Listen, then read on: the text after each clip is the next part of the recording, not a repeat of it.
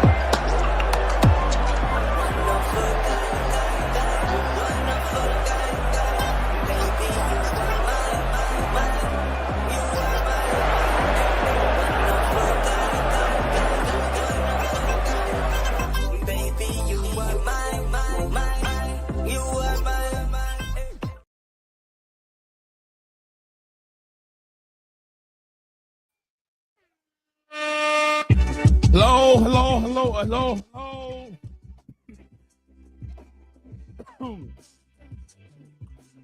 Hello, everybody. Welcome back again. Welcome back to BCM Sports. Absolutely.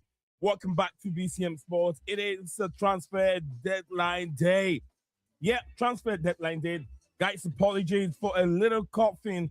It will come in and out. I'm not fully recovered yet. I've been gone for about a week now due to short illness. But I'm back.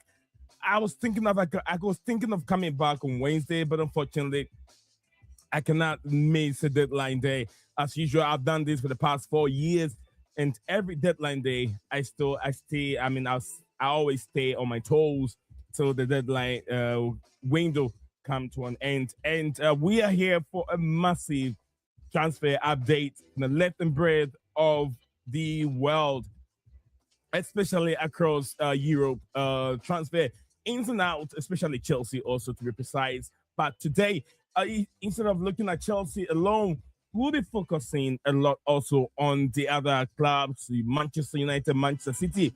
Arsenal making deals. Yes, West Ham United wants Chelsea's Axel Disasi. Mamadou Sarr's return. A lot going on right now at English Premier League. Premier League. Like I said, guys, I apologize a bit for the cough that will coming in. I'm trying as much as I can to keep it down under total. It won't disturb the stream. But welcome back again to BCM Sports. It is absolute chaos on this transfer window day, deadline day, and we are live to break it all down. Liverpool live, Liverpool show.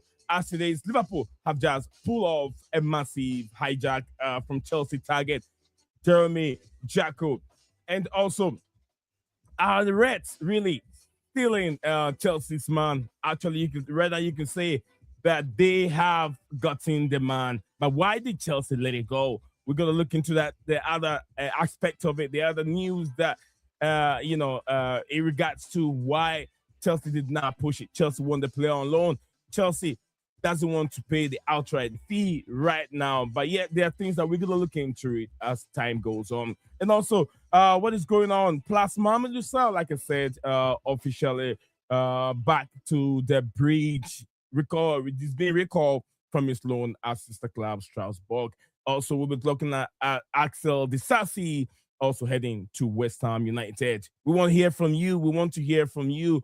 Who wins the window? Join the live chat right now. Let's see who goes in and out of each football club, especially the top 8 is what we'll be focusing on today, even the relegation teams. Because definitely, in the Premier League, nothing goes up that easy. Relegated teams that even know they're going to relegation wants to boost their team and see if they can stay up. Smash the like button as we dive into the latest news and a lot in our hands to talk about.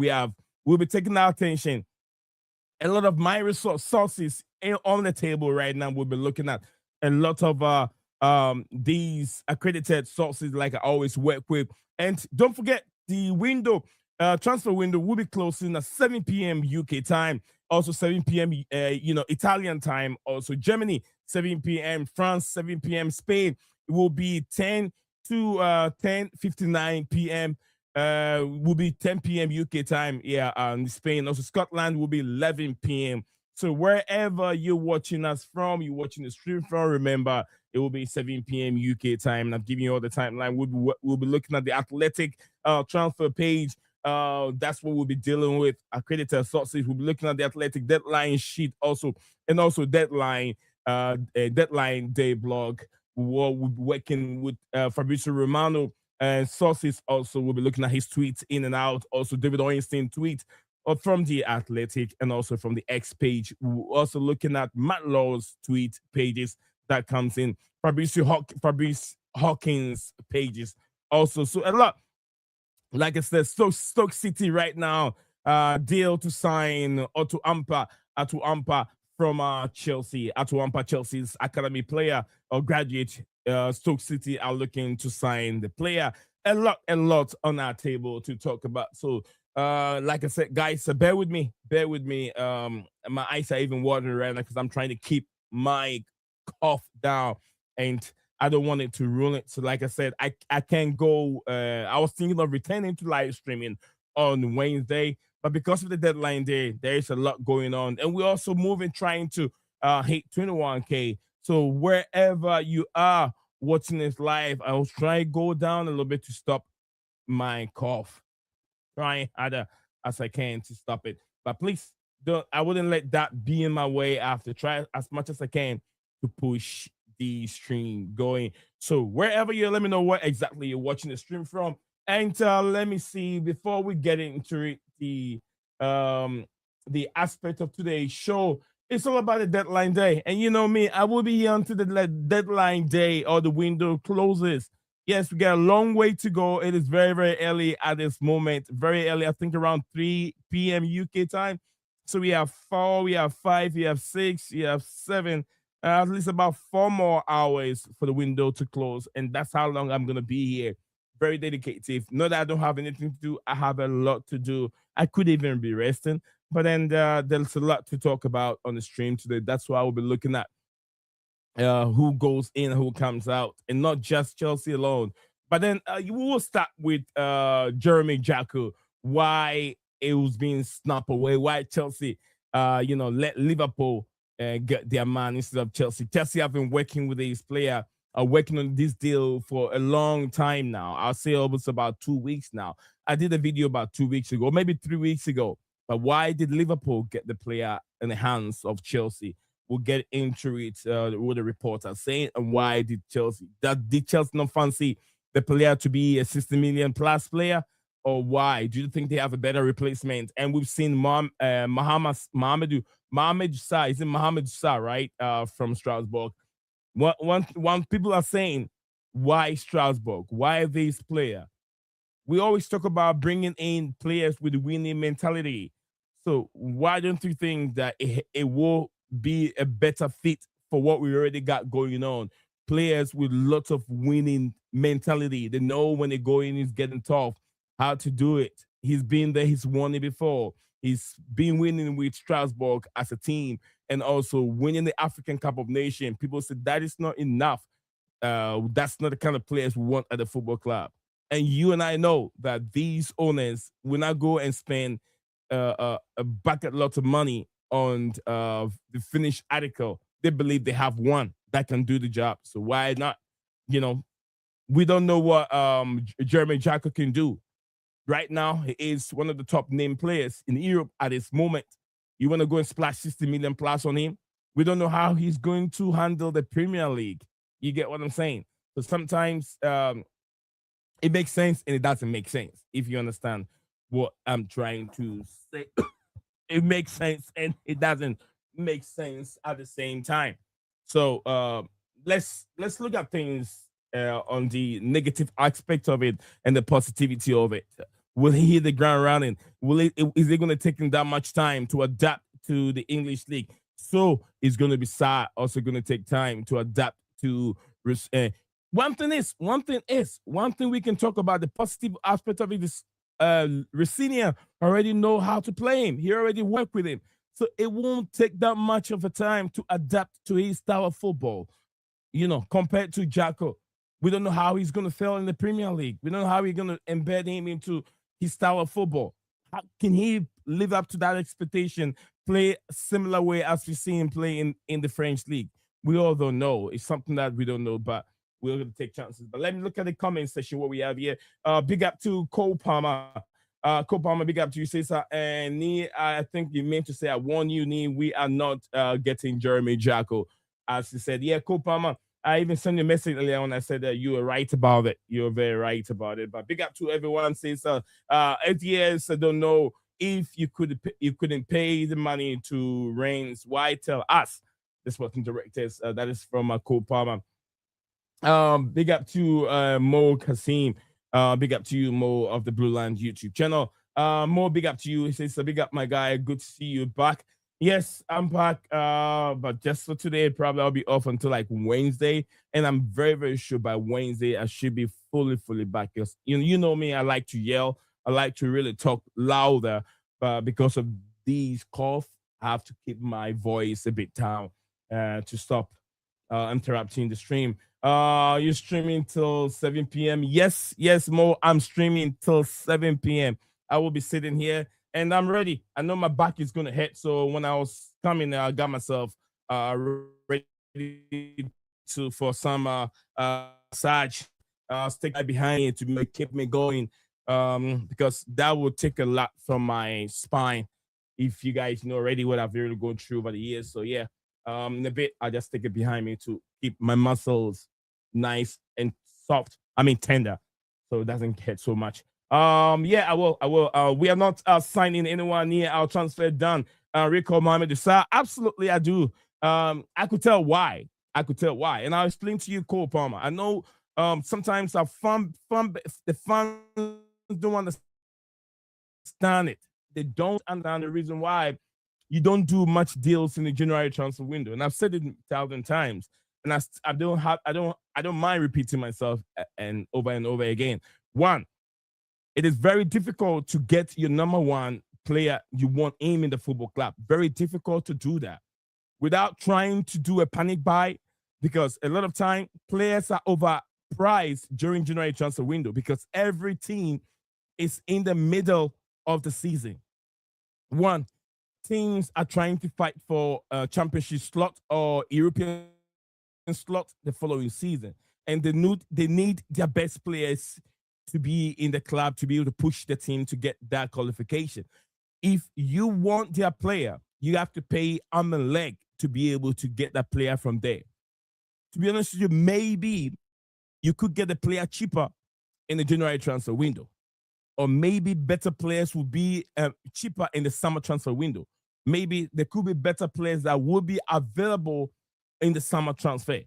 So instead of you paying over the odds for a player that you don't even believe or even know that he could hit the ground running, or it will take him time, why won't you wait in the summer when players have limited years left on their contract, or players are willing to leave, or even clubs are willing to sell some other players?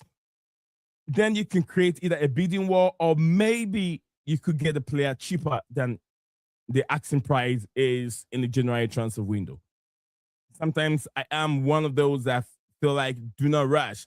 If you know Chelsea very well, Chelsea have found themselves, I've seen the victim or victimized in terms of getting January transfer window players that are bringing the January transfer window that are very expensive and never hit the ground running. I don't want to get back to memories because there's some players that never work well for Chelsea when you brought them in the January transfer window. Many of them never worked. Some did. Some did work very well in January. Some didn't. And most of the time, they are overpriced. So we have to be very, very careful. And I understand why. I'm not,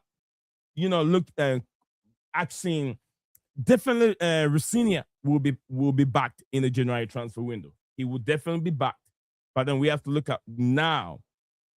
He has what he has to work with. The defense. I don't think we have a lot of injuries at this moment. for us to be panicking right now to bring in Jeremy Jacquet. I don't think he is the best out there. There are players that we've been linked with from Sporting CP and others that will be coming in. So we just have to have patience, not to get angry at the football club, but just let's support what we have now, in my opinion. But I know that, like I said, we've talked about maybe Benfica players could be ready. We all know Antonio Silva and others that have been linked, and then Sporting CP. Maybe in the summer transfer window, better players will be ready to join the team. Whilst we end up selling maybe Disasi in the summer, Badishil in the summer, and who else follows? You get what I'm saying? And even the midfield, we had some PR representative also talking about midfield accusation players coming into midfield, and we were happy that it was going to happen, but never did we see it. I'm sure the window is done. They've recalled players, and that's what we're going to deal with. Recall players. I thought the Douglas Luiz deal was going to happen, but it hasn't happened yet. Let me keep big up to Ty of the Chelsea section. Big up to you, Ty. I hope you're keeping well, brother. And Mo said I would jump on to help you from around 5 p.m. as soon as I finish from work. Thank you very much, Mo. If you get a chance, no problem. I will be here. Let me know when you know how to get hold of me, Mo. Or maybe when I get a little less time, I will even send you the link before you even ask for it. So it will make it a bit easier. He said, yeah, I got a cup of coffee when I go a short break.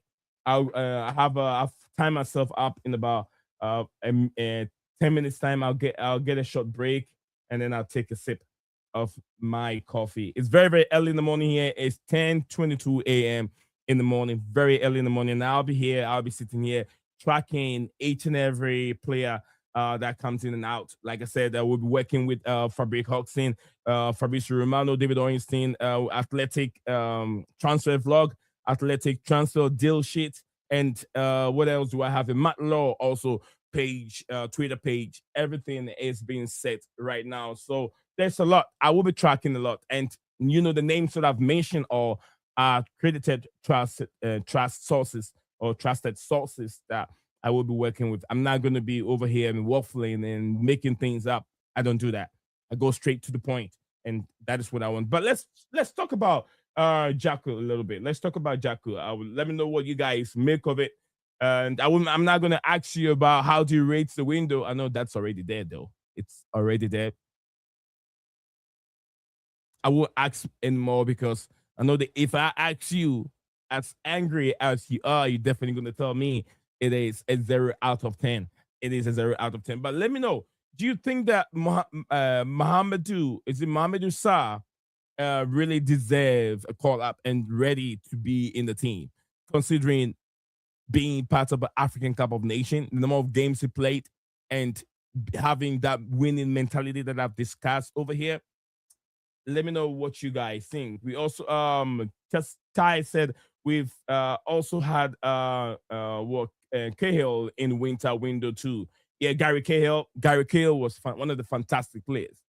A few of them we can mention in the January transfer window. Was I think Solomon Kalou. Solomon Kalou also came in the January transfer window, which really helped. But look, how long have we had transfer windows since since Abramovich era till now? How many transfer windows that we've had in the January? But how many of them have gone on to be successful for us? A few of them. You get what I mean? A few of them. And that's why to me, anytime the January transfer window is here, I don't worry a whole lot. I don't stress myself that much because a lot of time we don't do many deals. We don't do because players are out priced and you don't get your right players to come in. But anyway, I will move to a different scene for now. But let me go ahead and see it. I'm actually glad we didn't get him due to his price tag. It's a big gamble, absolutely. Just like I said, a very, very big risk and a big gamble. And he's playing very well in the French league, but doesn't mean that it might have it that easy in the Premier League. You get what I'm, with a price tag, 60 million plus 5 million. other clauses that make it 5 million, that's too much money. If you have a player like Sarr,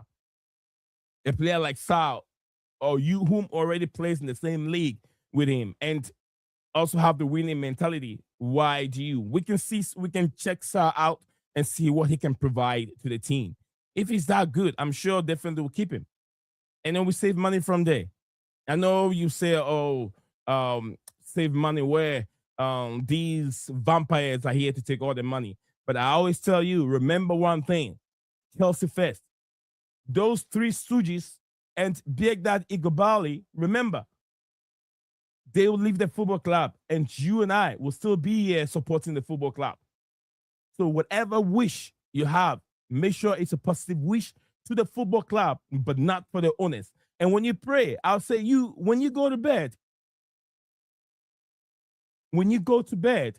pray for your enemies so they can have good thinking to run the football club. It's very hard to say that pray for Begdad Igobali, but pray for him so he can have good thinking to think and to run the football club better. Because whatever he does wrong that affects the football club affects you and I. If we don't have good sleep, we end up going home and being sad and, being unhappy. So when I pray for my enemies. Not everyone can like you. Not everyone can love you. If the whole world likes you, then you're in trouble. You're going to have those that like you and those doesn't like you. That makes you a stronger person. And that's what you want. I pray for your enemies. Pray for Begdad Igobali that you should have good thinking and a change of mind to change the model. You get what I'm saying? For the football club to stand stronger. That's what I want. That's what I do. Although I don't like them, I'm not going to come over here. I'm not going to come here all the time and be talking about them. They're not the reason why I'm here. I'm here because of you and how the football club can go forward. They're not going to change their ways, but I'm praying to God to help them change their ways. It's just like when you go to the Bible, Nebuchadnezzar. Even back in the days, during the time of Moses, Pharaoh was very, very, very, very, very difficult person and stubborn. Pharaoh was very stubborn. He didn't want to do his own thing. It's the same thing with Saul. Saul was very stubborn, although the power was being taken away from him to David. Saul was still very stubborn. But until he got to know that the power is not on him anymore, but it's on the people. The same thing with Begdad Igobali. They're very stubborn, but the time will come they realize that the power is not on there, but the people own the football club. Don't stress yourself. There's time for everything. Don't stress yourself. Look at Manchester United. After Amirim leaving the football club, there they have someone that do things their own way, especially the players, and is performing magic. I'm not saying Carrick is the guy, but then Carrick is the one that understands the way they want to do things. Sometimes you don't force things. You let things happen its own way. When you're sick, I've tried it many times. You can take the painkillers all the time. It might not work. The body needs itself to rehabilitate or reheal itself without the medicines. You get what I'm saying? So yeah, I'll keep it like that. Let's not push. Let's wait. Let's see how things go, and maybe things will get better. Giroud came in the January transfer window. Giroud also was a bless. Like Sarr, I think he will impress from Chelsea section, and also more. A big up to Coachella Chelsea perspective. Big up to you, my brother. I hope you're doing very well. Say so, preach on, my brother.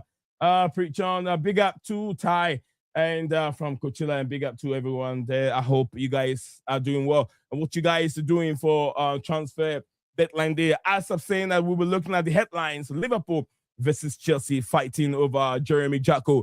Rennes to Liverpool. The hijack is real. Liverpool has agreed a fee of 50 million plus 5 million in add-ons for the 20-year-old Rennes centre back. He is undergoing medicals at this moment today. But this he won't join. Like I said, he won't join until the summer.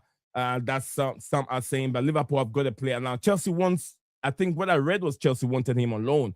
And also, we'll be talking about Mamadou Sarr, Strasbourg to Chelsea, with Jako deal falling through for Chelsea. They've officially recalled Sarr from the loan spell at sister club at Strasbourg to provide immediate defensive cover to the defenders that we have already, in case someone goes down. And also Tyler, I think what's his name is Tyler Teti. Tati, I'm sure that's the name. The Roma player also, since losing Jako, rumors are swirling that Chelsea might make a late move for Tyler Tati to fill Tati, or whatever his name is, Tati, to fill that void or that gap as the Jako move has fallen off. Will that happen? We'll be tracking that also as time goes. So we got a long way to go, about 4 hours to the window shut. Also, we will be looking at outgoing loan players. Axel Disasi, as is being mentioned out there at Chelsea, to West Ham. It is done deal for a loan until the end of the season. He is, at this moment, as he said, being undergoing his medical right now. And James bet out AC Milan. They really beat out AC Milan for his signature. That is also being made there. And also, Idrissi also Chelsea to AC Milan. Chelsea's permanent move confirmed right now. Chelsea academy player Yaha, I think Yaha Idrissu made his move permanent from the academy, officially led to Italy. And also David Detro Fofana reports are saying Chelsea to Strasbourg. I love that move. I know he came in, I think, under Graham Potter. If I can either join Graham Potter or either Mauricio Pochettino, young. I was very, very happy. He was a Chelsea player. I'm a young player, Chelsea player. He did not even get game time under Graham Potter. No, I think Mauricio Pochettino, he didn't even get game time. He didn't get much game time. I think I saw him one game, and then some few games, but it shows some few, promises. But then, besides that, everything faded out. He went on loan, and finally, Chelsea finally moved, to join Strasbourg. And also Tariq George, also to Everton, young winger. One thing I want to say in regards to Tariq George, guys, want to hear me out? Hear me out. Tariq George, and Jamie Gettins. I don't get this move. I don't get this move. When we have Tariq George in the football club, but we went and spent 50 million plus on Jamie Gettins, who still struggle in the Premier League. And we know Tariq George has been used in various positions as a striker under Enzo Maresca. And he shows that putting him in the left-hand side as a winger and also playing in the middle, he's still good, although he's not a striker. That's a wealth, spending that money on Jamie Gettins. Who forced that move when you have an academy player? Did not get much time. And I even think that he's even better than Jamie Gettins. That's my opinion. Maybe you watching me might have different opinion regards to Tariq George. But let me know what you guys make of it, that he's finally poised to join Everton on loan to get Premier League minutes. I don't know, but I heard there's an obligation to buy at the end of the season if he does very well for Everton.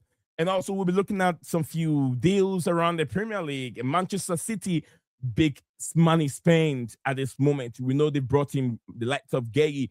They brought in what's his name again from Bournemouth? I forgot his name. I forgot my own Semenyo. They brought in Semenyo from Bournemouth also. They've also spent a lot of money in the transfer window, dropping 115 million on wingers, Antonio Semenyo, and centre back Magay is the name. So they've spent a lot of money at this moment. And then also, let's look at Crystal Palace fire sale at this moment. Having sold Magay to City for a fee of 20 million, Palace is now fighting to keep striker Jean-Philippe Mateta, who is at this moment top target for AC Milan. They're also linked with Club Brugge, Joao Odenes, as they call him. Odenes is the name, if I can remember. But the 43 and 34 million price tag might be a bit too high for the player. And also Conor Gallagher.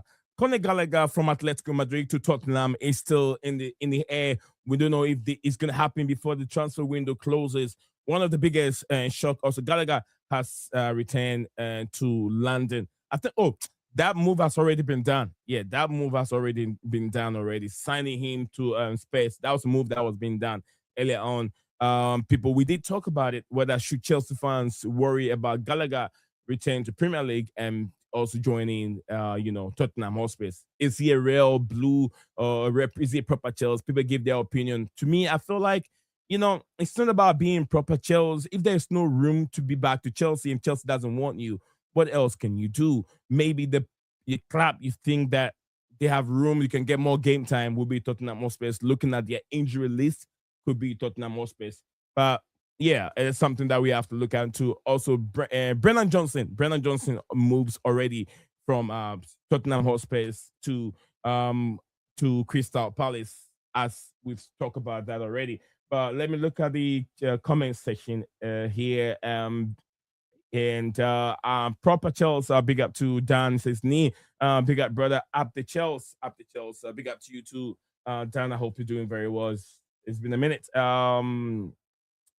Big up to my friend here. He says, hey man,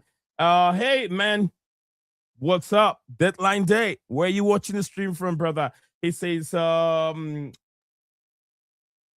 don't want to butcher the name, but then I'll try and keep the pronunciation right before I make it louder. Chelsea Perspective said that's a lot of money for Jeremy Jacquet. I hope he doesn't become another Leno Yuri of Manchester United. That is one thing. I remember when I remember last summer, I saw the Leno Yuri deal, and I was like, he said he preferred to join Real Madrid. And I was like, Real Madrid has been looking at this player for quite some time now. Why is Madrid not going for him? But Manchester United spent 60 million plus to go get this player. 60 million. 1 minute, guys.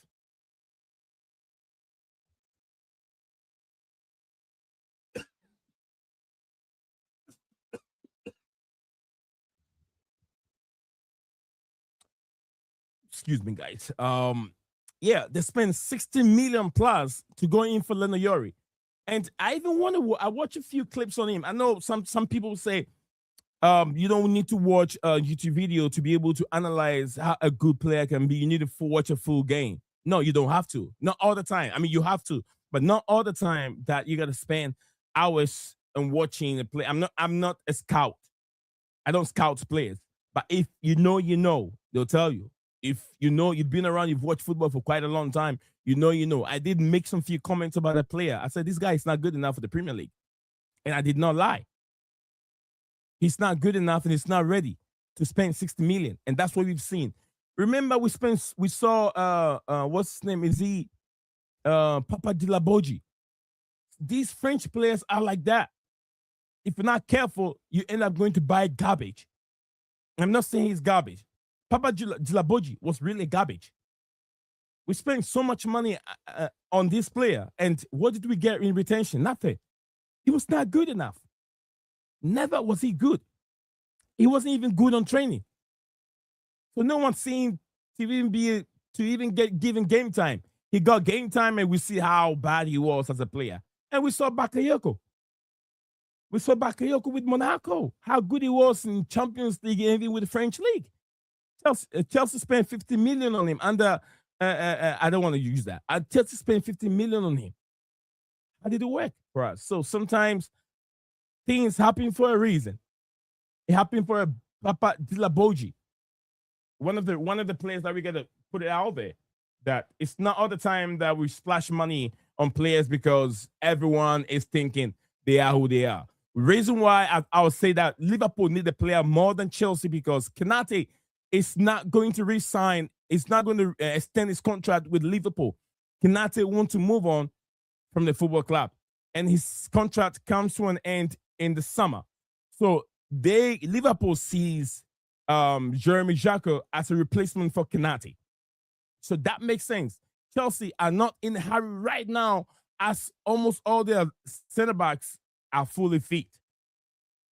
That is why it's better for them to go and recall Sarr. And in the summer transfer window, when you have other players leave the football club, you have to replace Disasi. Disasi, I don't count him right now, but maybe Badiashile might leave. Who knows? Maybe who else? Who else might leave the football club? Badiashile. I don't think that Chalobah has to leave. Chalobah now have developed the different cycle or psychology, or maybe the winning mentality that the football club is looking for. I know he's not the world best, center backs out there, but he's learning on his, on the job, and he's getting better as time goes on. Wesley Fofana, unlucky with the injury, but we know when he's fully fit, he is good to go. He is good for us. You get what I'm saying? But maybe Badiashile will be the one to leave when Liverpool recover and comes back and somewhere around April. You get what I'm saying? Badiashile will be the one to be exiting. But I don't know else. I don't know who else will follow. Achampon is not for sale. It means that the club valued him very highly. I know other clubs are also coming in for Achampon. It's something that we'll be talking about as time goes on. So big up to everyone, joining us on the show today. Exactly, let me know where exactly you're watching us from. Proper Chelsea, smash the like button. Sab, good to see you back. Hope you and the family are well, and hope to see you back again. Thank you very much on that. Big up to everyone who is this. Big up to Jathan Batchway. Big up to Jathan Batchway. Big up to you. He says W. What does it mean, Jaytan? Potter did Fofana dirty. Absolutely. Like I remember, I was trying to say Fofana did not even get game time under Potter, but thank you very much for the reminder, Chelsea perspective on that also. I really appreciate it, brother. And I'm watching from Ghana, GA. Chelsea FC need the defender from my brother. Big up to you, GH. How did you guys experience the Ultra Speed, I'll say visit to Ghana? I know I've read it. I've seen a lot from the forum that, you guys really welcome Ultra Speed very well. Big up to you, my brother. I hope you're doing well. And yes, indeed, my friend, Chelsea need a defender, but not ASAP right now. Like I said, indeed, you won't get your best defenders in the January transfer window. And I did explain earlier on a few minutes ago that every club is looking forward to qualify or make Europa or Europe qualification. No one is willing to let their top center back, strikers, midfielders, unless those on the bench. And those on the bench are not what we want. Chelsea are looking for the top nut out there, the top players out there in Europe. And if you're gonna buy, or if you're gonna get any player that is in the starting 11 in any European team, you're gonna end up paying arm and leg because the January transfer window. You will pay arm and leg. So let's have patience and let's wait for January in the summer transfer window, and Chelsea might get the players that they're looking for. Big up to you, my boss. Big up to you. Says big up Nii Zion. Hopefully, Chelsea get a win against Arsenal at the Emirates, and hopefully we smash them UTC as always at the Chelsea. From my boss, big up to my boss. I hope you're doing very well. I saw you earlier on the Chelsea downstream, and you're kicking very well over there. Big up once again, proper Chelsea down. Big up to everyone. My boss in the building. Big up once again, Coachella, Chelsea perspective, and everyone. My boss is bigging up to everyone. Thai, everyone, Blue Lounge, everyone. My boss. Big up to you too. Jason Battery said W stream. All right, W stream. Big up to you, Jason Battery. Let me know what exactly you are watching us from. He's Cornelius. Okay. Is it Cornelius from Ghana? Big up to you, Cornelius, watching us live from Ghana. Which specific which part of Ghana are you watching us from? Are you from the capital, watching us from Greater Accra? Are you watching us from Ashanti region, the Western region? Where exactly are you watching us from? Let me know which part of the region you are And big up to my co-from Royce and then Commerciano guys. If you're watching us from the Shanti region, big up to you. And what do we have here? Big up to Daniel Knight. Daniel Knight in the building. Big up to Daniel. Daniel, what you saying? What do you see the transfer window? How things are going? It means again. It means again. Again, that's from Jathan Battery. Big up to Jathan Battery. Guys, don't forget to drop a like on the video. We're streaming live on 3 platforms: YouTube, X, and our channel on Facebook. So yeah, we got a lot to cover today. We'll be here until I keep lipping. My lips are dry. And it's not helping. I don't want to rip it because I might end up ripping my lips. The weather doesn't help me at all. See that? I put the lip thing on there, but still getting dry. I'm trying to rip it, but when I rip it, I might end up hitting myself here. Sorry about that, guys. I'm about to say that big up at the night. July transfer window been out for Chelsea. Yeah, there have not been much deals done, but I'm watching you from Harbour City, Tema. Yes, Tema. Guys, let me tell you a little bit about the Harbour City that my brother is talking about. If you don't know Ghana much, where he's talking about, there is something on the equator called the Greenwich Meridian. The Greenwich Meridian, it's the middle of the world. When you go to Tema, there's a specific place. When you stand there, that place is the middle of the world. In the equator goes through that specific place, and that is the middle of the world. If you want to know where the middle of the world is, the equator line, it goes through the Greenwich Meridian in Tema in Ghana. So that is how wonderful that country is blessed. So if you want to be in the middle of the world, it's not in America, it's not in the UK, it's not in Sydney, Australia, it's not in Afghanistan, it's not in China, it's not in Japan, it's in Ghana. Go there and ask people you want to them to take you to the Greenwich Meridian, the middle of the world. The equator is right there, and you find yourself in that place. Once you get there, take a picture, send it to me, and I'll say, yeah, you did it. I got pictures of myself in that location. Look for the Greenwich Meridian Hotel. It's a very, very old hotel. It's been abandoned. They don't use it anymore. But the equator goes through that center. Make a video, vlog yourself, send it to the world that you've been in the middle of the world. And those that don't believe you, they need to come back and I'll show them what the equator is. All right. I think Copaman said I think incoming for transfer is done for you got it right, man. Cornelius. Yes, thank you very much, brother. All right, thank you all. Thank you all. We're gonna change the layout a bit from here. Brennan Johnson, I did talk about Brennan Johnson moved to Crystal Palace. Spurs have offloaded Johnson to Palace to make room for their new rivals at this moment. Also, we're talking about Everton seeking wingers besides Tariq George that they want. Everton also try for Harry Wilson of Fulham. Harry Wilson will cost a lot of money if they want Harry Wilson. Right now, the most hot cake, the most performing player in the Premier League at this moment is Harry Wilson. His numbers are ridiculous right now. So if you look at Harry, if Everton wants Harry Wilson, they might end up paying 50 million plus for Harry Wilson in the January transfer window. They could get it a little bit cheaper, maybe 40 million plus in the summer. But now you're talking about 50 to 60 million Harry Wilson. That's how much wealth right now. He's a game winner. Yeah, he wins game and he affects game. You get what I'm saying? So yeah, Fulham knocked back the inquiry. So yeah, Fulham rejected the inquiry at this moment. And also we'll be looking at some European and sister club movement at Ademola Lookman at this moment. Ademola Lookman, currently the biggest deal outside the Premier League right now today, moving from Atlanta to Atletico Madrid. So we've also seen Conor Gallagher also moving from Atletico Madrid to Tottenham Hotspur. Also, Brajan Gruda also leaving Brighton to join RB Leipzig on loan until the end of the season. As I'm going through them, looking at it, I will give you images and the deal like I said, the deal sheet is right there. We have a lot. I'm just going through a few of them that I've gone through. I have them on my list. I'm just going through them. But then, like I said, the window closes. The window closes today at 5 p.m.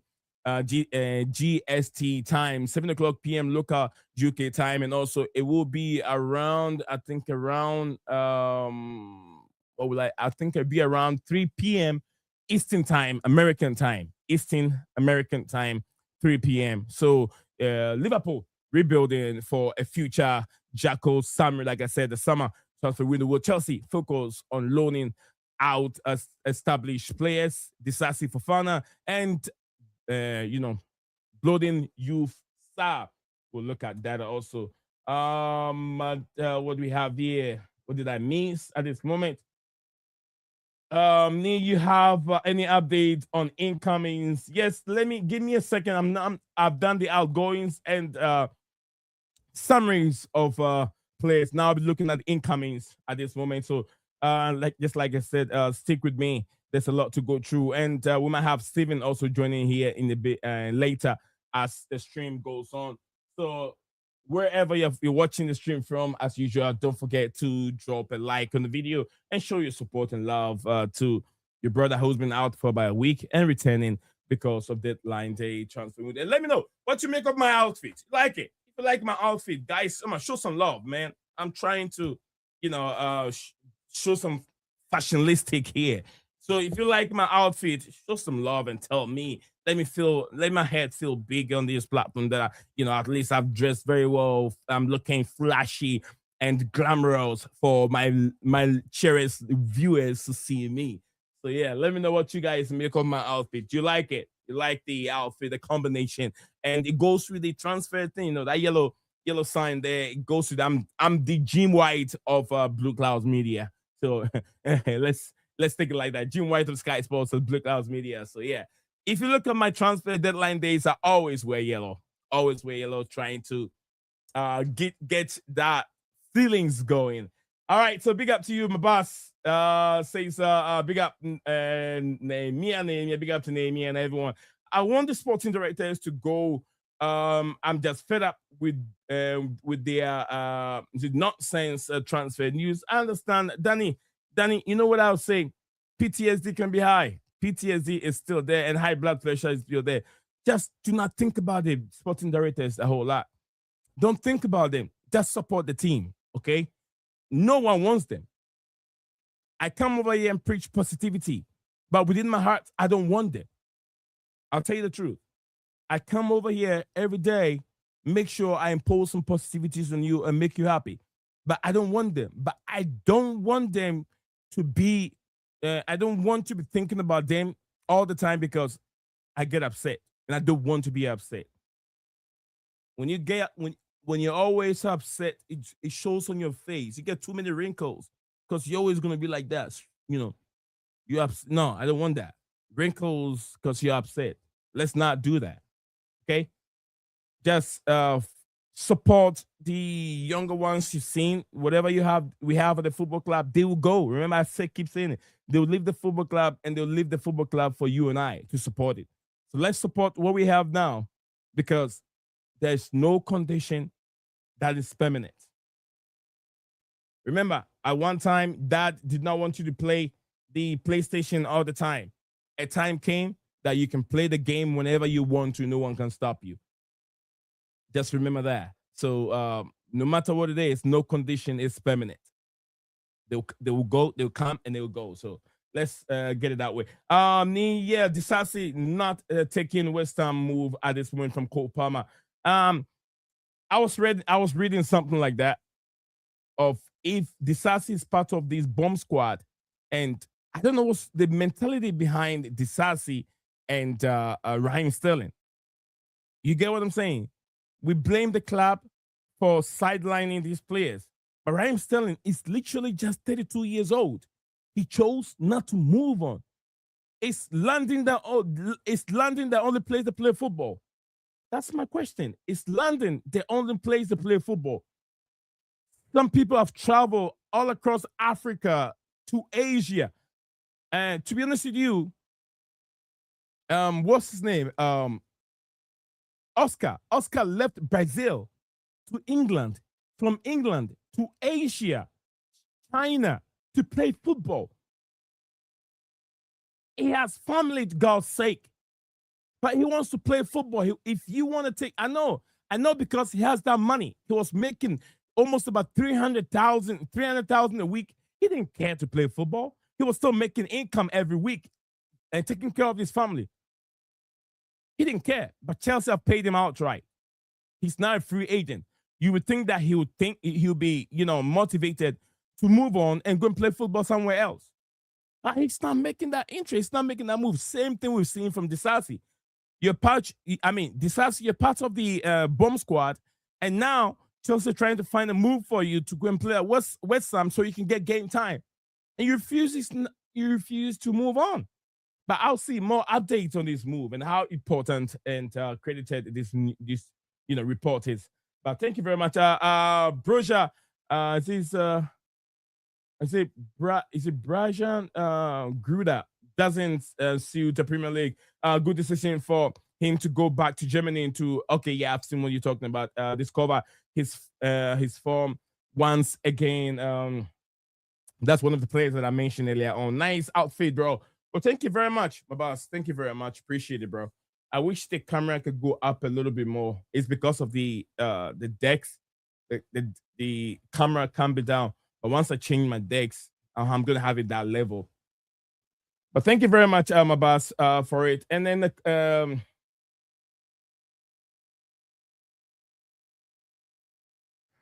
thank you very much, Colinions. He says, any news on the Raheem Sterling? Yeah, not right now. I'm not even thinking about Raheem Sterling because he's not with Chelsea anymore.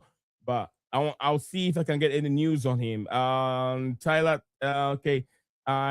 Tati, this screams another puppy. Papa Dilaboji signing. Yeah.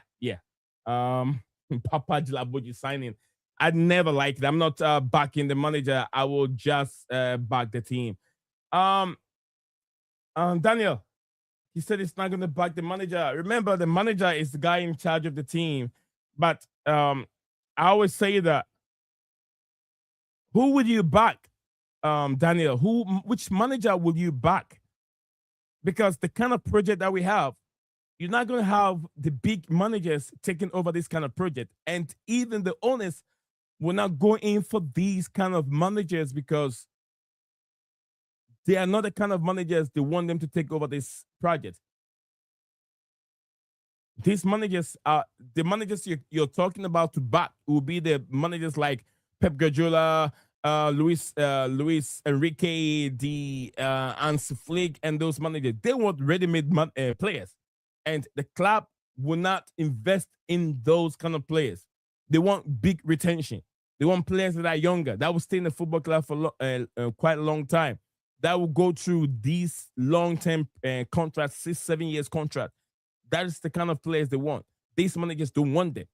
Look at how much Pep Guardiola, 150 million on 2 players, McGay and Antoine Semenyo. Chelsea won't do that. You get what I mean? And a lot of Premier League clubs are not doing these kind of moves anymore. Gay is making almost about 300K a week because City got him for 20 million. It can distract what we already have. That is something that I like about the wage structure. I like about the football club.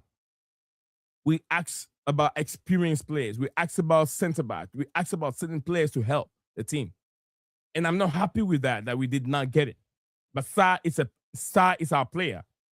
And I believe that every player that deserves a shot at the football club, let's give him the chance. A Champon, NGR, Tyrese George did not get much game time under Enzo Maresca. I wish to see him more playing on that left-hand side, competing with my boy Alejandro Garnacho and Jeremy Jacquet, because none of these 2 players, have really secured the position for me. So Tyrese George in the competition will be very, very good. We have Garnacho, we have Jacquet, and we have Tyrese George. Pedro Neto also, 4 players competing in that position. Pedro Neto, a starter for me, but he is also inconsistent.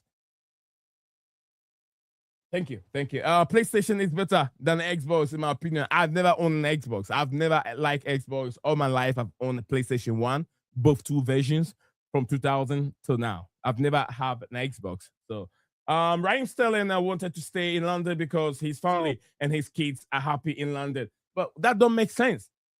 That doesn't make sense. You're a worker, Raheem Sterling. You're supposed to be working. You've been in Liverpool. You've been in Manchester. But your family was still in London. Why can't you go somewhere else and work? But you want to stick around and do what? Has he forgotten how to play football? Doesn't he want to play football? We continue with his career. He's literally just 32 years old. He's not 35. He's just been around for a long time at the age 16.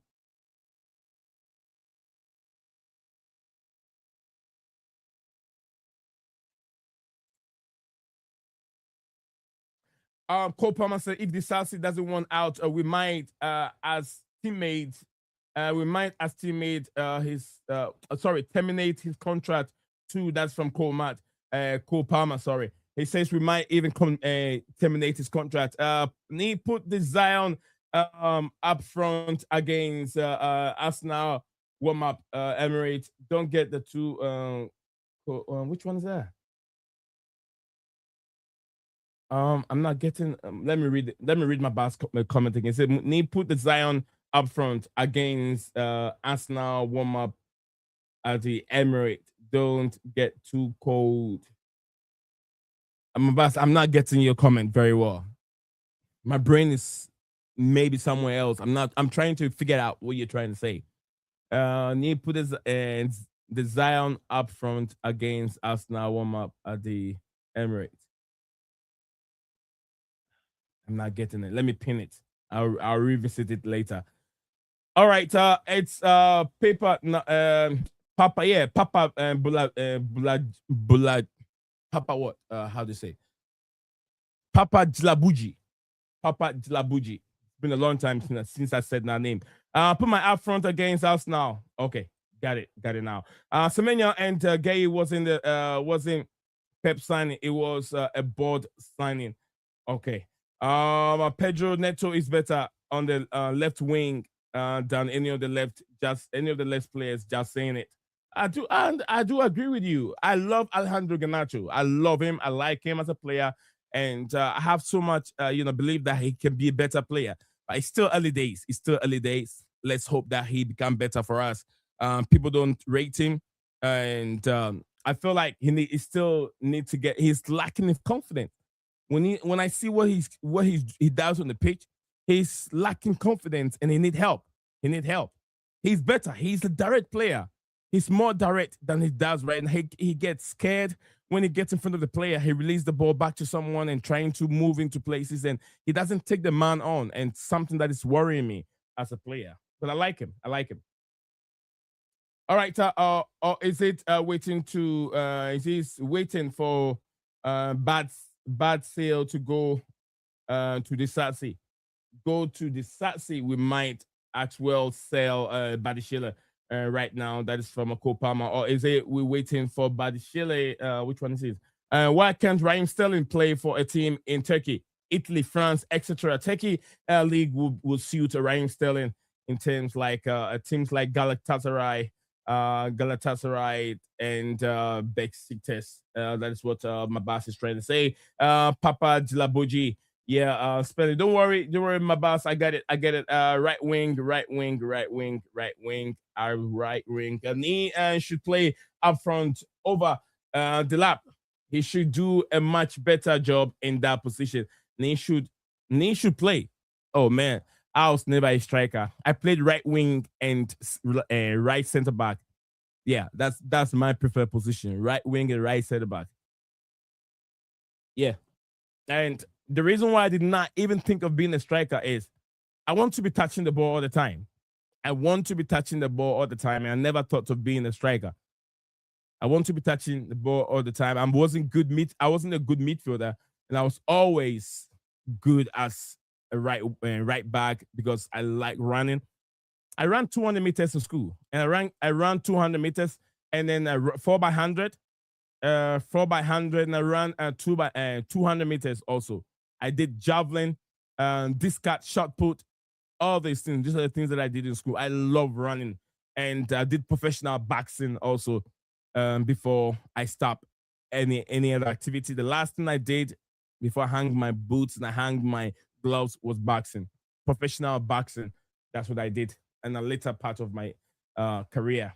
So yeah, I didn't want to be a striker. I want to be on the ball all the time, chasing players, running after players because I love running. Put Nii right back, right wing back. Yeah, nah. I'd never like that current one, Kukurela style of football. Probably you give me 70 minutes and I'll be tired. I'm a fast runner. I'm not a marathon guy. That long distance of a run, that mileage on my legs, man, I will not finish 90 minutes. Just give me 70 minutes and I'm done. I will be holding my waist right now within 70 minutes. Right wing back? No. I want to just set right center back and right back. That's all. To go and join the attack? No, it's not my thing. I'm not doing it. I won't do that. Neither owner should they should force Disasi out. It's very hard to do that. You can't force him out. The contract is a contract. He's there for 10 years. He'll be there for 10 years. The only thing they can do is to terminate his contract if he's not willing to move on. You pay him outright. If he's got 3 more years left, you make sure you pay him outright and then leave him to do it like they did with Raheem Sterling. If the contract negotiation is he's making £200 a week, you give him £200 a week for the rest of 3 years. Then you wash away your hands away from him. You have nothing to do with him anymore because he doesn't want to move on. He doesn't want to find a club. Even if you find him a club, he doesn't want to go and play. So that's out of the honest. You can't force a player out, and you can't force a player to join a team when it's not ready. That's against the law. You can't do that unless the player is willing to join the football club. Then yeah, that's against the law. Nii, did you want to be like Lakaka up front? Hell no. But something about Lakaka. I know Lakaka has a very bad first touch. But to be honest with you, his hold up play is very good, and he's a problem for defenders. Defenders can't bully him that much. If Lukaku had his first touch has been that good, to be honest with you, he'll be a world beater. And he was good. It's just that his return back to Chelsea was not the best for him. Lukaku is a good player. Don't get me wrong. His first touch was the bad thing, and every player, your first touch is what makes you a better player. And Lukaku never had it. People blame it on his big boots and all that. It's just that he did not have it. But besides that, he's a very good finisher and a power player, left-footed player. Power player. I like Lukaku. He'll be better up front for us now than Delap. Delap hold up plays. It looks like he's not there. Tell me, if you watch Delap playing, the crosses, balls that comes in, the balls never find him, or he doesn't find the ball. We blame Tammy Abraham for being a tap-in merchant. But let me tell you something. If you're a footballer, tap-ins are not easy. Jonathan David is one of the good players that is very good in Europe in regards to tap-in. Tap-in is not easy. You have to be there to do it. And to be there, not every player knows how to hand the ball. Some players wait for the ball to come to them. Other players know how to hand the ball and get in front of the ball. You get strikers that are always not there. They don't run for the ball. They don't go in for the ball. They don't go in for the 50-50 balls. But that is what Didier Drogba was. That is what Tammy Abraham is. That is what who is Ruud van Nistelrooy. He's one of the best tapping in his time because he's always hunting the ball. You get to hunt the ball. You got to hunt the ball. When it misses everyone, he'll be right there to tap it in. Tap-ins are not as easy as people think it is. You have to be there, find the ball to tap it in. Tap-ins are not easy. So if someone laughs at tap-ins, like, oh, it's just a tap-in, no, it's not easy. It's calculate. You have to calculate. Make sure everyone's missing the ball and you're running towards it and hit it in. Be there. Be there. Jonathan David. Is it Morata? I don't think it's Morata. But Drogba, also Drogba is his own all-round striker. Ruud van Nistelrooy, also very good on tapping. So I give credit to players that does the tapping because they calculate the ball, they hand the ball, they attack the ball instead of waiting for the ball to come. Delap does that. Delap is always waiting for the ball to come to him, and when it comes to him, his other play is not the best. And when it turn around, he just blasts the ball without looking for precision, looking for the right place to hit the ball. He just blasts the ball anyhow. That shows immaturity from a striker. But I hope that he becomes better. All right, so Nii put Nehemiah on the left wing with Mabas up front. Me and Nehemiah should be scoring goals left, right, center. It won't be easy, but I hope if you guys can do it, why not? Go for what do you call it? Trials at Chelsea. Go for the trials at Chelsea. Yeah, yesterday I saw 2 Ghanaian players that went for trials at Chelsea, and I don't know. I don't know the update if they got the trials or not. I have to look into that later. Why can't we sell Badiashile? He's the worst signing ever. That is from Aziz King. Big up to Aziz King watching this live. Let me know, Aziz, where you're watching us from. He says, "Why can't we sell Badiashile?"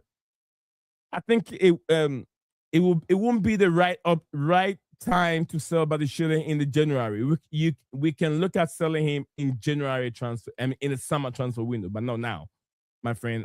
Let's wait until. But you can sell Badiashile right now. We have Jerry Hato, who is a little bit inexperienced. His natural position, Chelsea did not bring Jerry Hato to play the left center back. Hato was brought in to play the left back row to give minute to help Cucurella when we have to rest Cucurella. Although he's versatile, he plays left center back for Ajax, and also plays left back for Ajax. At Chelsea, his role was not to play as left center back. Chelsea have Levi Colwill, and we've had Badiashile also playing that left back role, and also I think Chalobah also have been playing in that role. Also, although he's not a natural left-footed player, he's been playing that role. So we have players to cover up in that role. So let's have patience. Let's have patience on the player.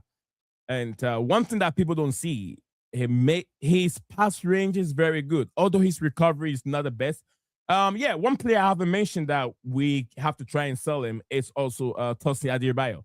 Tosin Adebayo and the Badiashile, these 2 players, one of them has to move away from the football club. Tosin has been, I would not even say that Badiashile has been our worst signing. Tosin has been our worst signing. He's made lots of mistakes since the season started. More than Badiashile has. Yeah. And Tosin has made too many individual mistakes that has cost Chelsea 3 points beginning of the season. I think our first 7 games, 2 or 3 games, that it was all on Tosin making so many mistakes. All right. Nii Zion, I miss the days when wingers used to dribble and pass defenders. Nowadays, we see wingers pass the ball sideways and blame Pep. Now, managers are copying Pep's style of football. Yeah, Pep has really destroyed the football, has destroyed the Premier League. And like I said, I even said a few months ago that a time will come we might not even see the Eden Hazard and that Eden Hazard again. Maybe they Wayne Rooney's and those dribbling the Van Nistelrooy kind of players again, because players are being treated like robots. When you get the ball, pass. You can't see those individual brilliant, the Maradonans, the Pelés. We're not going to see them much in the Premier League anymore because they have to pass all the time. They can't exit, they don't have that free role to do what they have to do, because anytime they get the ball, they have to release it. And you can't get better players. We can't have that excitement in the Premier League if no one is allowed to do its individual thing and make it work. All right. 2 hours left till the window closes. Shut down from Cole Palmer. Yes, absolutely. I agree, Nii. Imagine Neto, Pedro alongside Lakaka. Lakaka would have cooked with Palmer and Enzo in front. Absolutely, he will. Lukaku is not, like I said, he's not that bad of a player. Like I said, he will. He's very good in the air also. Delap is not good in the air. I don't know what he's really good at this moment, Delap. He's not finding the ball. The balls are not finding him. He's not giving us much goals, tappings, and all that. His hold up play is not the best. I just hope that with time he can get better. But yeah, imagine Lukaku at that age. Remember Lukaku at West Brom, Lukaku at Man United, and Lukaku at Everton. He was cooking for all these clubs that he went to. So he even did it for Roma. He did it for Roma for a while. Yeah, and he even did it for Napoli. So like I said, the way people really write him down, he's not a bad player. He's not. All right, don't do tap ins. Create chance instead. No, when you know what I'm talking about. If you're a striker, one thing is 1-2 play. You release the ball, you move into empty spaces. Or maybe there are crosses coming in. You know when let's say we have a lot of balls coming from Esteve Williams, where he pull out and cross the ball in, the low cross, and the ball doesn't find anyone. If you're that kind of a player that really tracks the ball, tapping will be the good thing for you. Always find yourself in the 6-yard box.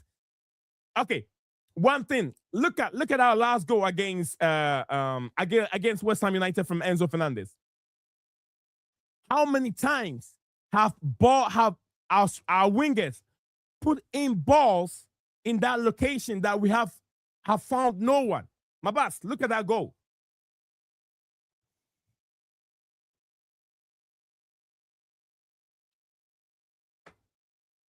Mabas, look at our last goal. Our last goal against West Ham United. You know how many times that players, our wingers, Enzo Fernandez and Joao Pedro, Pedro Neto, Esteve Williams have put ball in that position that never found our strikers. I've watched so many games that our strikers have not arrived in the box. There's no striker there. There are no players in that position to connect the ball. That's what I've been talking about. That is why I always don't like when they play Enzo Fernandez as a DM. Enzo Fernandez is not a DM. You and I know he's not a DM. He is an 8. Play him as an 8. A Frank Lampard role. He will always arrive in the 18 and get on the balls that have been connected into the 18 yards box. That's what he does.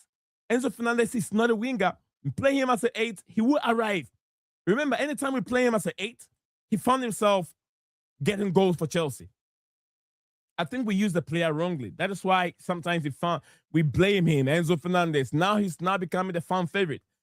Enzo Fernandez, everyone is mentioning and singing onto his name every day as a vice captain.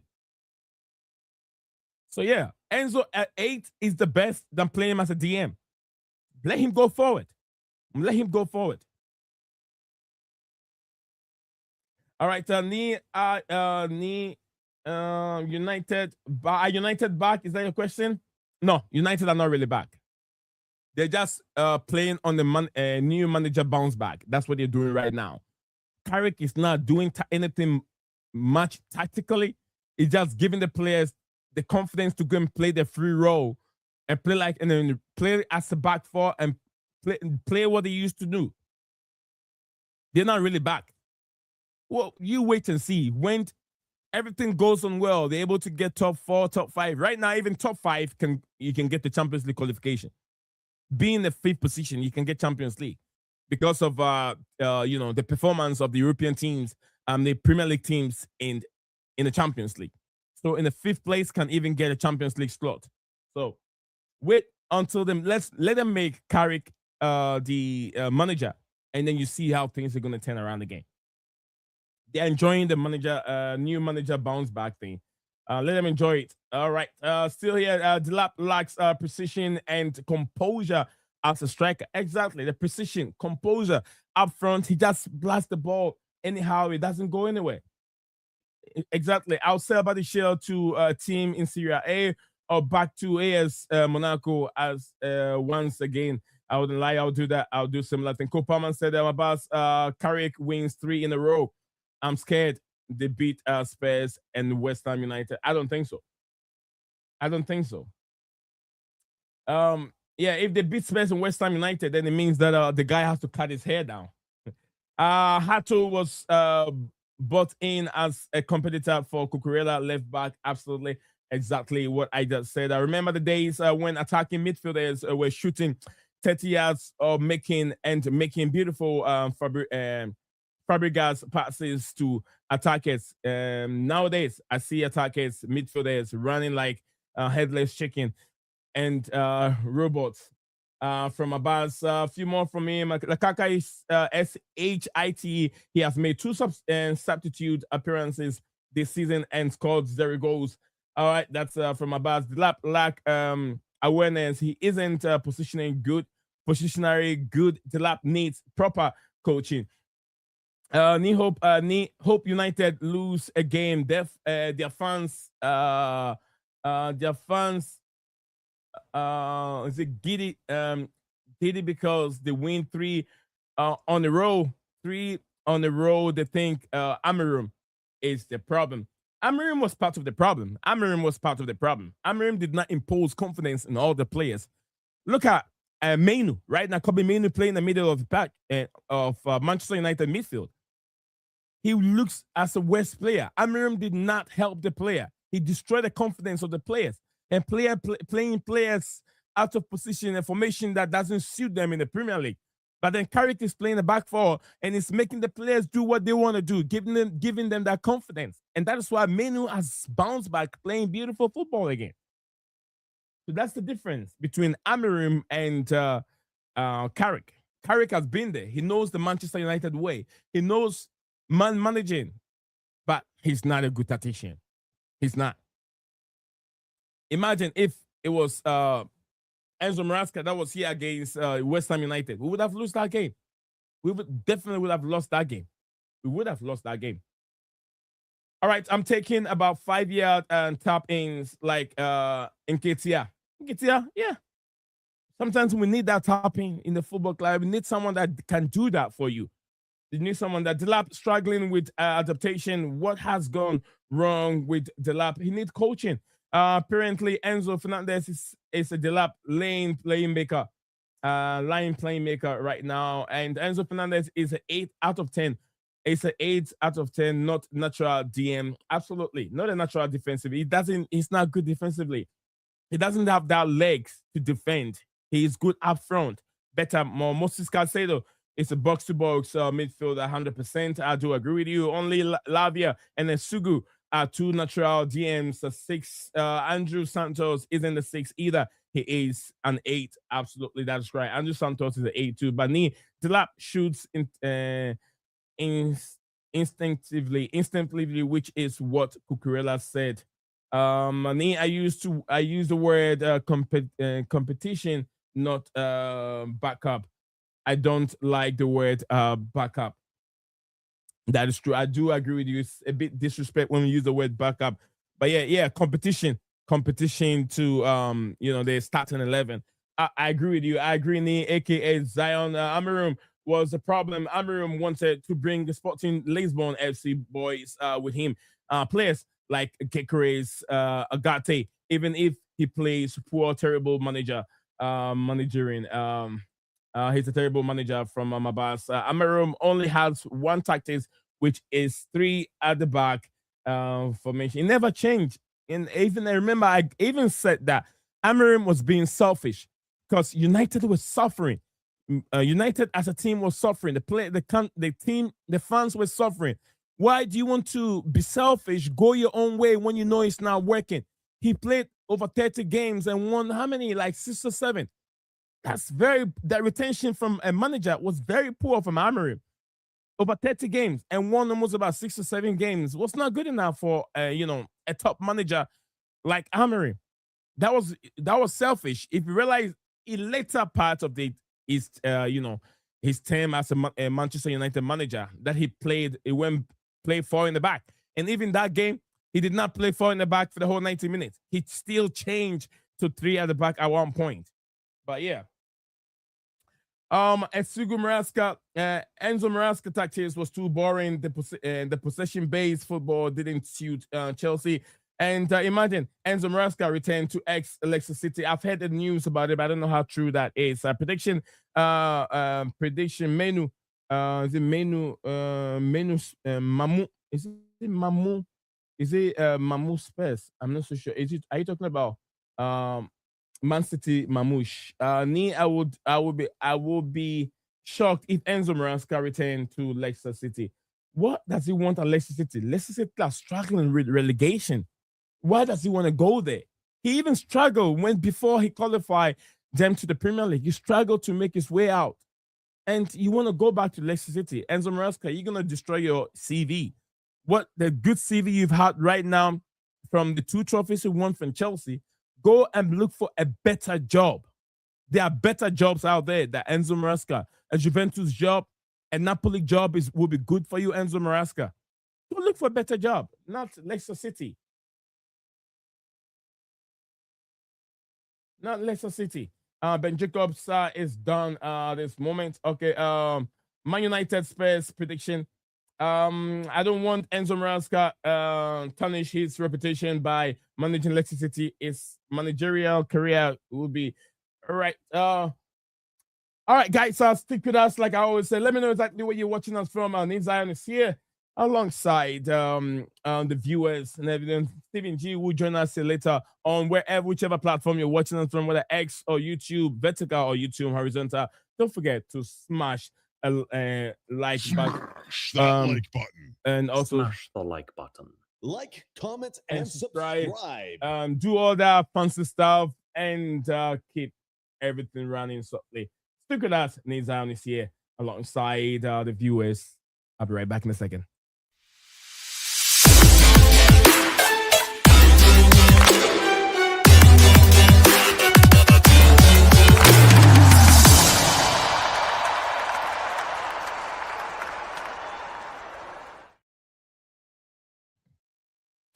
All right, but welcome back again to another setup. I use the first one to make sure I got everything, all the headlines and everything going.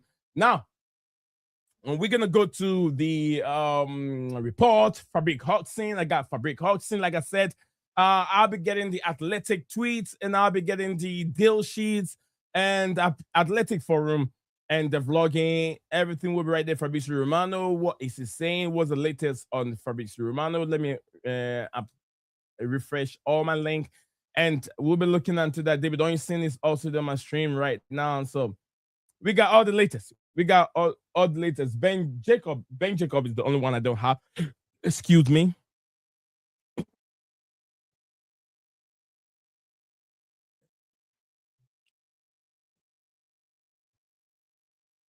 Thank you very much, guys. Trying to help myself not to cough into the my microphone. But yeah, here we are at this moment. Let's get it going. Let's get these from the Athletic first. We get Athletic first. We're gonna get all the news from the Athletic, and once we get that, what did I do here? All right. We get the Athletic Forum. Athletic was Athletic saying they have a pin. Somenia is the old one. It's the old news. Deadline day live transfer. This one here. Anything related to Chelsea from the Athletic? If not, we'll go through a few of them. This is Nottingham Forest news. Football report from the Guardian. Views are mine. Work on Glenn Hodling, Mark Noble autobiography. All right, so this one is about an hour ago from David Oinson in regards to Mateta. AC Milan pulled out of the Jean-Philippe Mateta transfer after medical check. 20 medical check. That's a big red flag. If they say medical check, that's a big red flag. Now, let me change this real quick. The style for the comment is way too big. Let me get this a bit smaller. All right. All right. Thank you very much. Mateta check. It says medical checks. 28 years of France international return. Striker returns to Crystal Palace for now, but interest ongoing from elsewhere. It's possible loan before deadline. Jogging Strand Lassen deal still on as look. I understand Philip Mateta definitely need to leave. He wants to leave. He wants out of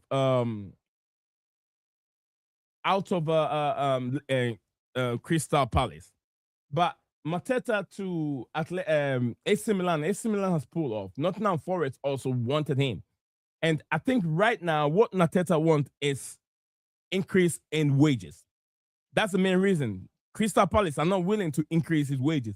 And that's the main reason why Mateta wants to leave from Crystal Palace to either AC Milan or is it Nottingham Forest. That's one of the main reasons. But it says that medical check. That is why AC Milan has pulled out. So what is going on with this medical check? Something that I would like to find out as the stream goes on what is going on if there's a medical issue.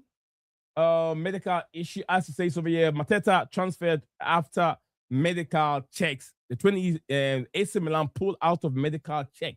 So that is a big news. And I don't know what else. This is from Athletic. Anything new? And also we've heard there's a big news. Mikel Arteta says Arsenal are actively looking at making a deadline day signing to replace the injured Mikel Merino. So Mikel Merino is not a natural striker, but he's been played as a striker a few times. Does it mean they're bringing in new midfielders? Because I know all the injury, they have all their strikers. All their strikers are fully fit. Gabriel Jesus is fully fit. Moreno is the only one that is out, and he's not a striker. Who else? Who else? How many of the strikers? I can't remember all the strikers. I can only remember Gabriel Jesus. Who else? They have Kai Havertz also back. And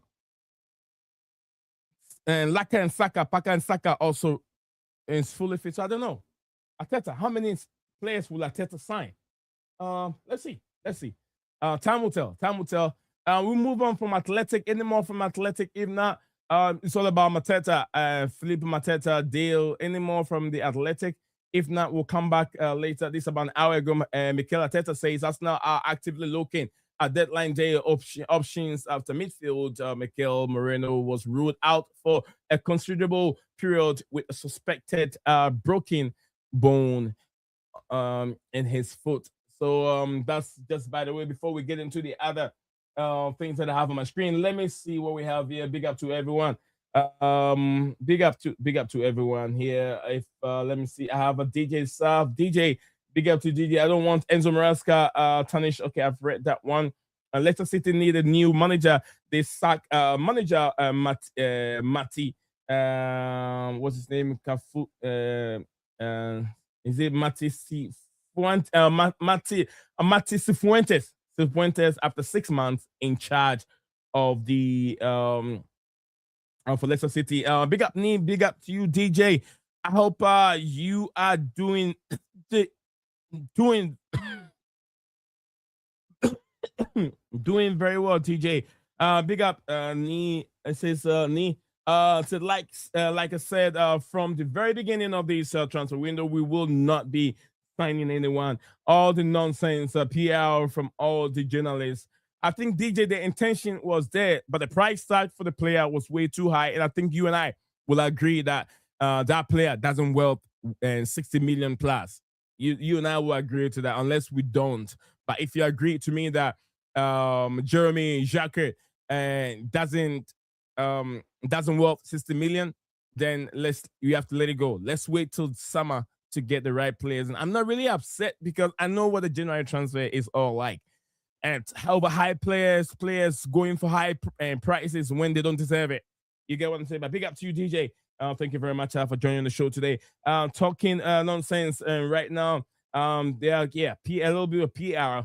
Steven C, big up to you, Steven C, joining us live on the show. He says on way home, beyond about 40 minutes. So also, hopefully, check the Mateta thing I sent in the group. All right, Steven, I'll check that ASAP right now. Let me go through these comments here in a second. Steven said, if the thing I sent is true, then it will be very, very interesting and explain why the Strand Lassen deal is still on. Big up to we have a Davi joining us here in a minute. I'll change the layout now. I'll talk to Davi here in a second.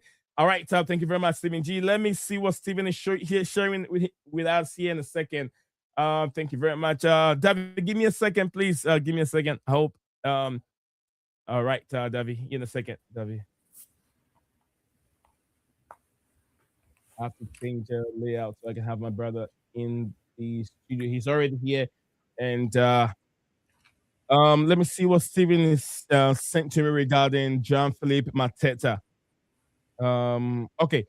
All right. So this is a breaking news that he just shared. It says Jean-Philippe Mateta will undergo surgery and will miss the next 3 to 4 months of football after his failed medical visit with AC Milan. So, guys, this is what I was talking about.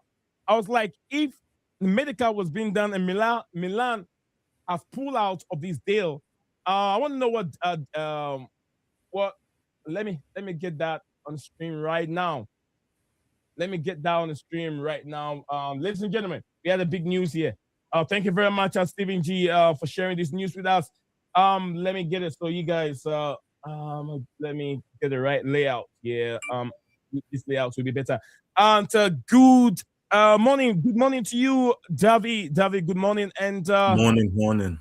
Back to the show again, Davi. Yes, sir. Thank you. Absolutely. There's a lot going on today, last day.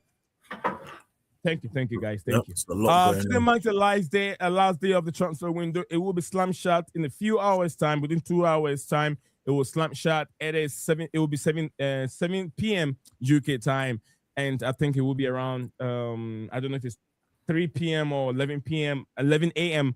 our time. Probably very, very early for you. So this is what is going on with this. I've gone through a lot of lists regarding Mateta. Latest news on him is earlier on I read that AC Milan pulled out of the deal because of something. I wasn't so sure until we have this news.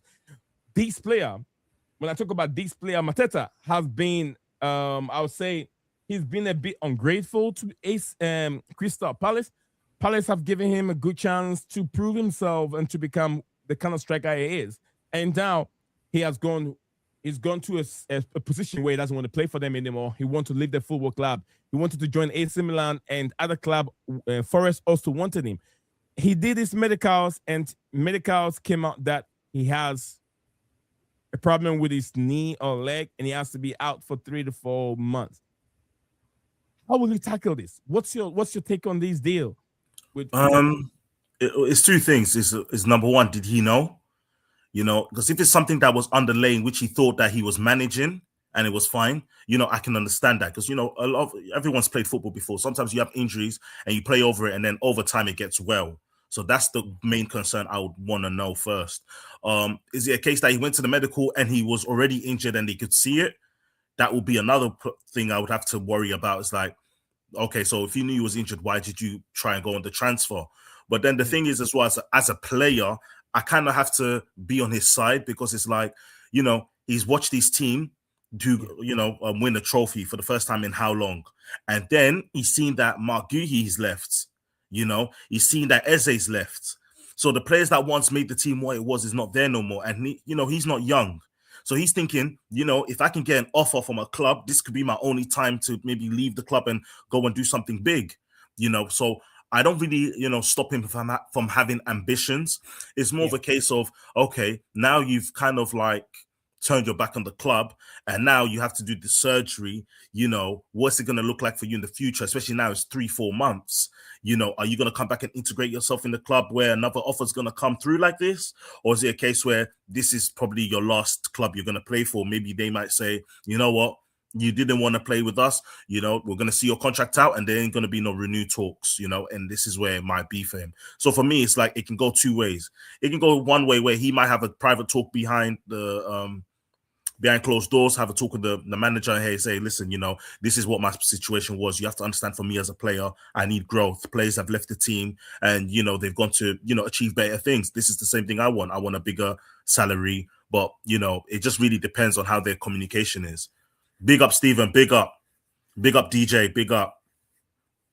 Right, very, very interesting. Thank you very much, Davi, on your opinion on this Mateta deal. I know that a few weeks ago he was not put in the lineup to play their next game. He was being omitted out of the squad, and I think the manager said that he's not in the right mindset, mindset to be part of this. So I don't know if it's a mind game, and then he was having that issue. The manager also know, the player know, and the club knows, and they're trying to push him out of the football club, and did not really care, or they knew, but they're trying to play it, and they don't want the journalists or the media to know that he's injured for AC Milan not to pull out. But then looking at the scan, the scan shows that he has a knock and he can't make a move. So where do we go from here?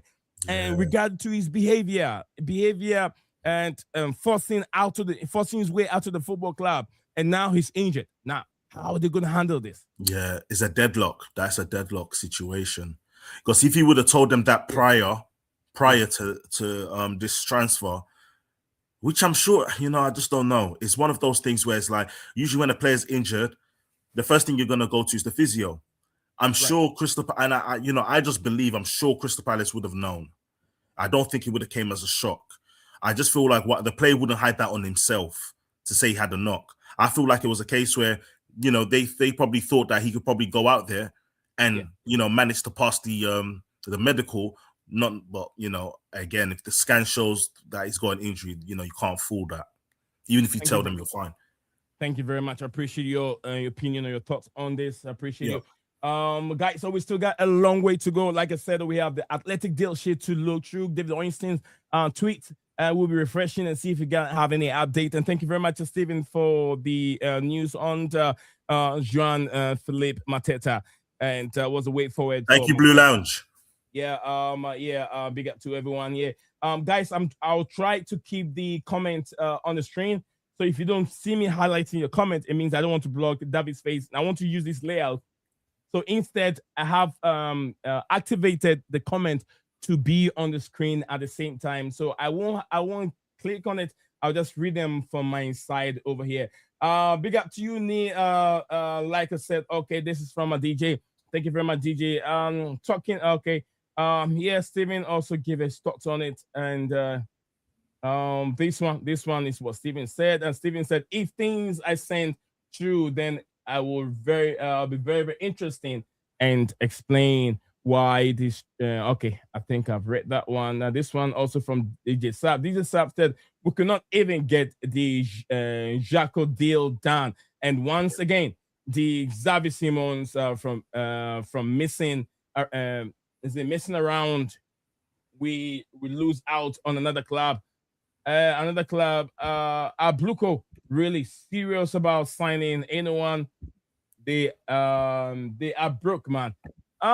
DJ, there's something I want to say in regards to that. I don't think I'll react on that. Kopama says, Stephen, big up to Stephen, and big up to everyone here. And Gyökeres, Harvest, Jesus, all of them are active and healthy at this moment. Big up to you. Mo said, one touch. Sorry. Hold on. I'm used to highlighting it. I can't even. They said the only good thing that comes out of the window is we turned down the 80 million offer from unnamed Premier League club. On the Premier League club for a champion, I think that's it. Blueland said one to watch in the last few hours. The West Ham are waiting for Disasi final answer on the transfer after verbal agreement with Chelsea over a loan deal from Mo Kasim here. And Stephen C said on Jako, it wasn't price tag. Apparently, we match it. It was making the recall of Sarr a basic guarantee, which absolutely it is true. we did match it. Like Austin also said, we really matched it basic guarantee yesterday on top of having Josh as well as other options. So he's afraid of competition. Yeah. DJ, I hope that can also make sense. So we don't always. I always said we do not have to, attack the club all the time. We did not attack the club all the time. He's looking at where the option is, and there's option for him at Liverpool because Konate will be leaving Liverpool in the summer. He doesn't want to renew. His contract ends in the summer, and he wants to move out of Liverpool. And that option, Liverpool sees Jako as a replacement for him because he sees that he's going to get more game time. If he wants Chelsea, he can come to Chelsea. But he look at the competition, he feel like he won't even get in there. Yeah, that's the honest truth. Yeah. Yeah. What do you think? What do you think? I agree. There's a lot of actually players that's going to be on free agent during this summer, especially. Nee, just look at your phone quickly. I sent you something. One of them is Dayo Upamecano. Thank you. Yeah, from Bayern Munich. He's going to be free in the summer. He's 27. You got Konate. He's going to be free in the summer. He's 26. You got Dusan Vlahovic, the striker from Juventus. He's also going to be free in the summer. And he's also on here. This is on the UEFA market, by the way. It also says that he's not looking to renew with Juventus. So that's also a good plus. He's 26. Bernardo Silva from Manchester City. He's also expiring in the summer. You got Ruben Neves, defensive midfielder. He's looking to not renew in the summer too. Weston McKennie, Marcus Sensi, Serge Gnabry, Julian Brandt, John Stones, Leon Goretzka, Sichenko, Fabinho, Antonio Rudiger. So there's a lot of names. So, with the way Chelsea style is, I don't know if, apart from the first two, Upamecano, if it's apart from him. leave it for me. Leave him and Konate. I think those are the two that we could definitely look at to try and bring in if it does, happen. Again with what we're doing right now, I see that they're the board is very young mindset, forward. So they're not going to be picking out big players for us. I've already seen that's not going to happen, and, again, getting the deals done as well is another thing, Look at this situation that just happened now with Jeremy Jacquet. We were the first ones to bring him out, show him to the world, say that we're going to go get him. And just like what DJ was saying, I agree. We did this with Xavi Simons, and that flew through. Yes, that was a good thing because he turned out not to be the great option. But then Jeremy Jacquet, and now he's going to Liverpool. Now, even if he's not a great option right now, the problem is that you've got Van Dijk there. You've also got Konate there. He's going to be watching them. He's going to be training with them. That guy is going to become good. And he's what, 6'7", 6'4", 6'7". So this is a tall player. So when you're talking about set pieces and you're talking about set pieces going forward, set pieces defending, that's already a big advantage to any of the players we have. And this is one of those things where you got to kind of see that with a guy like that, his potential is only going to go higher. I personally didn't agree with the signing. So I'm not going to be one to say that, I wanted Jeremy Jacquet to come. But after speaking with DJ yesterday and seeing some of his points, I kind of agree that we might have slipped one here. Because this might be one guy that's going to be later on we end up regretting. But we'll just have to see. Only time will tell. You know what I'm thinking? I'm not one of the people who always believe that we miss out on a big player. I don't think so. I don't even think so. He's a big player. Look, we saw Leonard Yoro, who joined Manchester United. At that time, he was one of the exciting players to watch in the French league. Yes, and he made it publicly that he wants to join Real Madrid. It was his boyhood club. Yes, Real Madrid did not, waste their time on him. And United paid how much money? 60+ million on Leonard Yoro to come and play in the Premier League. Premier League, the most difficult league in the world. Fast-paced football. He's going to end up facing top strikers or top wingers. Right. You pay 60 million on that player? Lena Yori is one example that I would never pay 60 million on this player. Right. Liverpool had Gerald Kwanzaa. Liverpool had Kwanzaa, who you can even say he's even better than Lena Yori, or even better than Jako right now. If Gerald Kwanzaa was in the French league, he would have been a Jako. He would have been a Jeremy Jacquet right now. Yeah. But then what? Liverpool sold the academy player. No one is saying anything. If it was Chelsea that sell a champion to any other football club and go and spend money on Gerald Kwanzaa, it will be a topic. It will be the headline that look at what they've done. But no one is saying anything to Liverpool. Yeah, it's true. I don't believe that we've missed out on a big player. He has to come and hit the ground running. He's come to replace a big name player, which is Konate. Konate have done it to 2-3 seasons in the Premier League, and I've seen it. Right. Can he fill their shoes? One, you have to remember that Van Dijk legs are almost gone. Yeah. Van Dijk isn't the Van Dijk we know 3 seasons ago. So he has to work hard in that area, because soon they're gonna start playing this guy. Yeah. Konate, it will be gone in the summer. This player that's coming to replace him, is he gonna be ready in the Premier League and spend 60 million on him? I don't think so. 60 million plus add-ons. Plus 5 million add-ons. I don't think so. I don't think Chelsea have missed up a player. Let's see. Let him come, and then we can compare him to a champion and see who is the better deal. Yeah, I agree. One thing was about what we've done is I realized since we didn't get Jeremy Jacquet, we got Sarr, and we sent Anselmino the other way. I would have wished we could have kept Anselmino and Sarr to be able to fight for the spot and give us a better chance of being able to see who we're going to play until Cole comes back. Because one thing is that if Sarr turns out to be great for us and he turns out to be a solid defender next to Fofana, that's nice. But then if there's any injury or hiccups, I wouldn't want to rely back on Badie Chile on the bench. I would have liked to see Anselmino come in and see what he can do too. So, apart from that though, I'm not arguing, I'm not complaining. And that's why I'm not really too worried about the Jeremy Jacquet deals, because we bought back Sarr. So, again, it's just time will tell, see what happens. I'm actually really big on Sarr, telling DJ and the other guys in the group chat that, he's a solid defender. And I was saying this before the Africa Cup of Nations, so no one's going to misquote me. But I said I feel like he's a solid defender. I said that I do prefer him over to Jeremy Jacquet, only because what I've seen is that, he's definitely solid on the ground. He's definitely, more aggressive. And, whereas with Jeremy Jacquet, I see like some of the differences I've, come to see in their play style is that, I would prefer play style. I prefer Sarr. So, but again, only time will tell. We'll see what's going forward. I mean, hearing you speaking of Sarr, I had other people, some of the fan base are thinking, is it what we need at the football club? Go and get this player. You bringing in Sarr.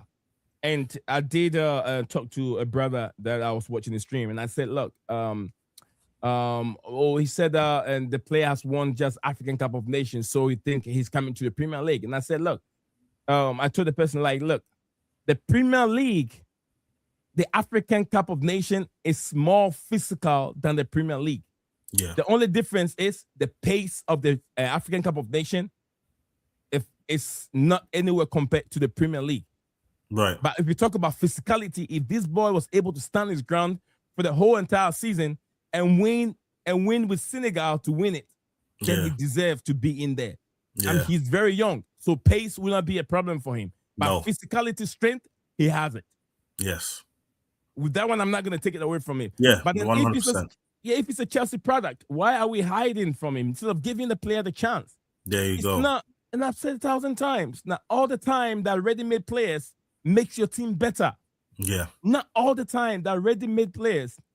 Man City is one big example, Davi. Man City is one big example. Last season, they brought in Mamouche. They brought in Reinders. They brought all these players. The team is there. They're rebuilding. This season, they brought in another new player. They brought Gehi. And also they brought in Semenyo on the left-hand side. They already have Mamouche also on that side. Yeah. Does it make that team Don't forget Turkey. stronger? And Turkey. Now, you tell me, does it make them stronger than Chelsea right now? No, No. With all these big name players that they have, experienced players, are they better off Chelsea right now, although they're ahead of us? Tell me the truth. In terms of balance from defense to attack, are they better than us? Okay, if you say like this, they are definitely stronger than us. The problem is just that is who wants it more. Because we have the younger players, they going against Man City, to them, this is a big game. You know, for Man City players, I feel like they're experienced to the point where it's like they're watching the game, and what they class as big and what our young players class as big is different. The momentum's always on our side when it comes to games like that, which is why I feel like when it comes to big games, we've always been thriving. Barcelona, we thrived. Napoli, we thrived. You know, Liverpool, we thrived. We have a young team they want to win. They want to be able to give their best, which is why I said, like, you know, even in cup competitions, you know, they've pulled out shocks for how many years now? And it's even with this team that we had, the young team. Look what we did with PSG, you know, and that just tells you, PSG was beating every English team. They even went to go win the Champions League. You know, Arsenal, who gave Real Madrid a run for their money, went to go play PSG and they lost. And then PSG won the Champions League. Then they went to the Club World Cup final. They came to face the same young squad. And then what happened? 3-0. So I feel like it's the team's attitude to wanting to win that makes us better than the other team. Because if you're going name for name, definitely we haven't got a player like Haaland to play for us. We haven't got a Doku. We definitely don't have a Mamouche or even a what's his name, Savino. But because of how good their squad is, right, it's like they've got the experience and then they also got the talented players. But the problem with our squad is that you got youngsters who are hungry to win. And they still haven't, even though we've won 2 trophies, they still haven't really tasted victory. It's like they still want more. And that's what I feel from the team that we have right now. You know, right now, under the Racine, you have to think about it. Out of 5 games, we've lost 1 and we've won 4 in a row. This is good. It's only going to keep getting better. I was also saying in another statement that if you look at where we are in the league, this is better than where we've been in the past 2 years. The first season, we was 10th. We entered Conference Cup. Last season, we was 4th, and then we got the Conference Cup and the Club World Cup. But this season, look, and the season's been going, and we're already 4th. We're already. When we was in the fourth position last season, it was down to the last 4 games, and we got up there. So this has been a good, so far going good. Now, do I agree with the manager? I'm sure you've heard it already, but if you look at some of the changes he's making, it's not like how we had with Enzo Maresca. He's actually been adapting. He's seen that things are not looking right. He's made changes. Performance is coming, giving us the results. So slowly, I'm glad, because it's one of those things where it's like, I feel that he's only getting better with the squad, understanding players' weaknesses and strengths. So that's what's been able to enable our winning factors versus these other teams. Because look, one of the great games we had was just 2 days ago. I want to definitely say that we was losing 2-0 half time. Then we turned it around, came back 3-2 with simple changes. That's just what it is. We got these young players who want to win, and they're able to change the game. So that's what I have to say on that. All right, chat. Thank you very much on it. A few updates. Let me tackle a few of the comments as we have here. Big up to Mo said Davis spitting fact. This woman says Athletic. Appreciate. Tonali agent offered him to Arsenal, but no talks within Newcastle United. That's what we have on the screen right now. Reported from Athletic, Sandro Tonali was offered to Arsenal by his agent, but there were no talks within Newcastle United, and nothing will develop before Monday transfer deadline day. So this is a few updates that we have on the screen. As I told you, that we'll be tracking every corner of the claps players that are moving in and out. We'll be tracking everything on the screen today. Big up to you. Steven said on the Xhaka, VVD, Kanate, and Gomez could all leave in the summer. So plenty of space for Jako to fill in. Yeah, absolutely. Until we have this here, I will take Sandro Tonali. I definitely will take Sandro in a heartbeat. I'm not going to lie. I will take him too. I'll take Sandro in a heartbeat. Yeah. And then who do we have? Yeah, we have I'd love to get Rudy back for a couple of seasons. I know Rudy's very experienced, but Mo, you got my back. We gotta move on. TJ. Mo, we gotta move We do on. have to Rudiger. move on. Let's find a new chapter. We gotta move on from Rudiger. We gotta move on. I'm never gonna say he has experience, but we gotta give this young chap. They've already have experience. They've already there. They've already be around. If it was the 2 seasons ago where we had all that chaos, then Rudiger definitely has to be there. Right. And these guys have been able to do it for a while. Give me a second. Steven wants to join us. Yeah. Big up to you, Steven. What's going on? Hey, Steven. I'm gonna go off camera for a second, huh? It looks cold over there. Very cold. I'm walking home. I'm nearly home. Wow. All right. Go off camera and then talk to us when you get home, and you can get yourself set up. What do you have for us? Check the comments thing quick. The Tonali thing, the agent offered him to Arsenal, but there was no talks with Newcastle United. That was reported by The Athletic, and the reason you couldn't see it on Ornstein or The Athletic's Twitter page at that point. Yeah, it's on the screen. Yeah, we got it on the screen. Oh, it is there now. Because they normally put it in their WhatsApp community first. So I saw it on there, and that's why I put it in the chat. Okay. Because I saw it on there first. So at that point, it wouldn't have been quite up. Yeah, I have the Athletic X open. I have Ornstein X also open. Fabrice Romano and also Fabric Hoxton, right? Yeah, also Fabrice Hawkins, because he's good for French news and all that. So yeah. So yeah, I have pretty much almost all of them open. I keep refreshing them every now and then. So if they put something new, no worries, we'll get on it. Just quickly, Nii, do you know what I don't get? We're loaning David Datro Fofana to Strasbourg, yeah? How about we sell him to him for 1 million and then he don't waste a loan spot? Yeah, literally. Yeah, that makes sense. Sell it. And I'm not so sure about the finances of SFP for Strasbourg. Do they have enough money to spend? Yeah, they do. I was looking at that last night. Actually, they have a lot of money. They'll be fine. Yeah, they've been making good money in it. So they have, especially on the last 2 finishes in the league for the last 2 years and the cup games. Yeah, they've made. Then why wouldn't they take the initiative to do that? Make that move permanent. And what you mean by that is why won't Blueco just sell another player to themselves? Yeah. Sell them to themselves. They can do that, right? There's nothing preventing them from doing it, right? There's nothing preventing it. Yeah. That would be a smart move. Hey, what do you guys think of this? I've just seen it says Axel Disasi set to join West Ham on a loan. That's been going on for the last couple of days. Okay. But they're just waiting on his final decision now. Yeah, he hasn't made the decision either he wants to join. I've even discussed this. I was like, is Disasi trying to play the Raheem Sterling move here? Is it trying Nii, let me put it like this, yeah? I cannot reveal where I found this information. To my knowledge, there are multiple clubs in for him, including at least one other Premier League club. Say that again. I didn't get it. There's multiple clubs in for him. I think it was about 7, including at least one other Premier League club. Okay.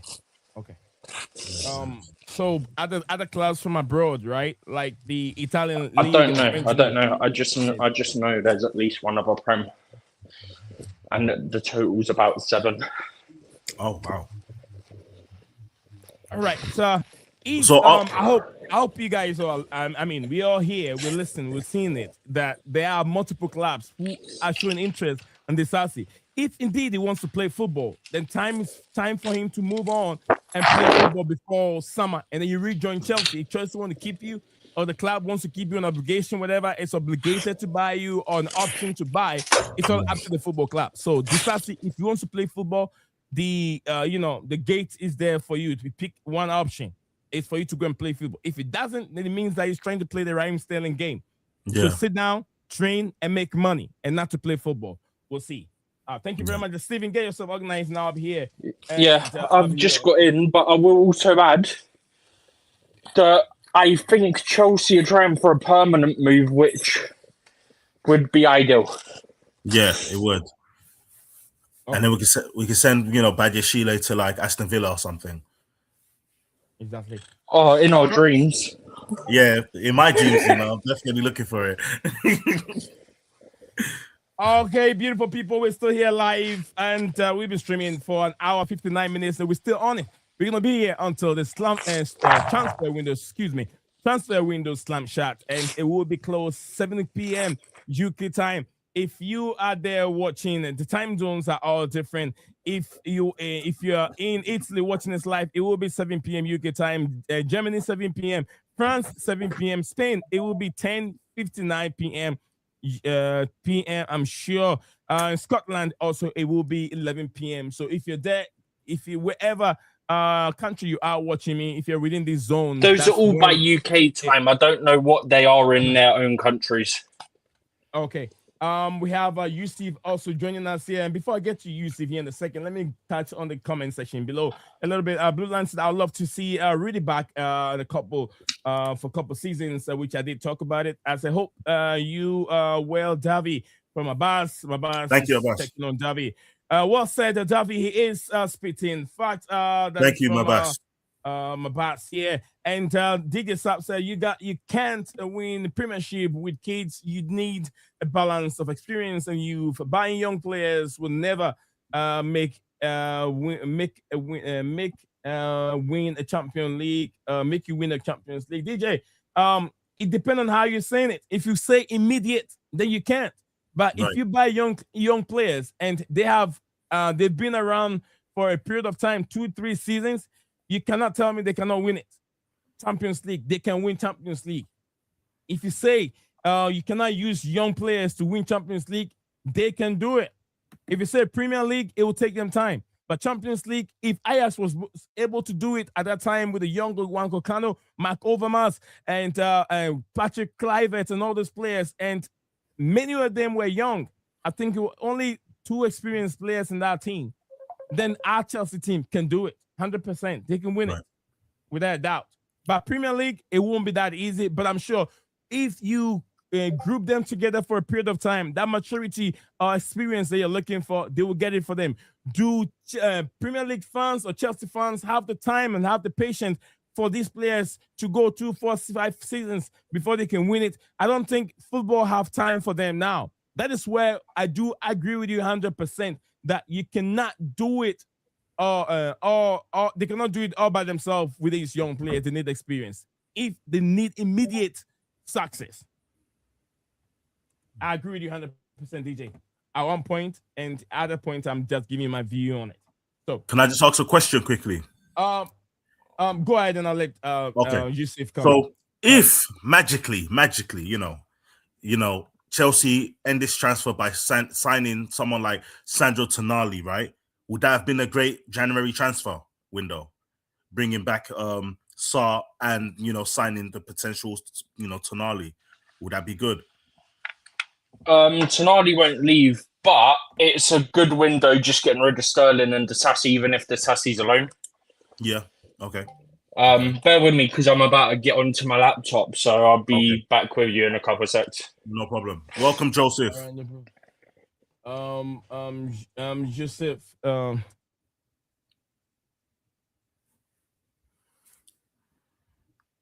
Hello there, guys. How are you? Yeah. Yes, How are you? I was going to message you in regards to that, but you already did it. Thank you very much, Yusuf. Yusuf, nice to have you on the show, guys. I'll keep the comment coming. I'll just let Yusuf come in for a bit, and I'll go back to the comments. Big up to you, Dan and Cole Palmer. Yusuf, you've seen a lot going on. What's your concern regarding Chelsea transfer window? What's the ups and downs, and what's your concern, like I said? With Chelsea, I'm just glad that we at least got Sterling out the door. Whether we ripped the contract up or he just was like, okay, I'm just gonna forget about it, whatever. Right. It doesn't matter. At least we got him off the books. Like that, whatever he was on, 300k a week, it was stupid, and him just not playing football every week.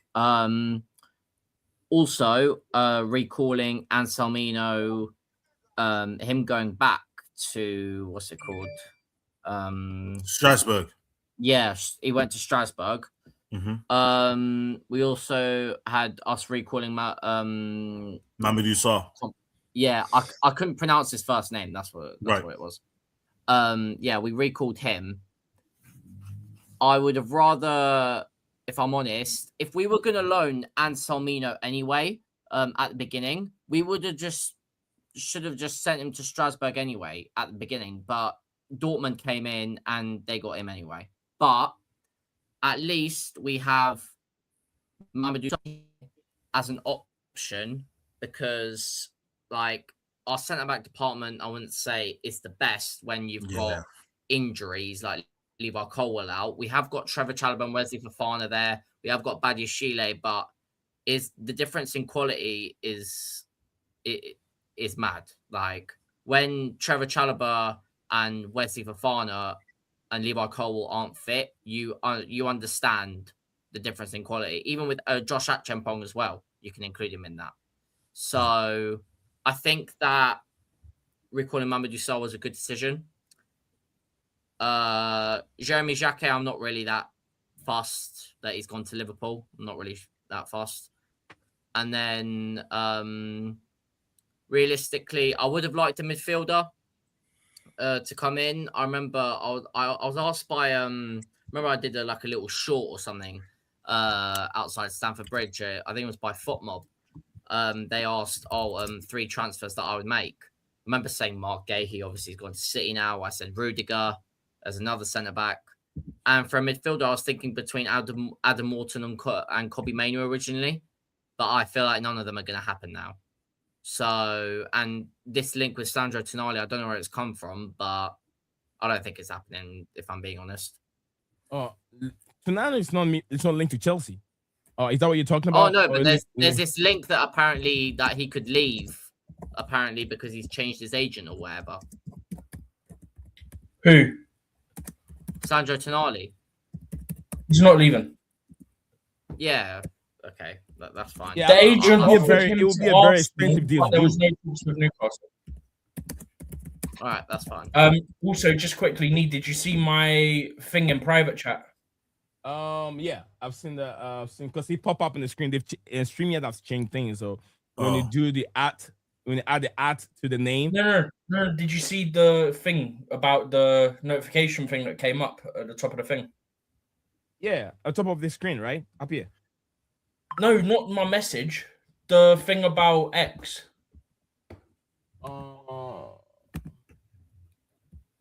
From where? From X? StreamYard. It came up in a red thing saying it's lost access to your X. Don't worry, got you covered. Click here to reconnect. Yeah. I've done it. Yeah, I didn't even bother doing it because I don't know why I did not connect. Okay. Yeah. I didn't know if you saw it, so I was like, let me quickly. Yeah. I'm tired of it. When it goes, it doesn't go there. I'm not okay. I'm okay. Anyway, yeah. The Tonali or whatever his name is, Sandro Tonali deal will be a very expensive deal to do because you're in the middle of the season and you're trying to get Newcastle's arguably their best player to Arsenal. It will be a very very expensive deal to do. But thank you very much, Yusuf. How are you? You doing all right? Yeah, I'm good. Yeah, just been very busy. I mean, last week was my first week back at university, so yeah, I've been very busy with work and stuff. I mean, obviously, I was at Stamford Bridge on Saturday for Chelsea West Ham. I wasn't actually in the stadium, but this time I couldn't get a ticket. But I was just in the Millennium Hotel right next to it. They were watching. There was showing the game in there. So yeah. Okay. All right. So like I said, we're still tracking, but let me go through the comments, a few comments, and if you guys want to react to it, you can react to it as soon as I'm done, so we can catch up on the comments. A lot from Chelsea Dan. Big up to you, DJ Saf, brother. I'll always love your comments, and I understand you. But sometimes I try to give you my opinion, but that doesn't mean I don't agree with what you're saying. I do agree with you. But if you say you cannot, that I think that is you already read that one. Yeah, I did. Proper Charles Dan, big up to you. Dan, I don't know. This is a lot. It's even covering the whole screen. Oh Lord. Dan said that I need bro pre. It says what pre we're gonna get now. PR.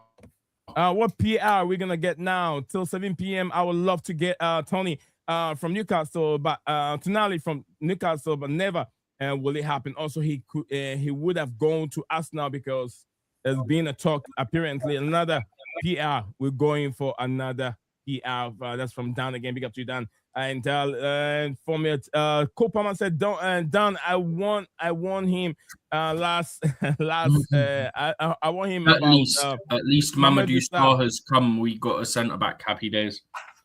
Yeah. Dan said a centre back from Nantes. Another bull crap. Yeah, but that's not going to happen to Chelsea. Can I just jump in on this?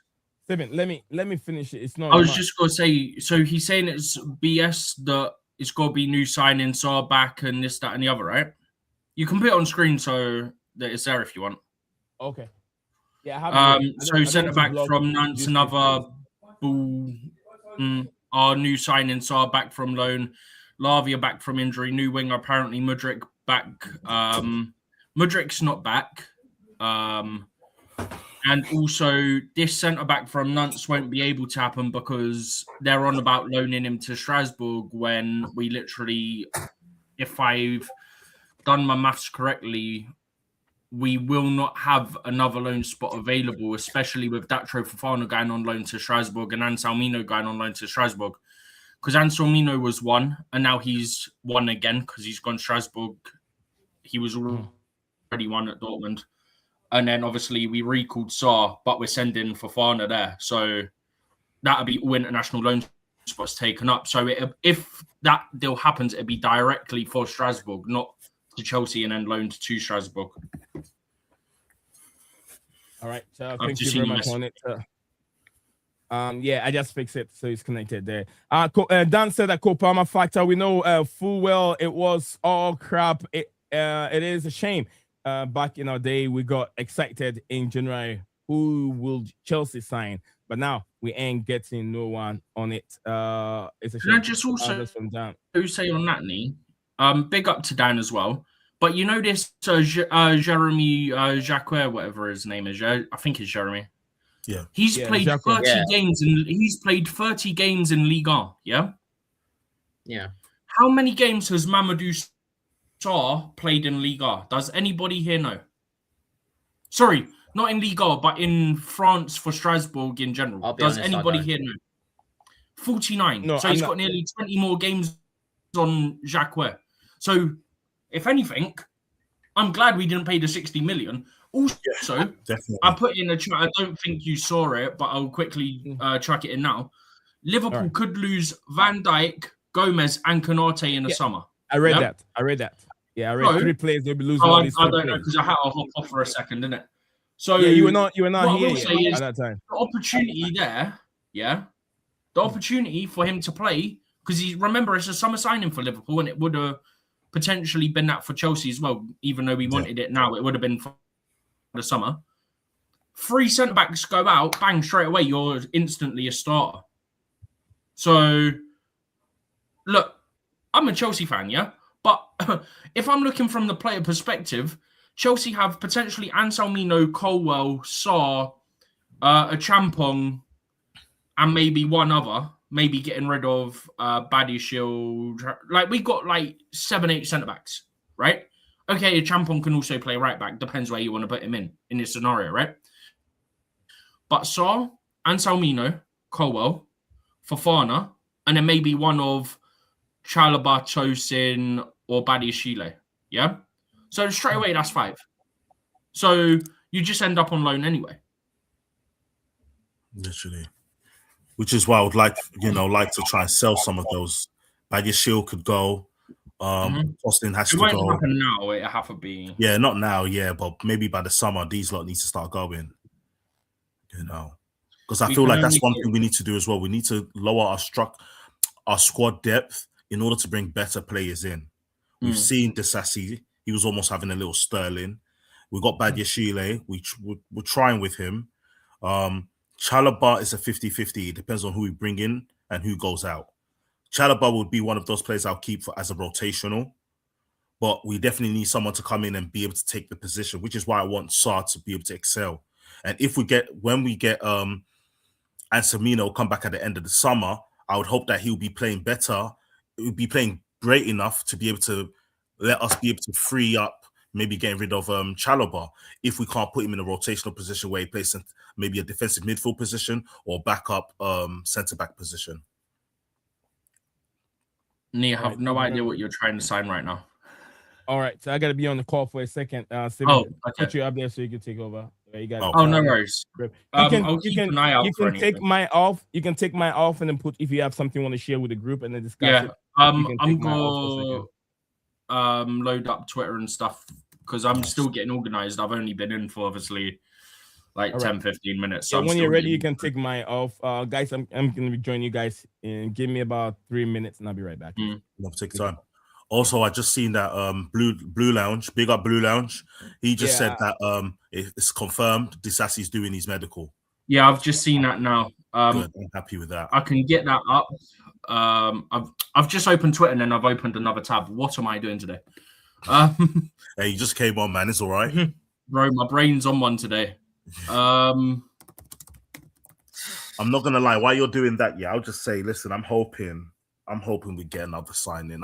I don't care if it's a loan, but a named talent. We went from having what was the guy's name that we said was going to get a few weeks ago? The one from was it Juventus, the Juventus player, the old Juventus player, Douglas Luiz.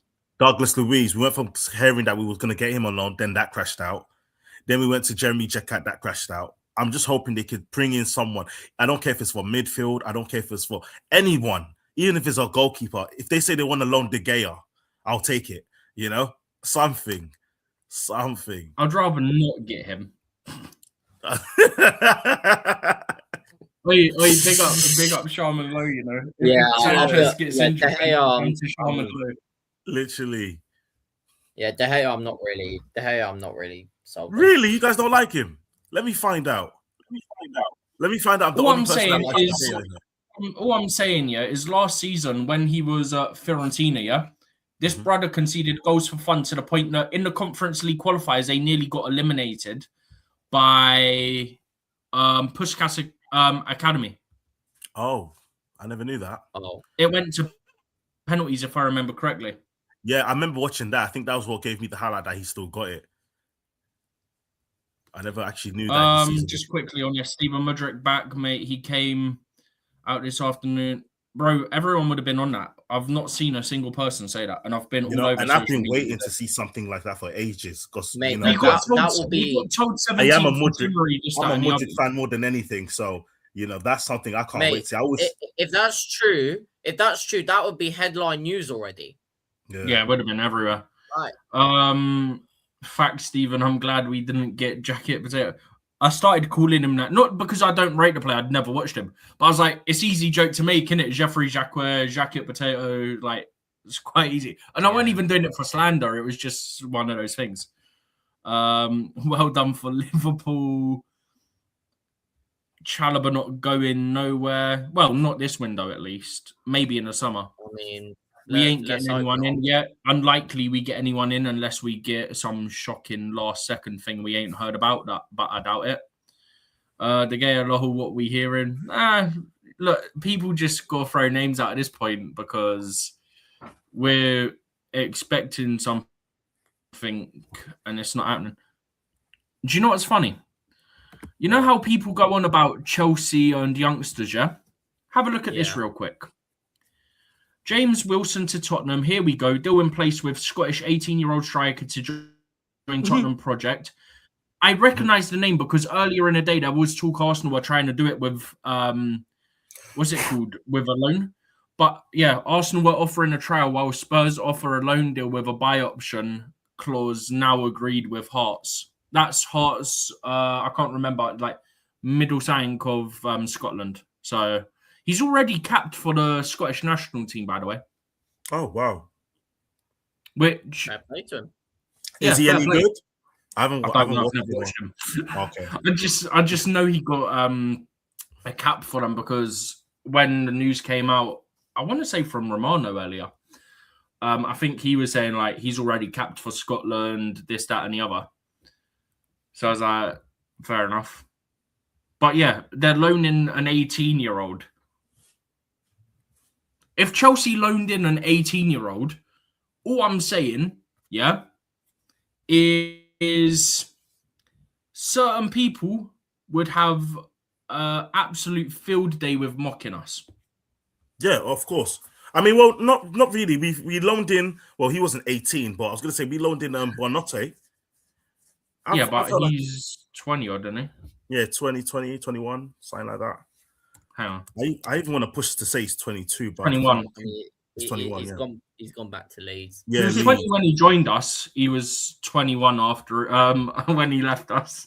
Yeah, because his birthday's in December. Literally, I can't believe it, man. I would have liked to still keep him in that rotational position because look, now so if the guy wants to play and he's not going to get the minutes, what can you do? Oh, is that what it came down to? I'm pretty sure. I thought Leeds bought him because he was a loan from us from. No, it's a loan to Leeds as well, isn't it? No, it's a loan to Leeds for the last remainder of the season. Oh, okay, makes sense. There might be a buy option, but I'm not certain. I thought because I know they said the club recalled him back and then he went out, but I thought it was to buy. I never knew it was a loan. No, got you. It's interesting because Chelsea probably want a buy option, so it'd be interesting to see if West Ham tried to push a deal through to get that done. If they tried to put an buy clause in. Listen, even if they just put 10 million, I'll take it. I'll take 5 million. I'll take 1 million. I'll take that for that trophy for Fana. But yeah, just quickly on this one. This one's been going on for a week or two now, I think. Kante and Fenerbahce deal still ongoing. They're just waiting for the final green light for Al Ittihad. I think Al Ittihad are trying to sign. Is it El Nezari? Is that how you say it? El Nezari, yeah. That's the one. If Benzema leaves, isn't it? Yep. So I don't know. There could be a fair bit going on. I know Kante's like 35. I would have took him on 34, 35, whatever it is. I would have took him for like at least 6 months. I would have taken him, yeah, definitely. I would have took him for at least 6 months. I know I'm scrolling. Yeah, I'm just trying to see if there's any sort of big news, so I'll stop if I say anything. I would take Kante as well. The Mateta deal was off, yeah. Yeah, we already touched on that anyway, but the Mateta deal was off. But I sort of thought that would happen earlier today because he had a medical, I think, yesterday. And then it started coming out earlier today that they're flying like doctors and stuff over for like additional checks and stuff like that. I was like, oh, red flag. You hear additional checks, something's happened. And now it's coming out from Sasha Tavarelli, who is the journalist from Belgium, if I remember correctly. Yeah. That he's out for 3 to 4 months. So look, let's just quickly touch on that, right? I haven't got it up on the screen. I can get up on the screen so that people are aware what we're on about. Now. Huh? Nketiah's going to get some game time now. Yeah. But true. Where is it? To be fair, even the Strang Larson deal fell through as well. No, it hasn't. That's still going on. Oh, he was about to say I didn't see that. Is it still going on? The Strang Larson deal is still on. Yeah. I actually want the move for him. He deserves it. So, I said it when it came up. No. Look, the Mateta one's off. That's all he said. This is his last tweet on it, is the Mateta one's off. The Athletic were saying that the Athletic, and I don't know if it was directly on scene or if it was one of the others, but they were saying that the deal is still on for Strand Larson. So I think the whole point, that's what I was saying in my comment, if you remember, Davy, because I said earlier when I was on my way back home, that had come out, that deal's still on. And that's what made me think, okay, like, the news has to be legit about the injury, because otherwise that deal falls through. And for a minute, hang on, let me see if I've... Nope, that's only done 2. Bear with me, guys. There we go. I'll put it on this one for now, I think.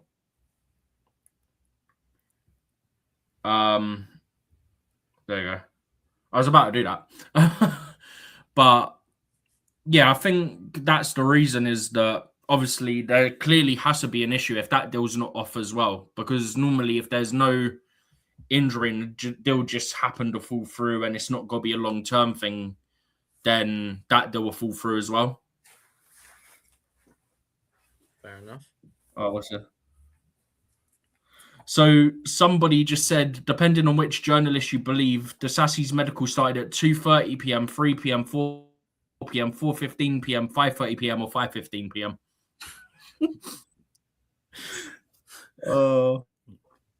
He's probably It's just sitting there waiting. typical deadline day, isn't it? Oh, do you know what it is? And this is just me obviously mocking it, yeah?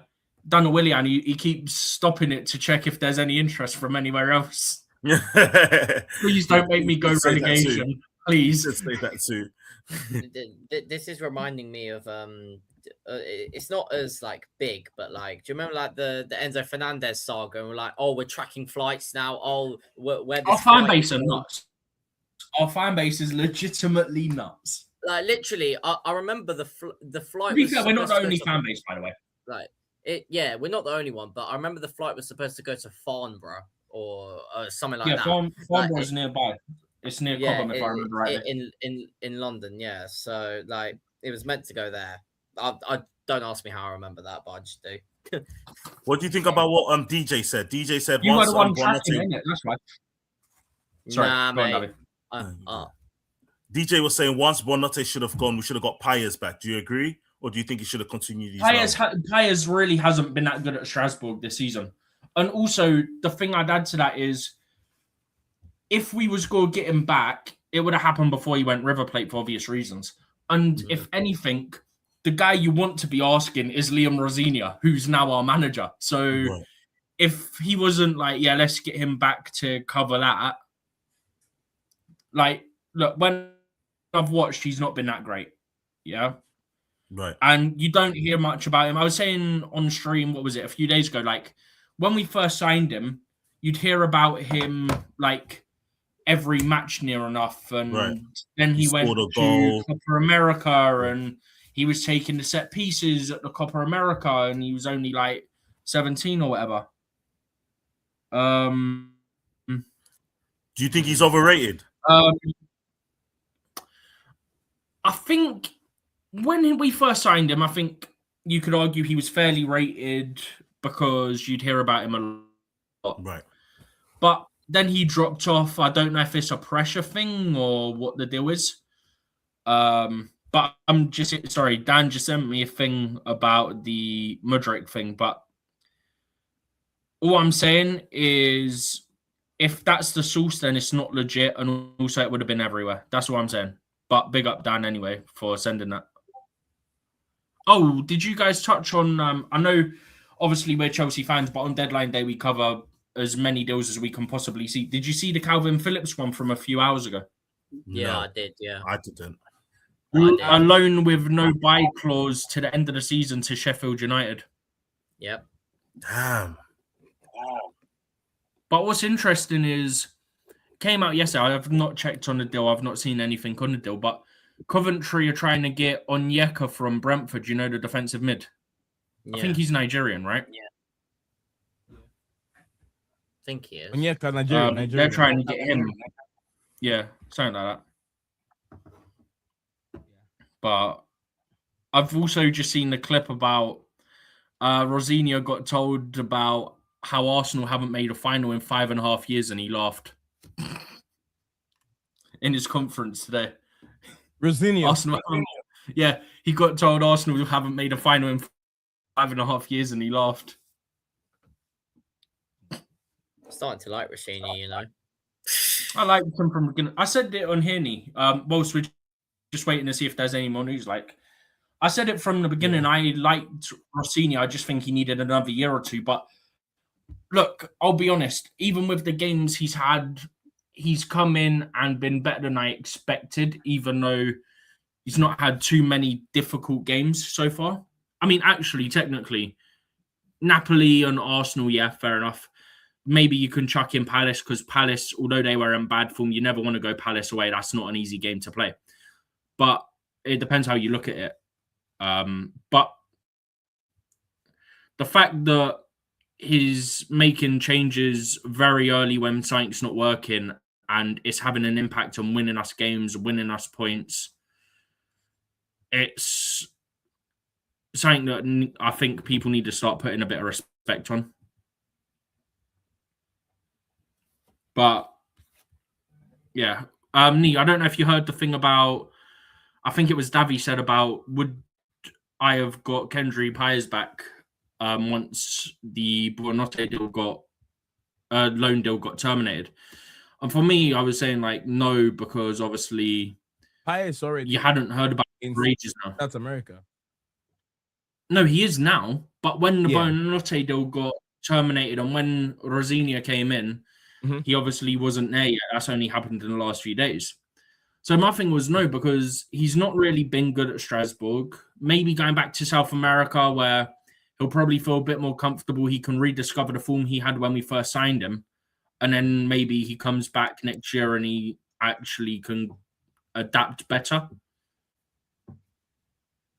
Yeah. But I was just curious to get your thoughts on it. Now, obviously, you're back because you wasn't here at that time.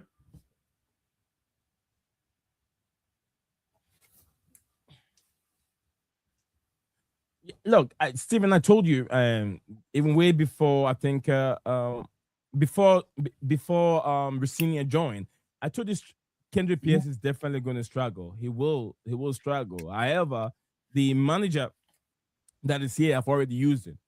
He gave him minutes. He's seen what he can do, what he can offer, and he didn't offer much. Offer much. So I think he's moved to River Plate, South America. Yeah. River Plate will really help him play that kind of football. He needs a little bit of maturity. He's not yet ready to play the European football yet. He's not ready. And he wasn't, I don't know if he the Chelsea move, he got over complacent and he wasn't training very well. So he dropped off a lot even before he joined Strasbourg. He dropped off a lot. It was things were not going anywhere much. When we couldn't see any highlights, we couldn't see him scoring any goal. We couldn't see much of him. Usually before, when Chelsea signed him, after that, we were seeing magic. We were seeing games, highlights of him on X. But it got to a point we were seeing nothing. That should tell you that he wasn't doing much. Drop off. He dropped off from even the last Copa America game in America, the one that they hosted in America. He didn't do much. And you don't expect 18 years old or 17 years old kid to be in the midst of mature players for who? Is it? Ecuador, right? Ecuador.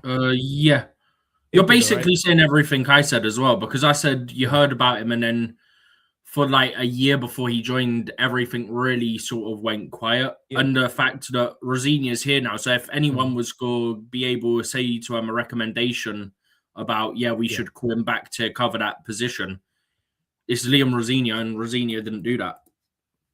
Exactly. Just quickly, I don't know where else it's been reported, but Sky are reporting that Crystal Palace tabled a late bid of £20 million for Everton winger Dwight McNeil. Dwight McNeil, I've not heard about, I don't think, all season, you know. Yeah.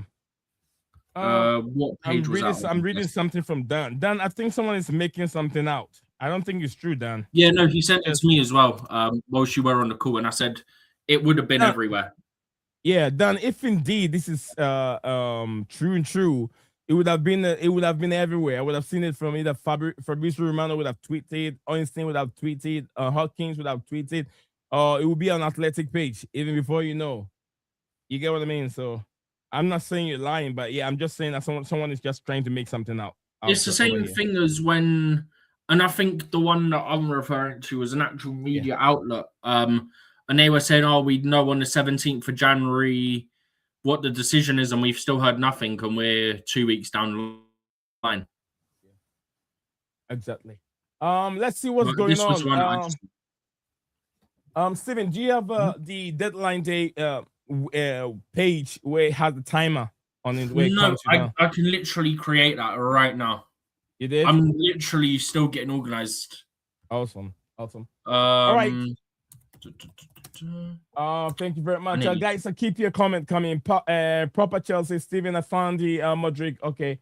I think I've seen that one. Kante for sure. Totally agree. From DJ Sav. What's DJ Sav talking about? Kante, yeah, even as a squad. No, in because the we were first saying team. we would have took him for like 6 months or whatever. Who Kante for 6 months? Kante would have took him for like 6 months. Okay. Proper Chelsea, Dana Nida, Disasi, here we go. Disasi, here we go from Cole Palmer. We should have Piers back on once Bonotti left. No, DJ. Is that what you're talking about, Steven? Yeah, but also I don't know if Davy saw it from the chat or if he said it at the same time. DJ. Piers, I've been tracking Piers for quite some time now, even before he joined Strasbourg. He hasn't been good. He hasn't been good for a while. When he joined Strasbourg, he didn't struggle to even get game time. That should tell you that his mindset is not here. He struggled right after, I'll say, after the Copa America that was being hosted here in America. After that, he went down. There was nothing about him. You couldn't hear nothing about him. He wasn't playing well. And even there was reports about him going to club and partying a lot. A few things about that, Steven, if you can remember, we even talked about this thing. Yeah, that was when I think that was during the Copa America, was it not? No, it was after. It was after. Oh, it wasn't long after. It was because he was with some of the players from the national team. Yeah. So, DJ, I don't think that he will be a better fit for us. He wasn't in the right mind to play. To play football. He wasn't doing good. DJ. So I think River Plate will be better. Send him there. Let him. Let him go back to South America and be comfortable. Yeah.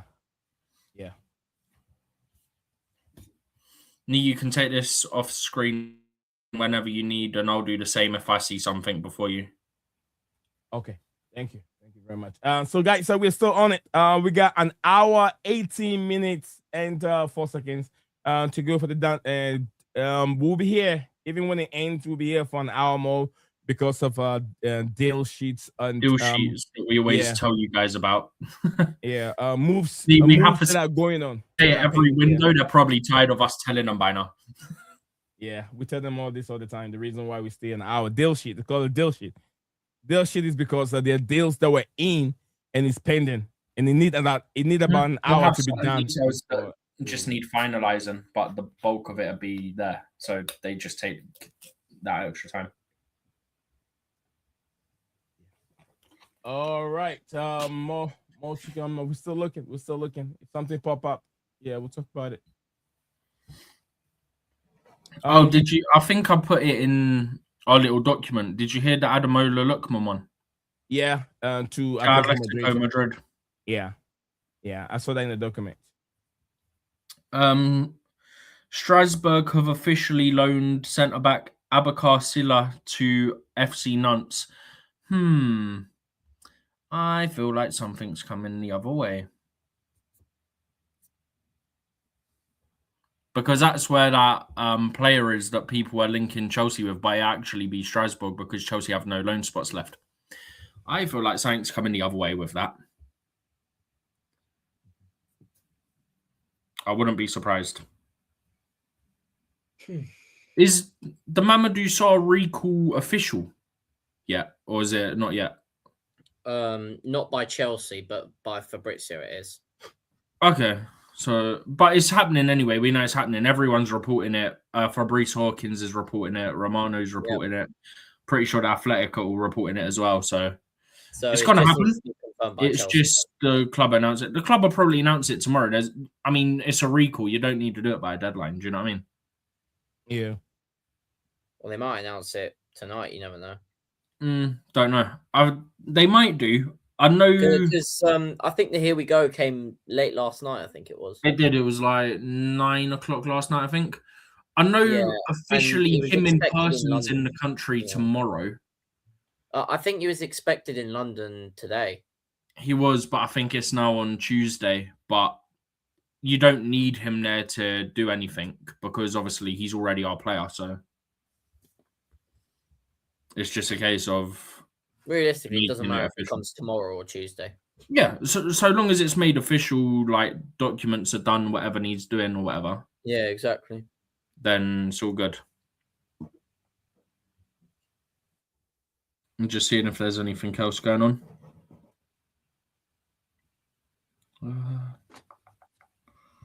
No, I'm not seeing anything at the moment other than that Strasbourg one.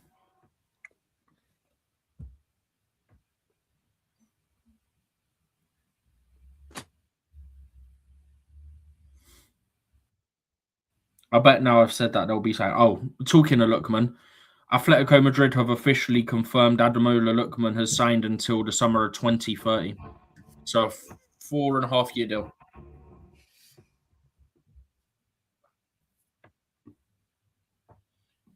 Counting down, guys. Counting down, an hour, 14 minutes, 30 seconds. So here the countdown, and then the sound. We're still looking, trying to bring you the breaking news and whatever is going on across Europe. Jean-Philippe Mateta deal has been cancelled. He's injured, according to report. The scan was being made, and he can make his move to any club. No club will take Jean-Philippe Mateta. He's out.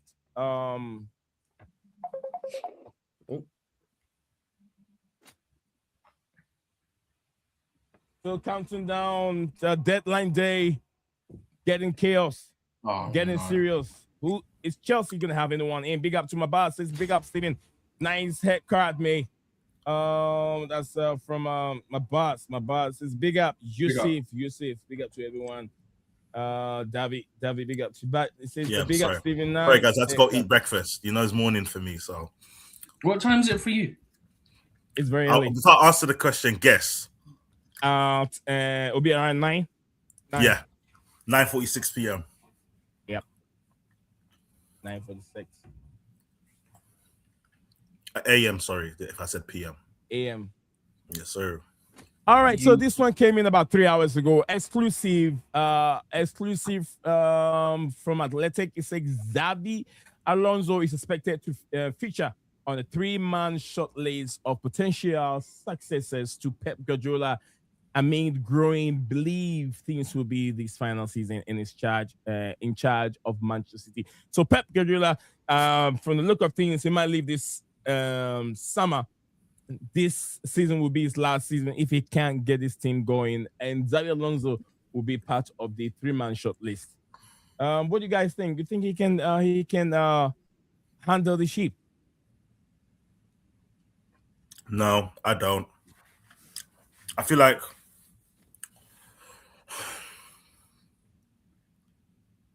he was a little bit overrated in the first place, if you ask me. Yeah. You know, there was a lot of hype around his name, you know, and then when the big test came, he saw it failed miserably. So, you know, to look at what you do after that is like, I think you got to go back to the thinking board and, you know, try and see where you went wrong and try and make the best of it going forward in the future. But I felt like he took on a big task too quickly, especially, you know, it wasn't like he went to Man United.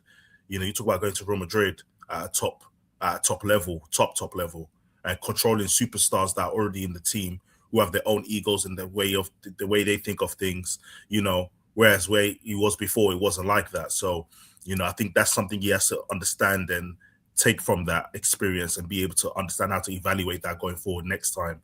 Not that it was his fault, but it's just a case of you're a manager, you need to know how to control and lead. And if that's not working, you need to find out why it's not working and what you can do to improve that. So, sorry to cut you off. Fabrice Hawkins has just tweeted something about Disasi. Right, listen, if I hear it's off. No, it's not off. There's a figure involved with it. All right, I got one more from Jake. Loan deal worth €2 million to West Ham. Huh? 2 million. Loan deal worth €2 million to West Ham. So, Steven, are you telling me that the Disasi loan deal worth more than Adama Traore moved to what do you call it? West Ham United. 1 million. It's worth more than Stefan Ortega to Forest.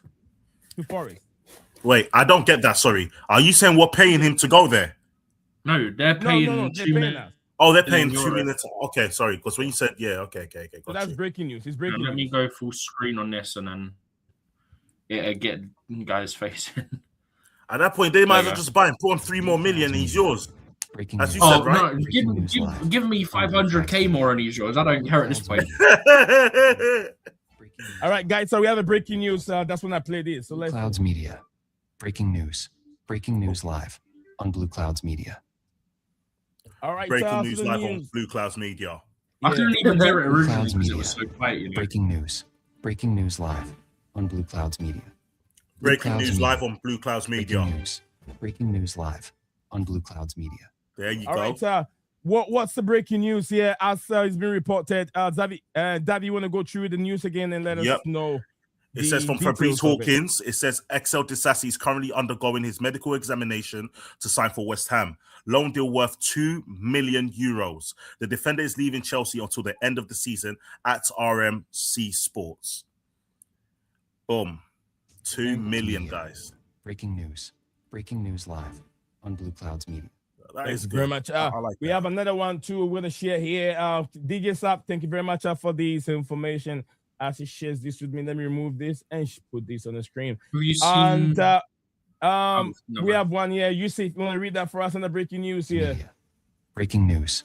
Breaking news live on BlueClouds Media. BlueClouds Media. Breaking news. Breaking news live on BlueClouds Media.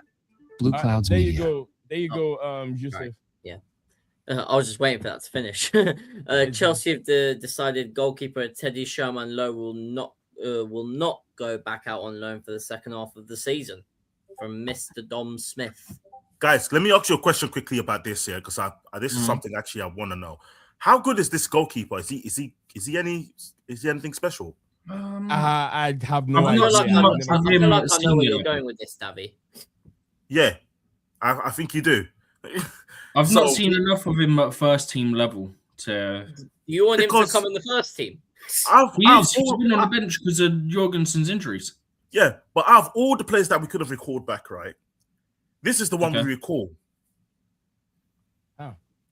So I would say I think that's because you don't want to disrupt and anger the Strasbourg lot anymore by bringing Penders back. Also, the fact that, okay, as much as we don't really rate Sanchez, he has been better. And what's the point in bringing Penders back if he's just going to sit on the bench compared to get the game time and the starts that he'll get at Strasbourg for the rest of the season? So there's no point bringing him back.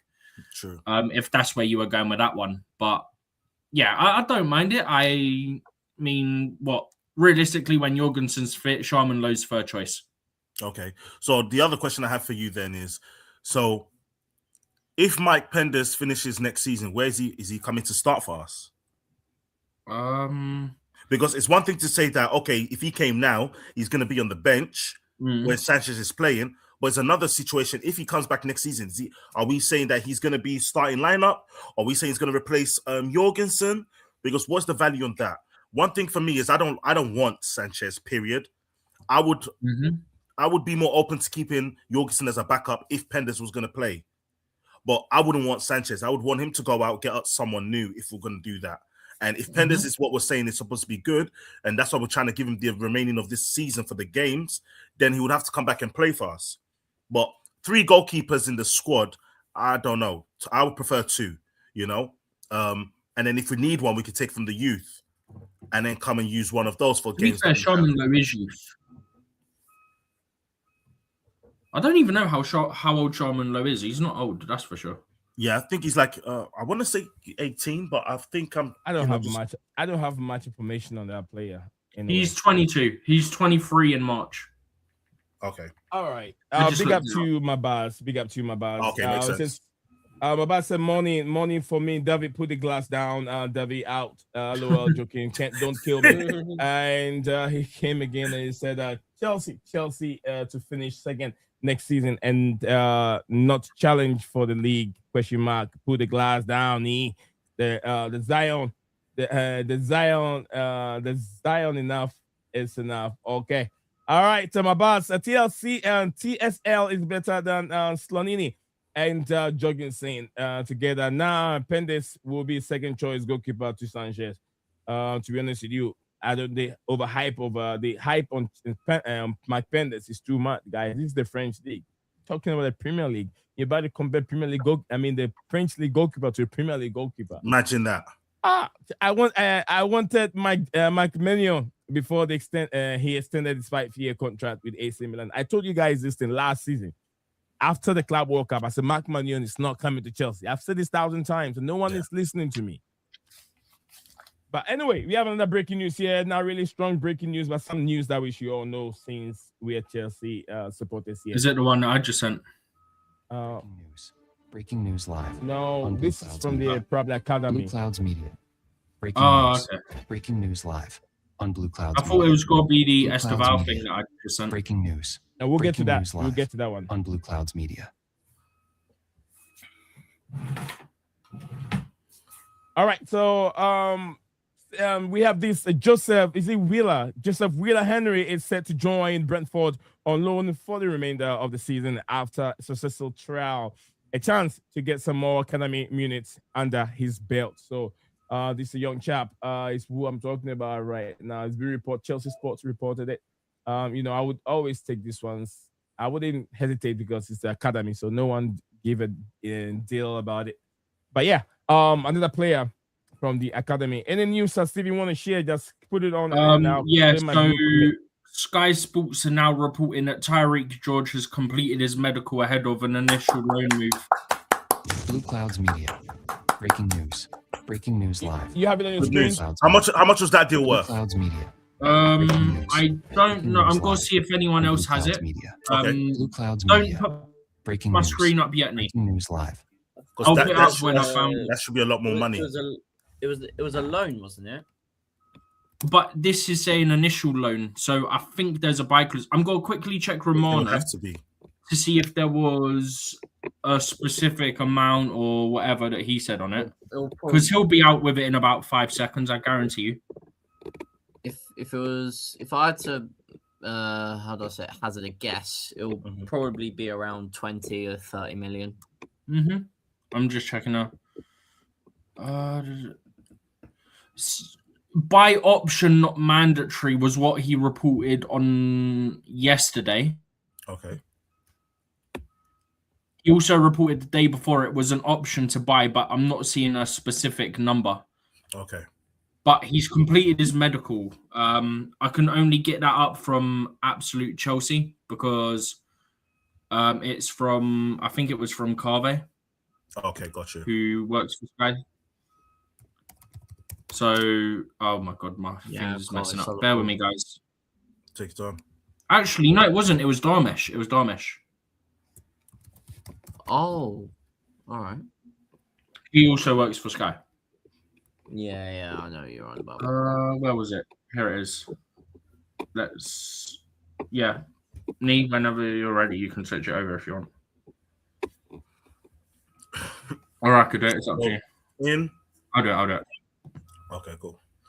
I think Nii's had to go do something anyway because his screen's off and he's on mute, so he might have a call again.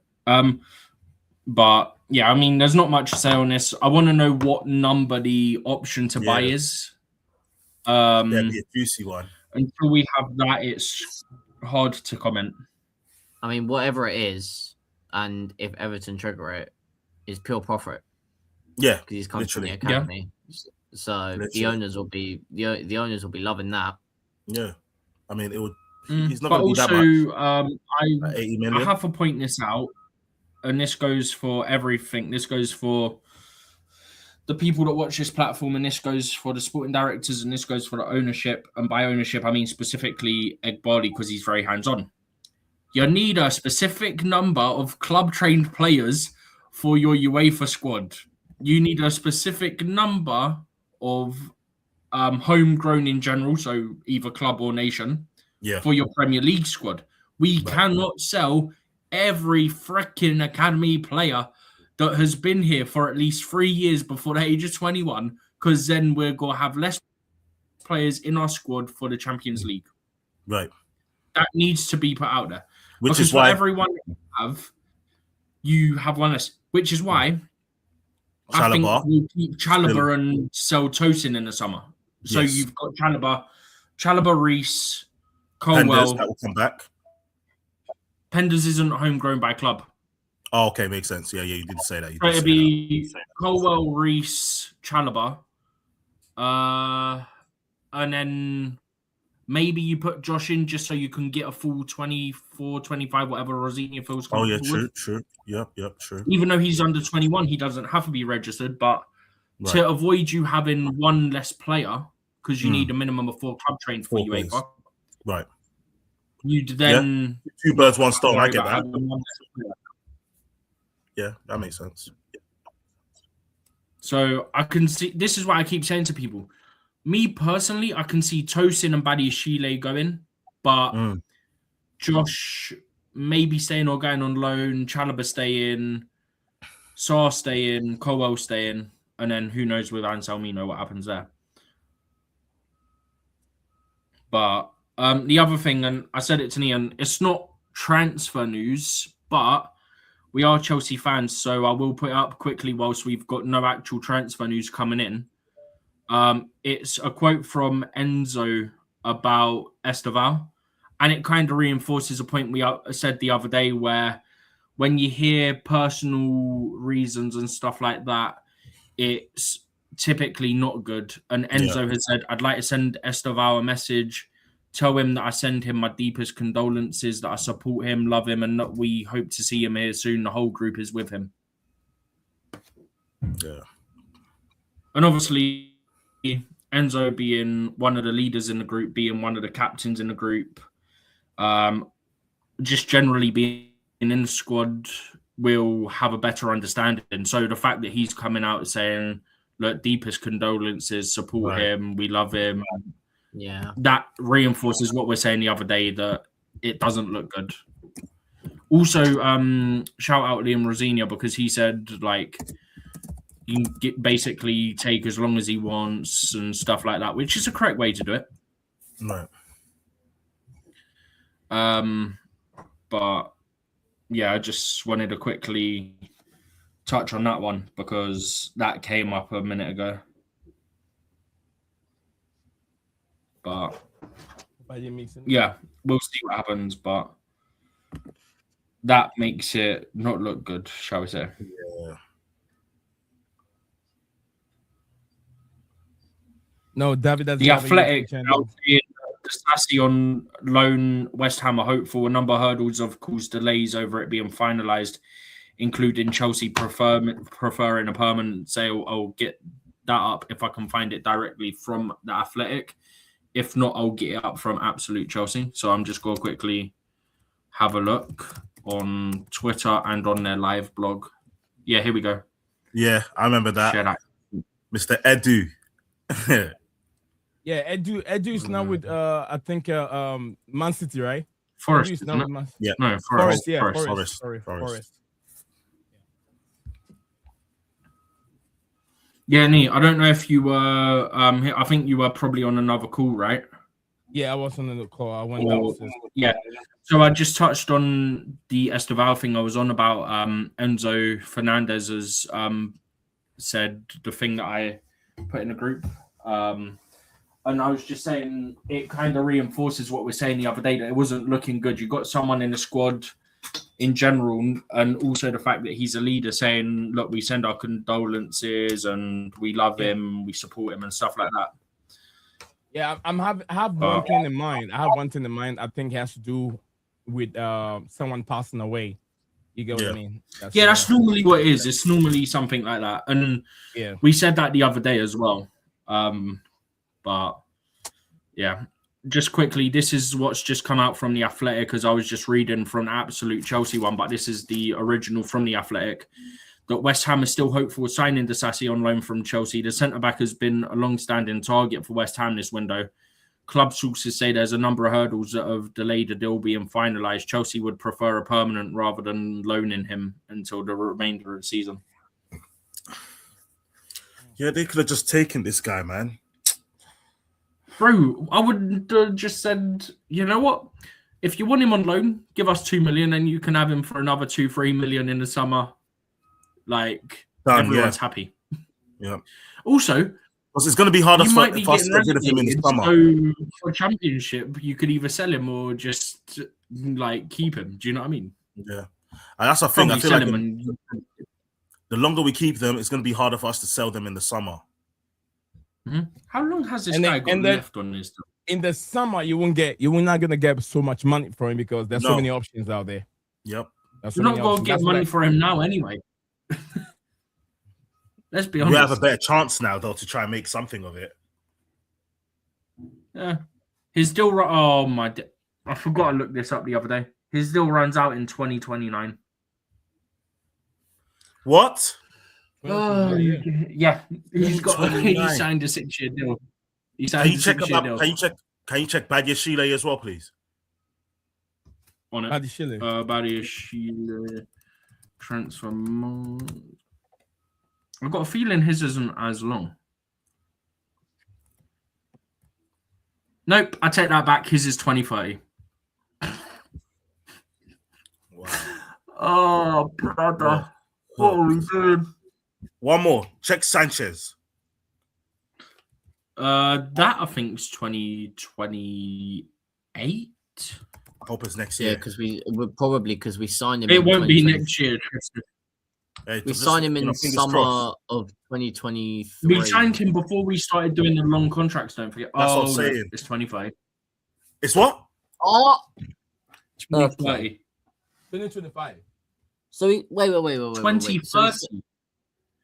So we signed him in 2023. That can't be right. We signed him on a 7-year... okay.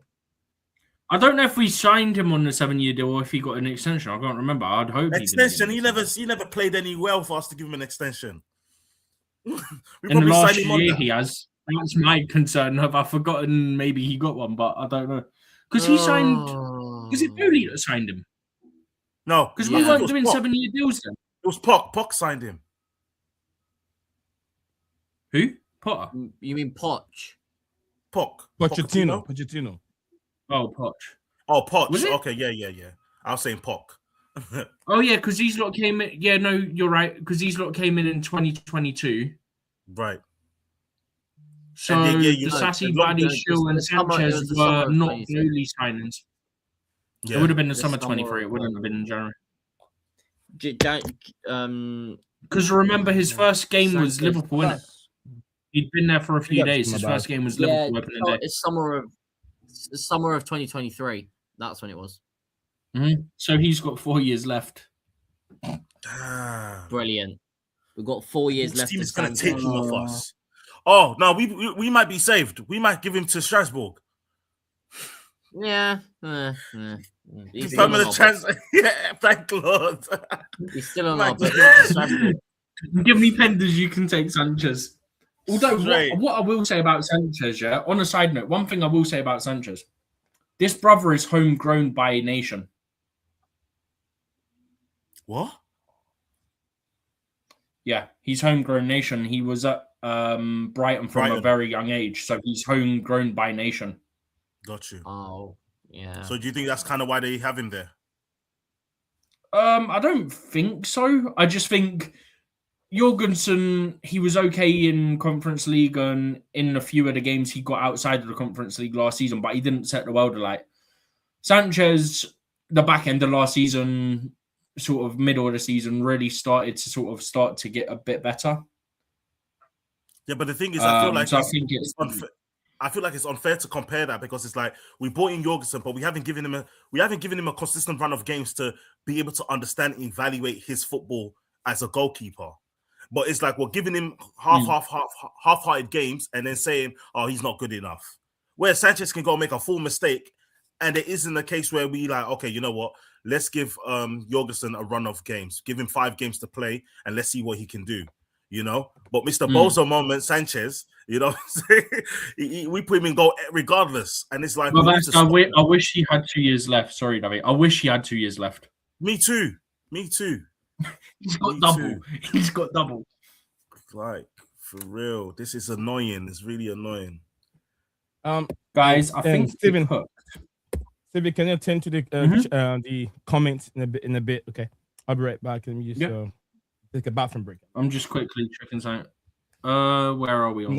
I've been talking a lot, so I'll let you guys do the talking a bit. Let me ask you guys a question while Nee's gone, right?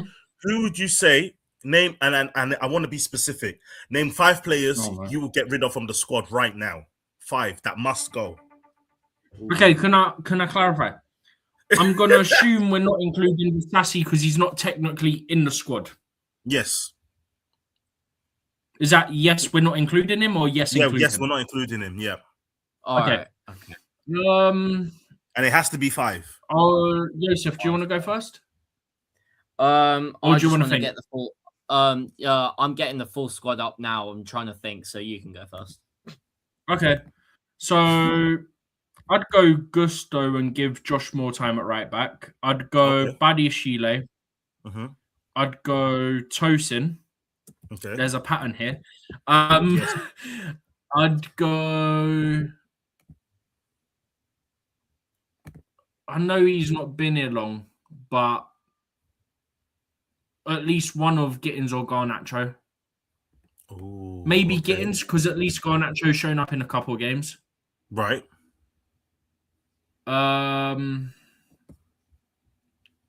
So one more. So I'm not including George because he's going in this window unless it falls through. Yeah, well, yeah, I was gonna say that anyway.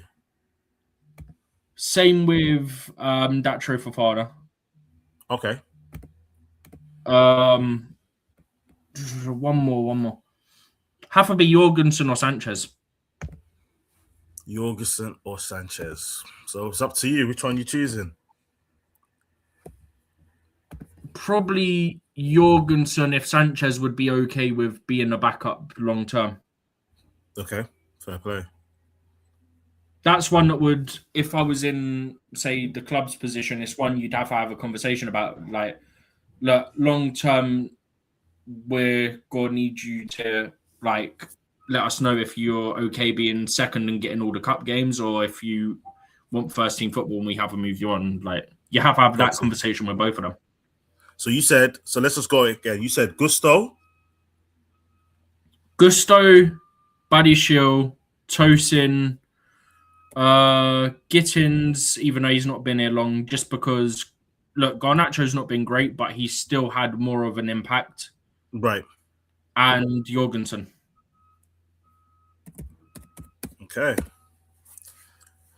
So I just wrote that in the chat just to make sure I remember. Yeah, I just seen it. Yeah. When you're ready, Joseph.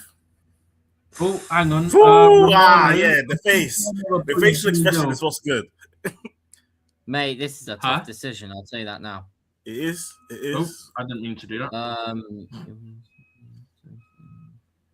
I need to zoom out for a second. Oh, actually, wait. I've got 3. Okay. Get your 5. Come back to us. Yeah, get your 5. Yeah, let's figure that out. I'm just going to get this up. No, got 5. Got 5. No. Okay, 1 sec. Because, Davy, you were talking about him earlier. Yeah. But he's now going to sign an extension. Deo Upamecano has approved a new deal at Bayern Munich. Clubs interested are informed of this. He's set to sign a new contract at Bayern Munich. He's happy to stay as a huge boost for the club. It'll be valid until 2030. So a 4-year, 4.5-year deal. Just when I was getting excited that we was going to have... Yeah, I was walking down the road, I think it was, or I was in the shop, and I heard you go, I'd take Upamecano, I'd take this guy. Like I'll take Konate because it's between them two. Because you said Vlahovic. Because now, can you imagine that if Liverpool go tomorrow and be like, we're signing a contract deal with Konate? That means, we're toast. But go on, Joseph. I don't know if I'm in the minority and don't rate Konate, but we can get onto that in a minute. Joseph, who are your 5? Right. Jorgensen is 1. Yeah. 2, Tosin. Okay. 3, Badiashile. Okay. Where was my other one? It was You've got 2 left. Gittins. Gittins. Okay. Okay. And It's got to go to Lapos, isn't it? if he proves to be, I think you guys know who I'm saying now. Go on. Begin with M. Yeah. Yeah, but he's not in the squad. Who? I knew you were going to say that. Oh, yeah, he's not in the squad. I not can't in the Who did squad. he say? Who did he say? Yeah, you can't I say was about him. to say Mudryk. Nah, that's my favorite player, mate. Yeah, you got to think someone else. Oh. Because you like out for me, so I had no idea what you said, and then Davy jumped in. I was like, "Wait, what did I miss?" Yeah, because I know exactly who he was going for then. Wait. That's why. I don't mind Mudryk, but he would have been on my list as much as I don't mind him. Oh. Okay, Right. it's official. The Sarr termination of loan has been made official by Chelsea. Nice. Okay. Right. Listen, it might be. This is the decision I'm having to come to with the last player between Gusto and Romeo Lavia. Ooh, I kind of hear you on Lavia because That of the is injury a proneness. tough one. I'll be honest, it's tough. Lavia, I can't take the injuries. I'm sorry. Like, genuinely, he's one of the most broken players I've ever seen. You're not wrong, though. You're not wrong. He has good talent. Don't get me wrong. Like, genuinely, like, but the only problem is he only waits up until we play Liverpool. Like, I can't do that. Yeah. Do you know what? I'll take him being out all season if he plays Liverpool and plays class and does 90 minutes. Exactly. Genuinely, you know what? at this point, I'll take that one game a season. Literally. Genuinely, I agree with that, yeah. But I'm going Lavia just for the point of that question. Yeah, I'm just quickly going to run through these comments because we're getting really far behind, so just bear with me. Got you. Mabas says, Davies a Sanchez hater. Absolutely. Sanchez wasn't a signing, it was a sporting director signing. He was on about which manager is what I think he meant. Oh. Adama Traore's got okay. Shouldn't have put that one up. Let's ignore that. That's why I was running behind. I'm not even proofread it. That was my bad. Don't say that. Yeah, no, there's a reason I didn't say it. Do you remember the error Jorgensen made against Villa away last season? I can't even remember. I can't remember. Yeah, I remember that. I agree with Davi. Deserve huge credit. There you go. Thank you. Up to Davi. I'm lost. Cole Palmer says Disasi said, I don't think he is. No, I don't think he is. This is from like nearly 10 minutes ago. So that'll be around about the time I put the Athletic one up. I still think that deal goes through. I've just seen one that DJ put. I don't see Sanchez as a problem anymore. He saved us enough times that I respect. I wouldn't say he's a problem anymore. Just, I wouldn't want him to be the long-term starter. Big up Mo, by the way, with that comment. Mabas saying Sanchez makes mistakes by making bozo moments and he still starts for Chelsea. Yeah, but come on, let's give him his credit. He still made quite a few big saves for us, especially recently. We could have been in a lot worse situation against West Ham if he didn't make that save in the first half with his legs. Excuses. A goalkeeper's job is to save the ball. Yeah? So we can't give him we can't give him credit for doing his job. Yes, when it comes to spectacular situations, I can give it to him, but not for small. Look, the first 2 goals that went in against West Ham, he could have saved both of them. The second one, he even saved it, and it still went in. So I was like, bro, what are we paying you for? All these thousands we're giving you a week, and you can't even make casual saves. The ball went. The first one really done my head in, by the way. But just quickly, I'm gonna try and speed run through these because we are getting. Go ahead. Another thing coming out about Chelsea as well. Daniel Knight saying 1 hour till the deadline. Yeah, we're now at 30, well, basically 41 minutes, sorry, until the deadline. Hang on. Okay, I'm not going to put this up on screen long. I'm actually going to go to that. But I'm going to reword what Mabas said. He said, Disasi, Badiashile, Gusto, Garnacho, Neto, Tosin. And he said slow Tosin, who plays like a 15-year-old at 27 years old. Gittins is awful. Fair enough. Mabas, I'm just quickly proofreading it. Okay, no, that one's fine. Gittins and Garnacho are both as worse as each other. Kevin Santos, the Brazilian left wing who plays for Fulham's 10 times better than our current left wingers. I'm getting there, brother. I'm getting there. It's even harder on deadline day because there's always something coming out. Don't worry, we will get through them. That's what I'm trying to speed through it now. Mo says, I know Nii is a big fan of Nacho, but he has been awful recently. Thank you. We're all on the same page on that one, except from Nii. To be fair, I think even Nii criticised him the other day, to be fair. Good. Someone read chats, please. We're trying. There's literally so many. Nii's a Garnacho fanboy. Put the glasses down, Nii. Enough is enough. Garnacho is not Chelsea level. You're not wrong there. I don't want a Upamecano. He's too slow. He isn't going to do well in the Premier League. Bundesliga or La Liga is his level. Fair enough. DJ says Garnacho to go ahead of Gittins, also to leave Tosin, Jorgensen, Badiashile, Disasi permanently. Yeah, I took it as we're talking permanently and not loans. Yeah, permanently, yeah. But I didn't include Disasi because that deal looks like it's going through. Whether loan or loan with option or whatever it ends up being. I nearly said DJ again then. Flipping heck. The Blue Lounge says Dilap has been joke of a striker. No, I disagree. I like Dilap. I see potential. That's one you're going to come to regret soon, I promise. Hopefully. I'm pretty sure Mo would be happy to be proven wrong on that.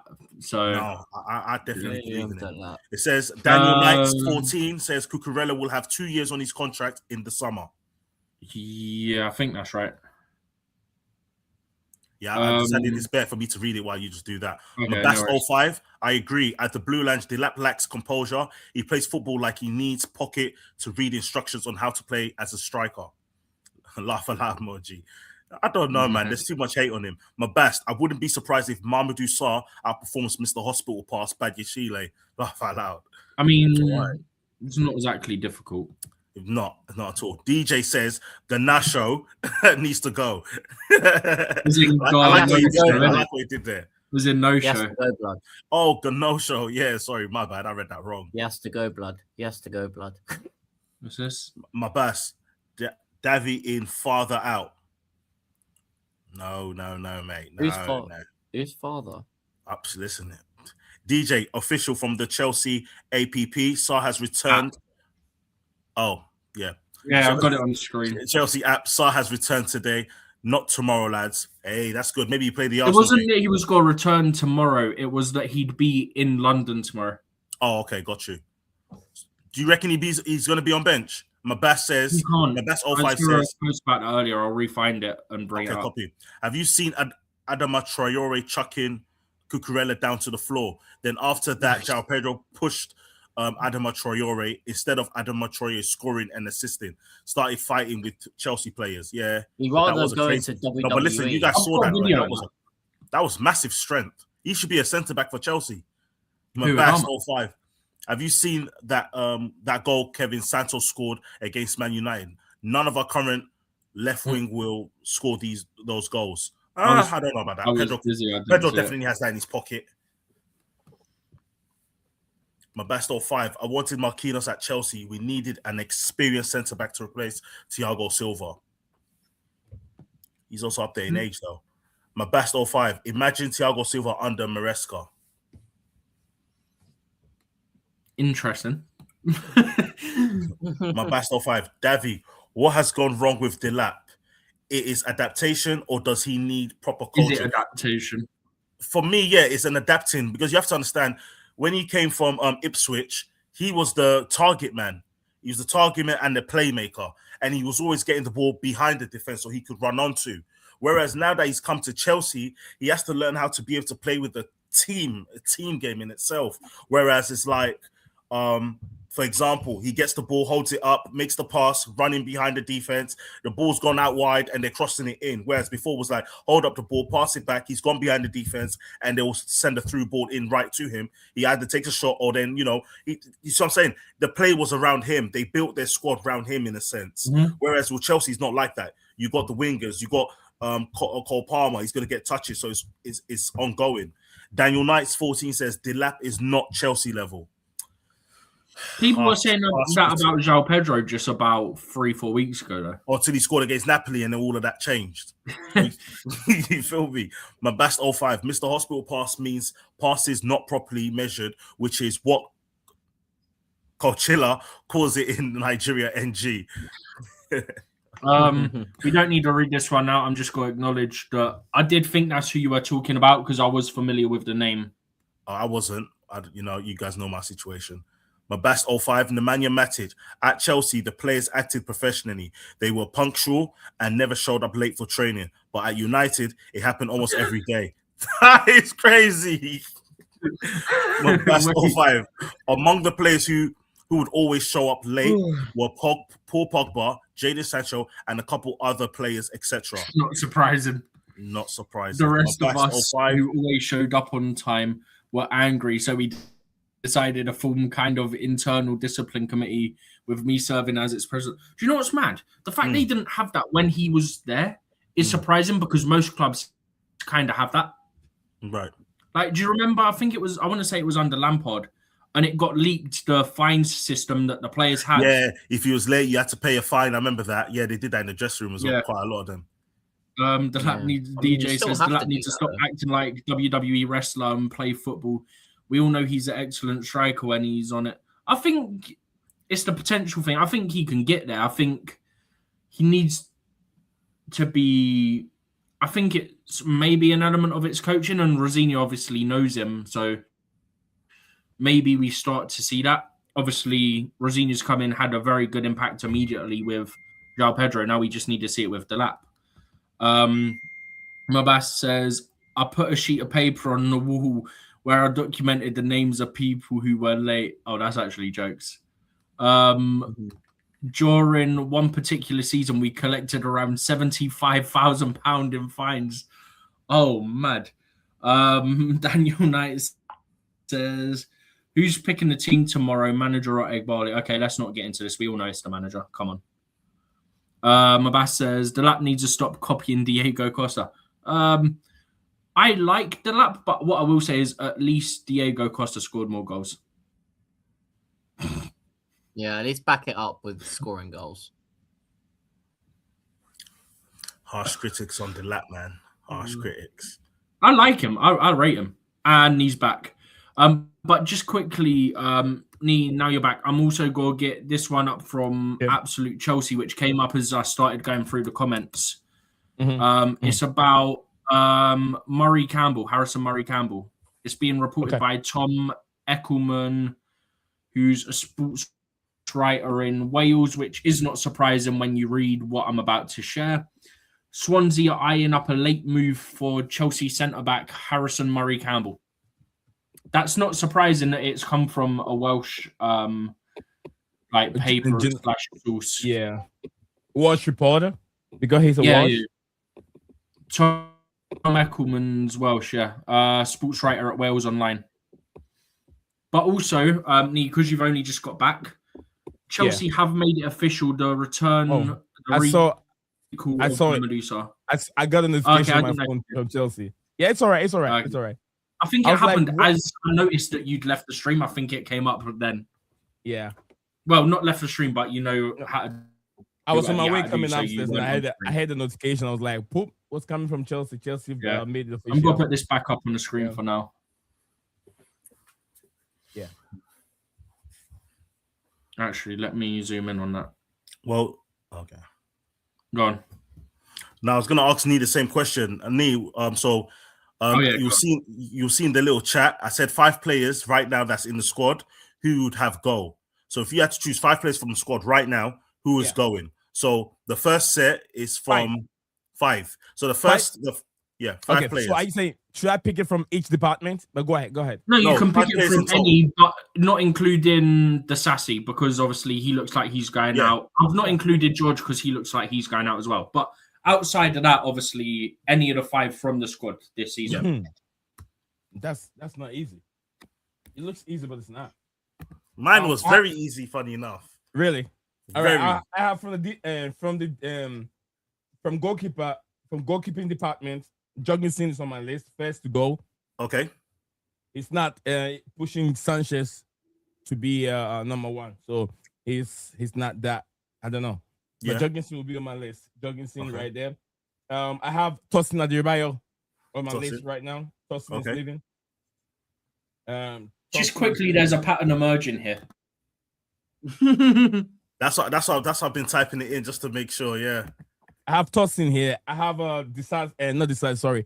What's his name? Badishile. Yep. Bad boy Badishile is on my list. I have who else do I have here? I have Gittins on my list. Ooh, okay. I think I said that. Last but not least. So far, we're 4 for 4. Yeah, I have Gittins on my list. Gittins on my list. Who else here? I have Lavia on my list right now. Nii and Nia got 4 out of 5. Yeah, I think Nii and Joseph went 5 out of 5. 5 for 5. Yeah, literally. Yeah. Nii. I said Lavia as well. You did. Yep. Yeah. The only one I've got different is I didn't do Lavia. Yeah. Who did you do? Who did you guys put in there? My one's the first one that Davi typed in there. So, Steven's one was Gusto, Badiashile, Tosin, Gittins, and Jorgensen. Joseph was the same as you. Mine now is actually surprisingly completely different. What did you go for? I went for Tosin, Badiashile, Jorgensen, Sanchez, and Mark Guiu. Interesting. Yeah. You went with Mark Guiu? Mark Guiu, why would we keep him? We got Delap, we got Pedro. Why are we keeping Mark Guiu? Whoa, hold on. Good point, but I was more concerned about the ones that have really been poor, where he's not been massively poor. Do you know why the reason why I don't want to keep Guiu? Because Guiu is one of those players, it just seems like we're carrying with no plan. He's never going to be in any starting manager's lineup. Okay. I hear that. We keep having to give him minutes. Why are we giving him minutes when we can use those minutes for Delap to be able to gain the experience he needs and starts to play with more confidence and more experience? So Guiu's just sitting there as dead weight. Let me explain. You have Delap, who hasn't really settled yet at the football club as a number 9, traditional number 9. We have 2 number 9s in our club. Right. Pedro, you're not gonna get the best out of João Pedro if he plays up front as a number 9. He's never gonna be there. He always like to drop deep. And if you have if Delap got injured right now, you have an option to use McGee. Although he's not gonna be that prolific number 9 upstairs, it creates space for others to get goals because he will occupy that space there for you. If you're not careful, you could have 2 players marking him instead of 1.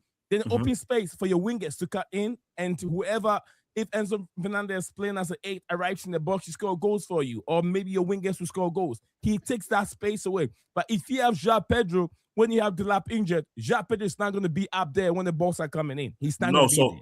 I get that point, but my point was these are the players you're going to sell at the end of the season. If we sell all those players I just mentioned, we're going to bring in new players. I would rather have another striker come in, period. Because remember, we have a mega coming in at the end. It makes sense if you say at the end of the season. That makes sense. But I was thinking about now, as the transfer window is going on. Not now. These are for the end of the season. Yeah. Okay. Because you have to remember, we got a mega coming. So I'm thinking of it like these are the players that got to go because we're going to get better players coming in. Penders is already coming in, so I'm not worried about a backup goalkeeper. We could get anybody at that point. Don't if we forget want to bring Quenda someone coming in as well. Thank you very much. Then Tosin, Badiashile definitely need to go. Jorgensen definitely needs to go. Sanchez, we need a new start. We need someone else that's going to give us a competition for Mike Penders, or someone that's going to take the position from Mike Penders and have Mike Penders slowly be a backup and gain his form. So those two will be a good replacement for whoever's coming in. Mark Guiu, we already got Omega coming in. So it's like Guiu's position will be there'll be no reason for him to be there no more. Because once Omega comes in, he ain't going to play, period. We're going to give everything to Omega. So it's like, now we got 4 strikers. Now he has to go. So I'm looking at it from a situational standpoint. Because Gittins could go, Garnacho could go, but those players, just in case any injuries, they will be good as backups. I'm not saying they're going to perform the best, but, you know, it gives us something to play than nothing, you know? Yeah.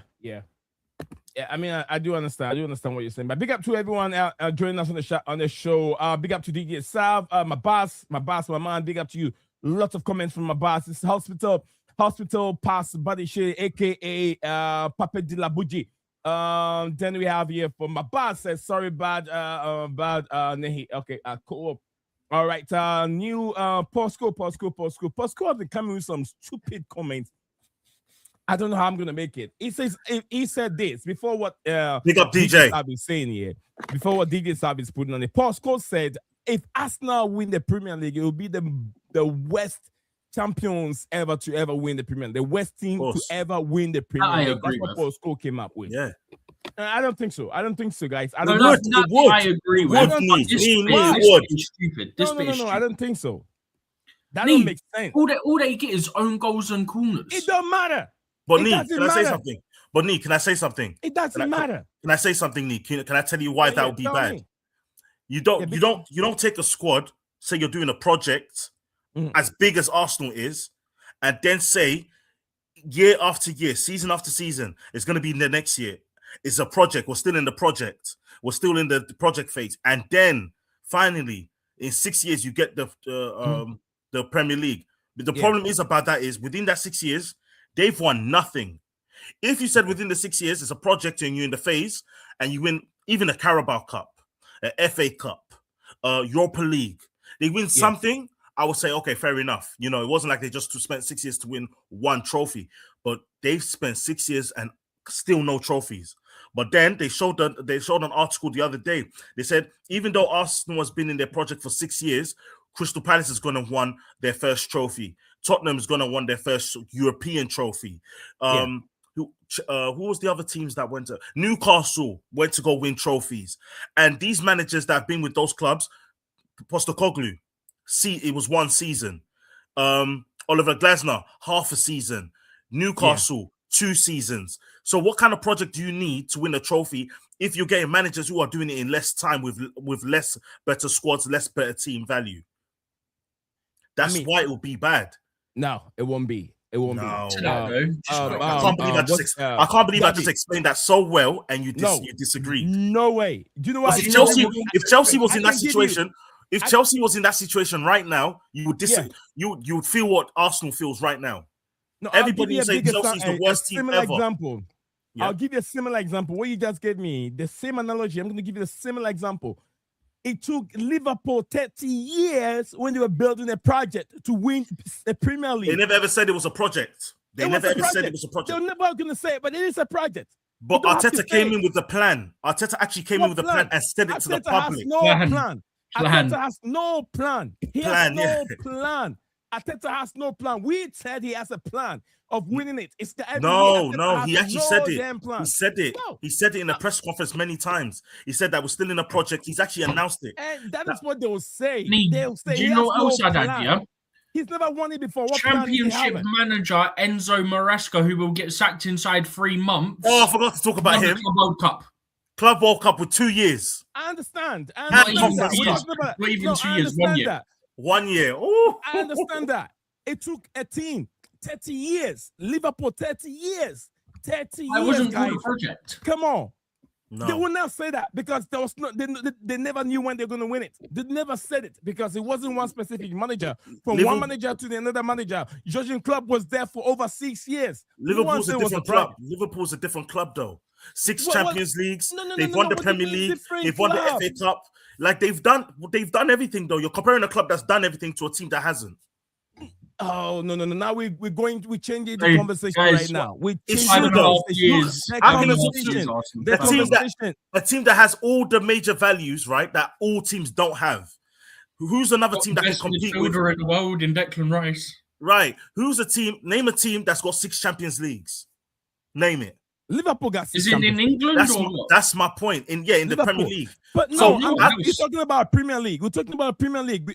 Postcode's comment is what we are reacting on, and you're giving an analogy. And I'm also giving you one that it took one team 30 years. Even let's take the other team, 20 years away from there. Let's use that 10 years. The players that they brought in the face of that 10 years, it was a project. They brought to circle. They brought Hardy Diop in the face of that 10 years and still could not win it.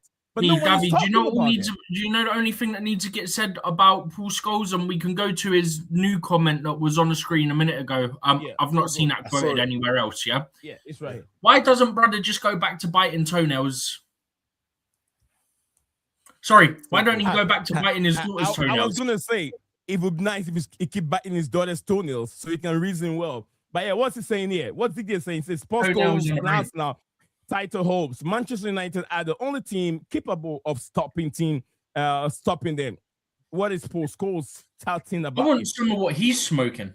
I don't know what he's talking about. Everyone is capable of stopping us now. Everyone is capable of stopping us now. Right. I don't know what he's talking about. Stop the corners. You stop Arsenal. It's not difficult. Stop the corner. Arsenal can't score. Stop the corner. That's it. Every time they've not won the game, it's because they haven't scored from a corner. Look, let's get to the main point. Get to the main point. Why is it going to be the terrible team to win a Premier League? There's no formula of winning a Premier League. If you can stop your opposition team from scoring, and if you can score goals, it doesn't matter where the goals are coming from. They're coming from. Even at one point in time, our old team, Chelsea, were playing the worst football in Europe. West football. They were not attacking. They were having 10 men, 11 men in the goalpost playing nothing football. Nothing football. And we all know that. Let's not be hypocrites over here. Let's not be hypocrites. Let's speak the truth. Chelsea did not win pretty all the time. They won ugly. We saw that against Barcelona. No, we're not saying anything, but every time they win, they score from a corner, and it's all they can do. Every time they drop points, you have to give the credit to Arsenal. They whack it on training grounds. Look at how they set themselves up, how they come out, how they head the ball. It is the credit. We have to give credit to these defenders. We cannot take that away from them. I'm not going to be a guy inside. Every time they do not win the game, it's because they haven't scored from a corner or a set piece. Look, anytime the corner is coming, you could tell it is well wet. They'll tell you. Let's say, especially when you have free kick, the way players set themselves up and take the free kick, people could say that, oh, this is well wet on training ground. Why can't we say the same thing for us now? That this is well wet on the training ground. The way they set themselves up before they move, and whoever is taking the corner knows where he has to pull the ball before Gabriel, Incampe, and Saliba have to come in from the offside position and then affect the player head on the ball. Why can't we give the credit? Why can't they give the credit? If Chelsea does it, it's miracle. Arsenal doing it, it is bad. No, I'm not taking this from any of you here. No, you Steven. No, I'm not taking any of this from you, the three of you here. No, I didn't say nothing about the game. I'm not talking about the game. Listen, what I'm saying is, it's been since 2020 since they last won the trophy. Since 2020, that's 6 years. 6.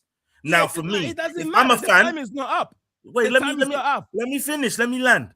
So, if I'm a fan, I'm paying the tickets. I'm going to the games every year. Christmas, Thanksgiving, during school, and I'm working too. You know what I'm saying? The team is doing good. Listen, why is it for 6 seasons I gotta watch other teams do good?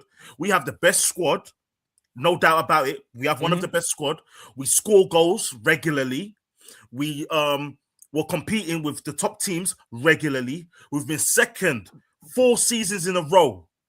So at the end of the day, we can't win one trophy. I get what you're saying, but you're speaking it from a outside watching in. Because if you go to an Arsenal fan, they don't have the same views you have. They don't say that. Some do. I've listened to some of them. They say they don't care how they win. Yeah, but some of them ahead him on that's Sunday. I'm not talking about the win. I'm not talking about the win. I'm not talking about wins. I'm saying What?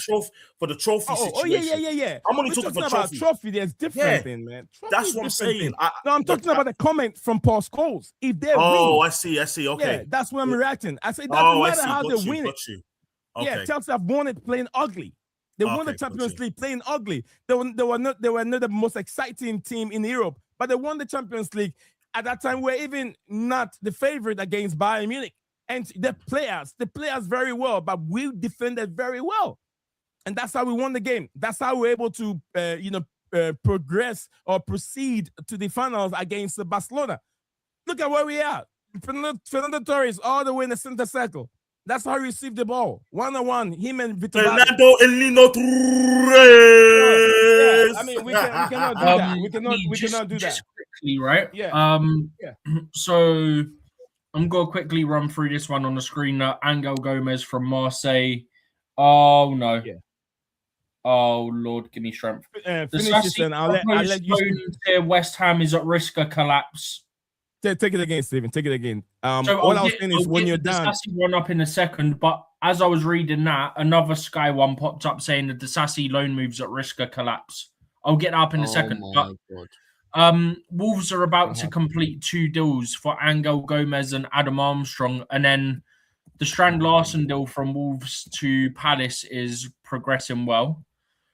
And then that's on the screen, guys. I'd also get this one up whilst I get the Disasi one up, and it's that Benzema has accepted the details of the contract. The Anselmino loan switch has just been confirmed, by the way. Damn. Yeah, I just seen that pop up as well. Yusuf, if you want to take the comments for us, please. You want to take the comments for us? Let's acknowledge our viewers and listeners that listening to us over here, waffle some, and then speaking facts at the same time. Let us know what you think, guys. Our transfer deadline day, we literally have about less than an hour, I'm sure. Less than an hour for the window to close, isn't it? We have literally about 15 minutes or 20 minutes, something like that. I'm very, very sure. So please, Yusuf, let's go. Yeah. Put it on. From DJ, don't forget Omega coming in the summer, more competition for Delap, but Gu will probably be sold or go on loan next season. There you go. He has to go. Yeah, I wouldn't mind Gu going on loan, to be fair. I still think there's a player in him. Not alone. I need him to go. When we did that, we made 3 mistakes when we did that. Do you remember what was his name? The striker we sold was it not Crystal Palace? Hold on, Davy. If we're gonna react right now, we're not gonna finish his comment. I want him to just rush through it, then we can react to it. No problem. We go through, then we can react, please. So then we can get it out of the way. Go ahead, Yusuf. Let's go. Delap was brought in as competition to Jackson, someone to put the pressure on him for the striker position or to make each other better. Gu should have been sold to Strasbourg. I mean, I feel like let's go. We can react to it right after you're done, okay? Davy, I'm worried about the striker position. We haven't had a proper striker since Diego Costa left. Got another comment from Mabas. I wish David Datcher for final was given a proper chance instead of Gu. Dusan Vlahovic on a free. Davy, all your thoughts? Davy mentioned it earlier. I think we'll get back to it. I did. What else?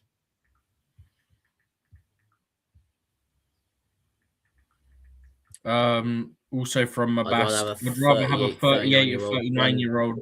Oh. Do you want me to take this one? Never mind. Yeah, you can. Yeah, Mabas just saying to put Davy left wing over Garnacho. I think he moved on quick because he quite likes Garnacho. Sorry, I didn't see Garnacho was there. You had it, and then you're like, nope. He loves Garnacho too much. Yeah, David, look at the comments coming here for regards to our project. Yeah, it's a project. Go ahead, Steven. Project Davy put the glass down. We're now 4 years into the project. We haven't won anything big like Champions League or Premier League title, even FA Cups as well. We have now gone 8 years without an FA Cup. No, Chelsea won the Club World Cup. We're world champions. Big deal. Yeah, we've won 2 trophies in the space of 4 years. But hold on a second, Steven. The most important thing is the Premier League is what we are talking about. Arsenal No, took how but long? if we win trophies, now 8 years in it. 8 No, years. no, no, Soon no, we are no, approaching no. a decade. My question was 2 seconds, specific. David, 6 years 2 without seconds, no right? trophies is Okay. a bad thing. 4 years with 2 trophies is definitely perfect. You can't look at that and say you've had a bad 4 years. And But we've got a new squad, a young squad, a really young squad, which we've had for 3 years. Okay. So you can say within 3 years we've won 2 trophies with a young squad. We're the only team in the world to win a trophy with the younger squad. Have that in mind. But also Yeah, the other thing on top of that, Nii, just as a last point on it, the whole thing about we've not won the Premier League under this ownership. Last time we won the Premier League was 2016. Oof. That was Conte, innit? 2016, I think, was when he was here. Yeah. It's been 10 years, so we can go. They've been here for 4 years. Yeah, we are approaching 10 We years. haven't won it Very for soon. like 6 years before they got here. So, Steven, before you move on, do you think we can win it before 10 years? do I think we can win the Premier League in the next 4 years? Yeah. Sorry, next 6 years. We've already done 7 years, Steven. 3 more years to 10 years. No, Since we won it. 2016 was the last time we won it, right? How many years does it make? If I can No, get- well, how many? It was 15, 16, wasn't it? Or was No, it? Yeah. it was 2016, 17. So we won. 2017. We won it in the year of 2017. 2017. So we got 3 more years. 3 more years. I think we can do it. I actually think we can do it. Yeah, I agree. Wait, did Disasi play demands? Okay. Yeah, All right. It was in the year of Go 20. ahead. It was in the year of 2017 we won it. He's Yeah. right. Okay, I stand Under corrected. Jose. I was 1 year off. No, Conte. Give me a second. Give me a second. Need Conte, to do yeah, what you got to do. I Conte. can run through these comments. Don't worry. Oh, I'm on his Wikipedia. Okay. Yeah, it would have been Conte. Don't forget Chelsea won more under Maresca than Arteta at Arsenal 6.5 years into their That's project. my point. If you're gonna say you're in a project, at least win trophies on the way. Don't say you're in a project for 6 years and not win anything, and then think you're gonna be able to because if Chelsea was in that position right now, a lot of the fans would be complaining, will be cussing out the team, will be against it. We've already seen it when we don't even do transfers, how the Chelsea fan base is. So can you imagine if we went 6 years right now and all the other teams were laughing at us? It would be embarrassing. But if you go 6 years and you're winning trophies in between that, who's gonna complain? You know what I'm saying? The project won't even look as big. Just so we could get through. This one, I think, similar to what Abast already said, but he's added Nii into it, saying, put the glass down. Arteta lacks plans and he doesn't have a good system. He's just a pound line Pep with hair and 0 major trophies. That's, do you know what? Fair enough, bro. Fair enough. But I think what's funny to me about that is saying about put the glass down to Davi when you're actually agreeing with Davi. He's agreeing, yeah. I felt that the first time. That was so loud. Yeah, no, but that was good though. It caught me off guard. That was a good one. Oh yeah, that one. You were 4 years on our Chelsea project thing. That one was against you, isn't it? But do you see? Because we win trophies in between that time, Nii, no one's saying that. Yeah, no one's realizing it's a project. You see my point? Yeah, that's something. That's a credit that they always give to Chelsea because they're always winning something. Thank you. They don't go for that long like Arsenal did to win a major. You get what I mean? And that's my point. If Arsenal was winning things in between that, no one will notice this project as long as it's been. Yeah, exactly. Right. All right. There's the update on the White McNeil one from Ornstein. Let's go. The agreement's been reached with Everton and that he's undergoing medical. It's a race against time to complete and not guaranteed. It may require our favourite word, Nii, deal sheet. Deal sheet, yeah, guys. Listen to that deal sheet. We say this all the time and they don't get it. You get a deal sheet once the window closed. Don't worry. Yeah, I'll try and find an example of it for when we need it again. Yeah, I've not seen that one before. DJ said, tell him, Davi. Tell me. He then said, come on, big up DJ. You know I'm gonna do it. Ouch. Yeah, he then said that Davi's up spot on 100%. Real Madrid have more UCL. Oh, Real Madrid have more. Are you clicking at the same time? Real Madrid have more UCLs than Liverpool. What reality you guys living on? We were talking about Premier League. That's why I said you talk about Premier League. My best. There was a reason why I asked it. That's just to Cole Palmer, so I'll skip that one because that's a conversation between them. My back said Scholes out. I think we can all agree with that one. We can all agree Breaking on that news. one, yeah, Breaking definitely. news live on BlueClouds There's Media. breaking news. There's breaking news, BlueClouds guys. Media. Breaking news. Oh, is Breaking news live on BlueClouds Media. BlueClouds Media. Breaking news. Breaking news live on BlueClouds Media. All right, so what do we have here? We have Fabric Hawkins. Oh, we already touched on that ages ago. You did. Then Yeah. bye-bye. Then I'm going. Yeah, Romano already had that one out about half hour, an hour ago. Yeah. Okay, then I'm out. I'm out. I think you were on the phone call whilst that was happening. That's Yeah, why. he was. He was on the phone call. Yeah. All right, That's true. so you guys are up to date on it. I was like, what have I missed? I normally don't miss anything. Right. Go ahead. The only way, sorry, my best still. The only way for Chelsea to win against low blocks is by spamming crosses. Period. I mean, all I'm gonna say is a certain West Ham team put a low block in the other day, and it wasn't from crosses. That's what I'm saying. Yeah. Cut back from João Pedro. I get his point. In the past, sure, but under Rossini, we've played a couple of them now. One sec, guys. And says Mabas says Achapong has to start at centre back over Mr. Hospital past Badiashile. It's not rocket science. Period. Let's not be hypocrites for sure. For sure. Well, no, for sake. Oh no. Yeah. Good. That's why I sort of censor it when I say it. Is makes sense. Because the first F is for, and then the the second one is F. Sake. Yeah. I don't cuss a lot, so I'm not really good in that period. I thought you would have still known. Let me ask you guys a question. Would you guys? Okay, no, yeah. Let's continue. There's not many comments left, I don't think. Anyway. Okay. DJ says credit to Arsenal. What?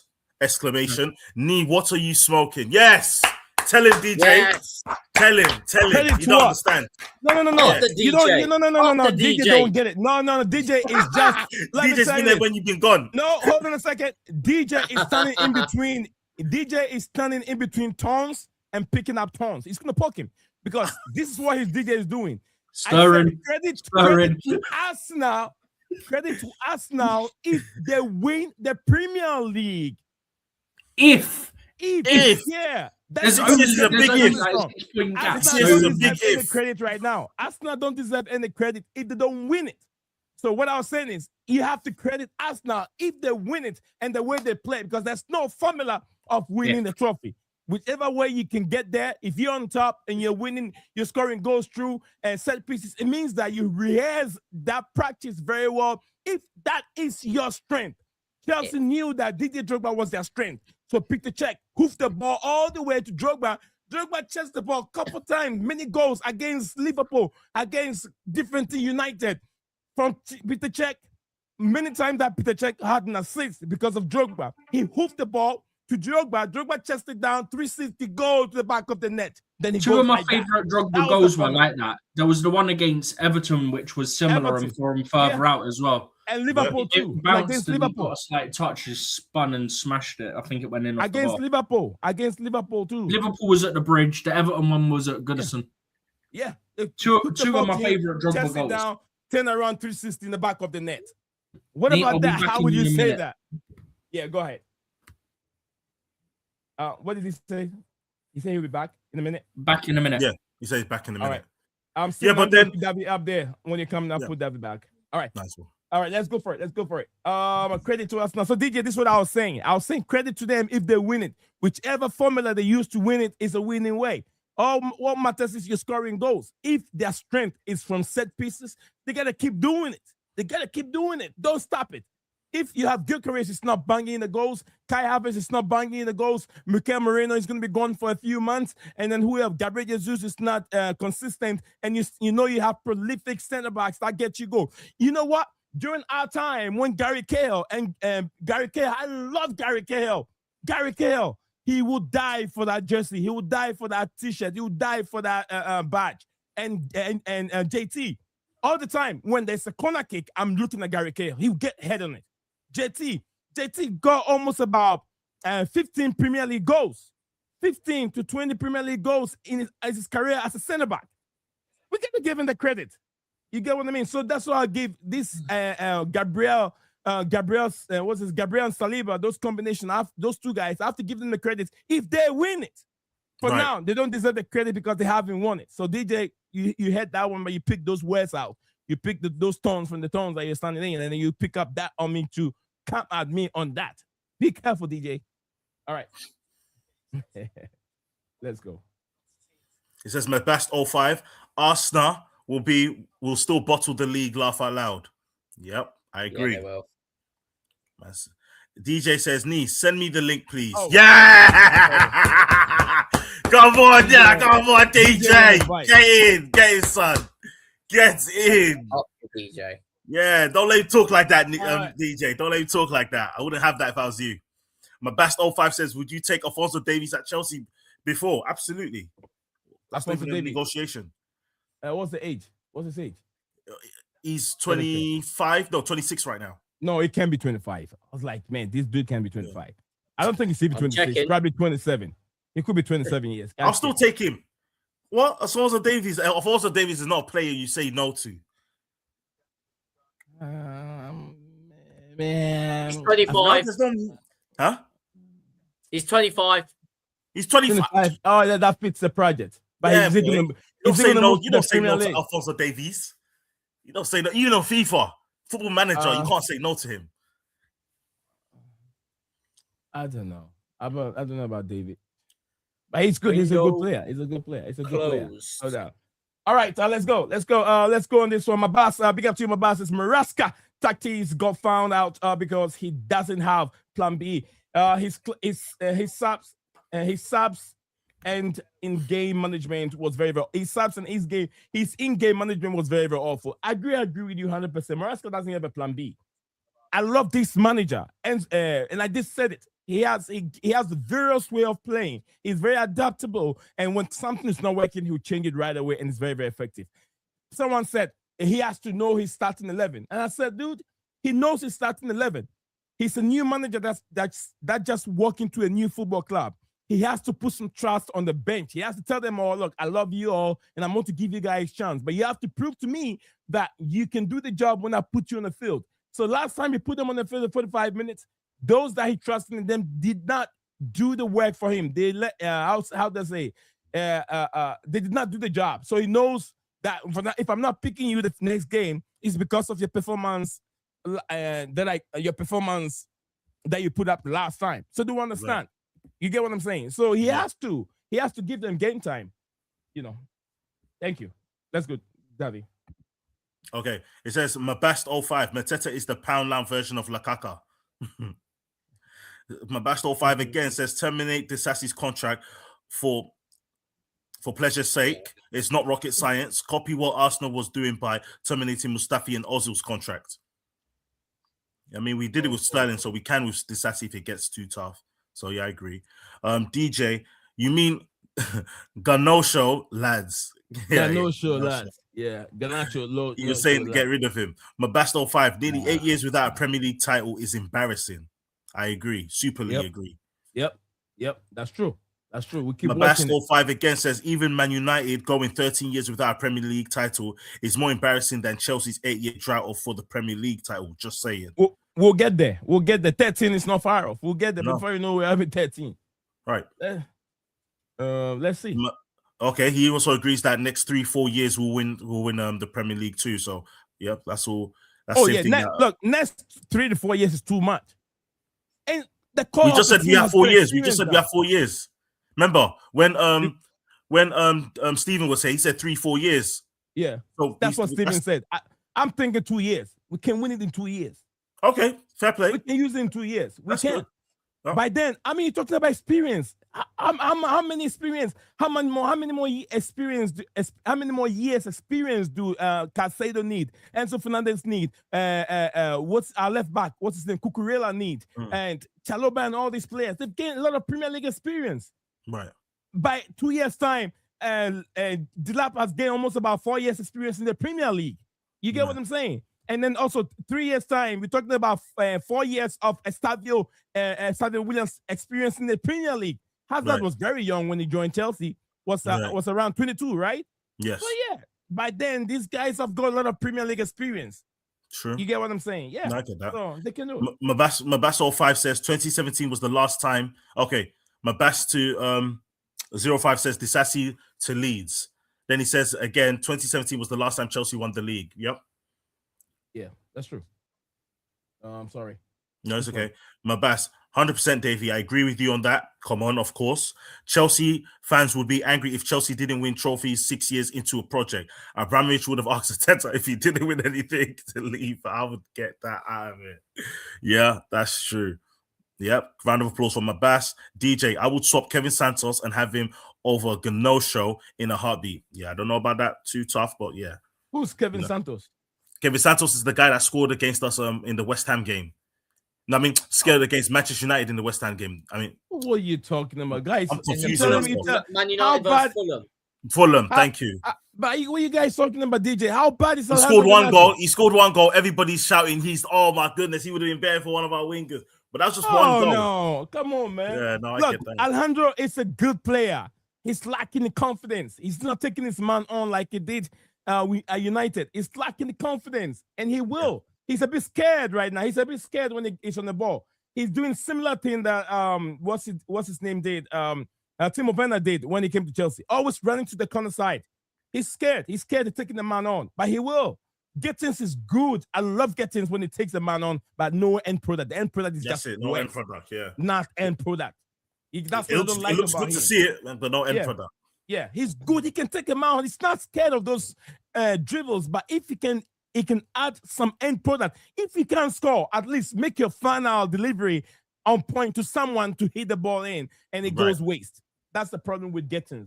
I love him, but Garnacho, I'll tell you, to be honest with you, Garnacho is a bit better than him. Garnacho, because you can tell that although he will waste chances, he's getting in dangerous positions more than Gittins. Garnacho gets into dangerous positions more than Gittins. Just go and look at statistics. Look at it. We saw those misses from Garnacho, right? How many do we see from Gittins? None. That means that his potential is right there. He just needs a bit of patience and management, and he can be better. You guys were there when he was scoring that 2 goals against Arsenal. Garnacho. So the following day when it goes bad, then we are on the player again. Come on, people. Come on. Let's have patience for these young lads. DJ. All right. Let's go again. Mabas 05 says, Akon to Chelsea. Who says no? I don't know who that is or what he's referring to. All right, so another one coming in from Sammy McBell, whatever his name is. He tweets from Isaac Cancella. Let me put that on the screen right now if I can. I love it if I can. On here. BlueClouds Media. Breaking news. All right, this one, yeah, it BlueClouds says, Media. It says Crystal Palace agree alone with obligation deal to sign Dwight McNeil from Everton. Deal sheet submitted to complete the transfer. Let me explain again. When you talk about deal sheet, it means that with the deal sheet being submitted, if the transfer window closes, this deal will still go through. Okay, yeah. Potentially. They were speaking about that before the window closes. So that is it. If you talk about deal sheet, that has been done already. So Dwight McNeil doesn't have any much problem. Within an hour time after the window closes, you still have time to get this thing over the line. So yeah, thank you very much on it. I hope it's well explained to you guys. I've got the example. I'm just going to get up in a second. Yes, sir. Yes, sir. DJ says we beat low block on West Ham and Napoli in the second half. That's what I was saying. Yeah, DJ, wait, before you greet us, DJ, wait, you're not in yet. You're about to be in. Are you ready, DJ? You ready to be in? Give me a thumb up, DJ. Give me a thumb up. Good. All right, give me a thumb up. DJ is in. DJ is in here. DJ, what's happening, DJ?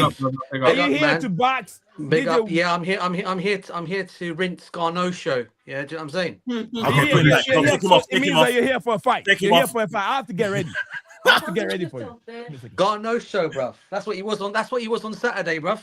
He left poor Hato exposed at the back on Saturday. No help whatsoever, bruv.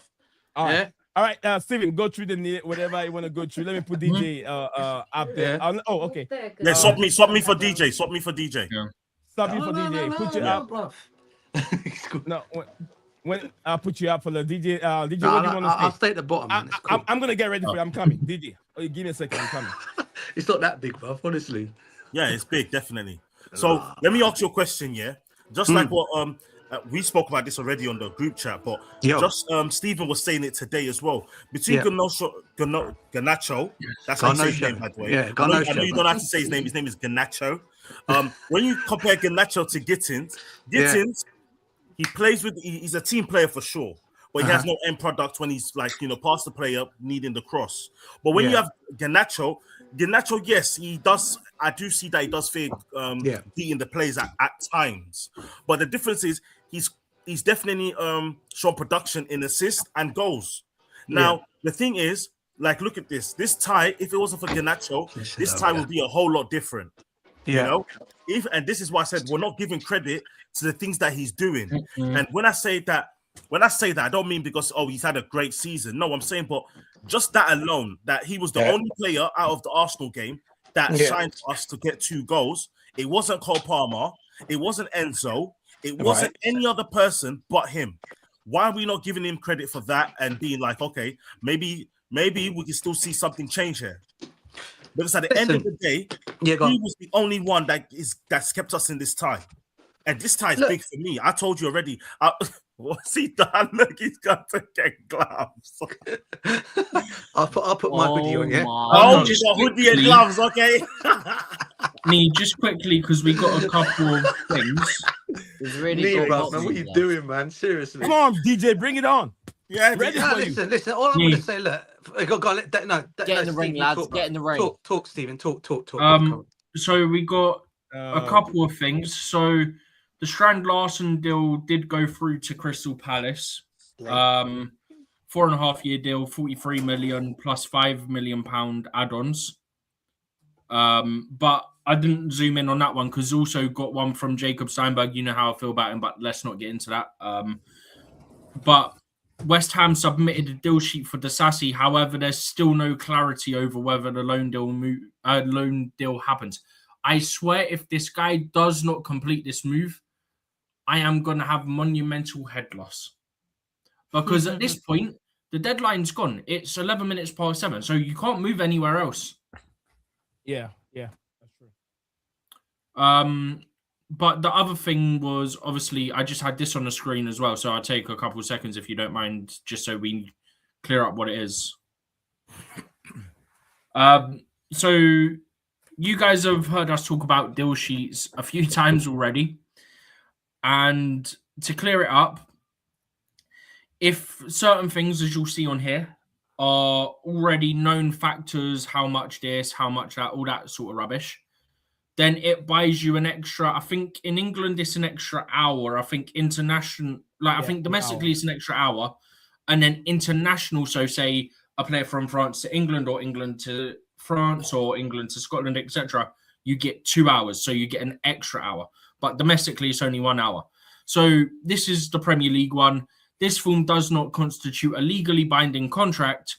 Clubs and players are required to complete all relevant rules and regulations of the FA, Premier League, and FIFA, which relate to player transfers and contracts. And you see it here. We, the undersigned, declared that negotiations for the transfer loan of player, so then you'd put the player there, from transferer club, so from an insert club to insert club, have been concluded prior to closing the window. Compensation fee is payable, and then you'd put whether it's pound, euro, or dollars to be paid, amounts and dates of payments, and then you put how much and when, basically. So this much guaranteed, this much in contingent payments. I presume that means add-ons. So this is the sort of stuff they got to fill out for the deal sheet. Just so we're quickly clear on that, I'll keep it up in case we need to refer back to it at any point. But this is the sort of thing that has been submitted for Axel Disasi to West Ham on loan. This is the sheet that would have been submitted. So it'd be undersigned declare negotiations for Axel Disasi from Chelsea to West Ham United have been concluded prior to closing the window, and then whatever compensation or whatever there is, and then how it'll be paid. But it's a loan, so I don't know quite how that'll work. There's probably there's a loan fee, so that I presume will go in there. So yeah, all right, just so thank we're you very clear on much that. for the explanation, and guys. I hope that a lot of you will understand this by now. The deal sheet is well explained. And DJ, take us through the transfer deals right now. And I know you have some options that you think that Chelsea could have covered those players within this window and never happened. What do you make of these? The Jeremy Jacquet situation? What goes through your mind? And tell me, why do you think the club did not sign him? Is it a good thing or it's not? What's your thoughts on it? I think for me, look, I think for me, the reason why I said, I mentioned it earlier on in your stream when I said to you in your comments, I said about we couldn't even get to bring him in, is only because I guess we were all briefed, you know, before the window opened up that they were going to look to bring some players in. And the more this thing the more this thing dragged on with Jacquet, right? I kept on thinking he's not going to happen. I mean, I was at the game on Saturday, and I was talking to my dad, and we were talking about it. Just happened to be half time when we went to go on relaxation and get our drinks, whatever. We were just talking about. Do you think we're going to make any? I said to my dad, "Do you think we're going to make any signings during this transfer window?" I said, "Dad," and he goes, "I'll be real with you, son. I don't think we're going to do anything. You know, it's just the way it was all shaping up and the way it was going." And obviously, then we were hearing, and when you heard that Bayern Munich were in the mix, you were hearing that Man City also were in the mix at one point, and also you also heard then Liverpool came into the mix. Now Liverpool just came out of nowhere for him right here, because I saw it was mainly Liverpool, according to Romano, have been there since basically the start of the window. By the way, but I never in the beginning, bruv. I didn't know that in the beginning. As far as I was aware, it was none of us knew. It was Bayern Munich. First we heard was Chelsea. Chelsea. Then Bayern Munich was mentioned, and then I saw a couple of weeks ago, there was something going on about saying Manchester City was showing interest in him as well. And they had something, they agreed on a 6-year contract or a 6-year deal or something like that. And I thought, okay, this is an interesting, so what are we going to do here? So I'm thinking the more and more this was all going down, I kept saying it's not going to happen. And, you know, and I said from the very beginning, we were not going to sign anybody in this window. If we're going to do anything, we're probably going to end up bringing loan players back. Right, yeah, and that's exactly what we've gone and done. I mean, we've obviously brought Assamino back from Borussia Dortmund.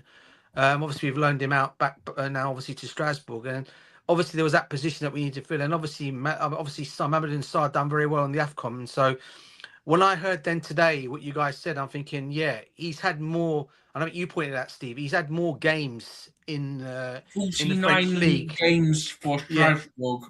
Yeah. For Strasbourg compared to 30 for Jacquet for Rennes.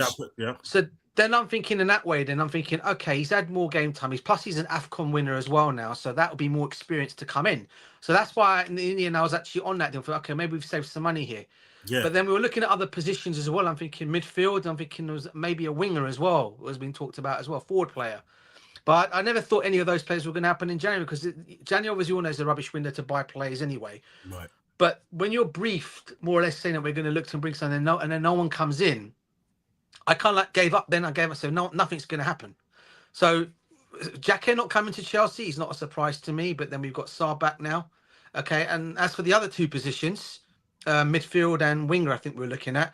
I wasn't thinking that would be something you can do in this window. I mean, there were a lot of rumours going around about some wingers that we were looking at, but names were never mentioned. So I don't know who they were even looking at. And also for the midfield as well. Again, I don't know who they were looking at. I know there was talk of Douglas Luiz.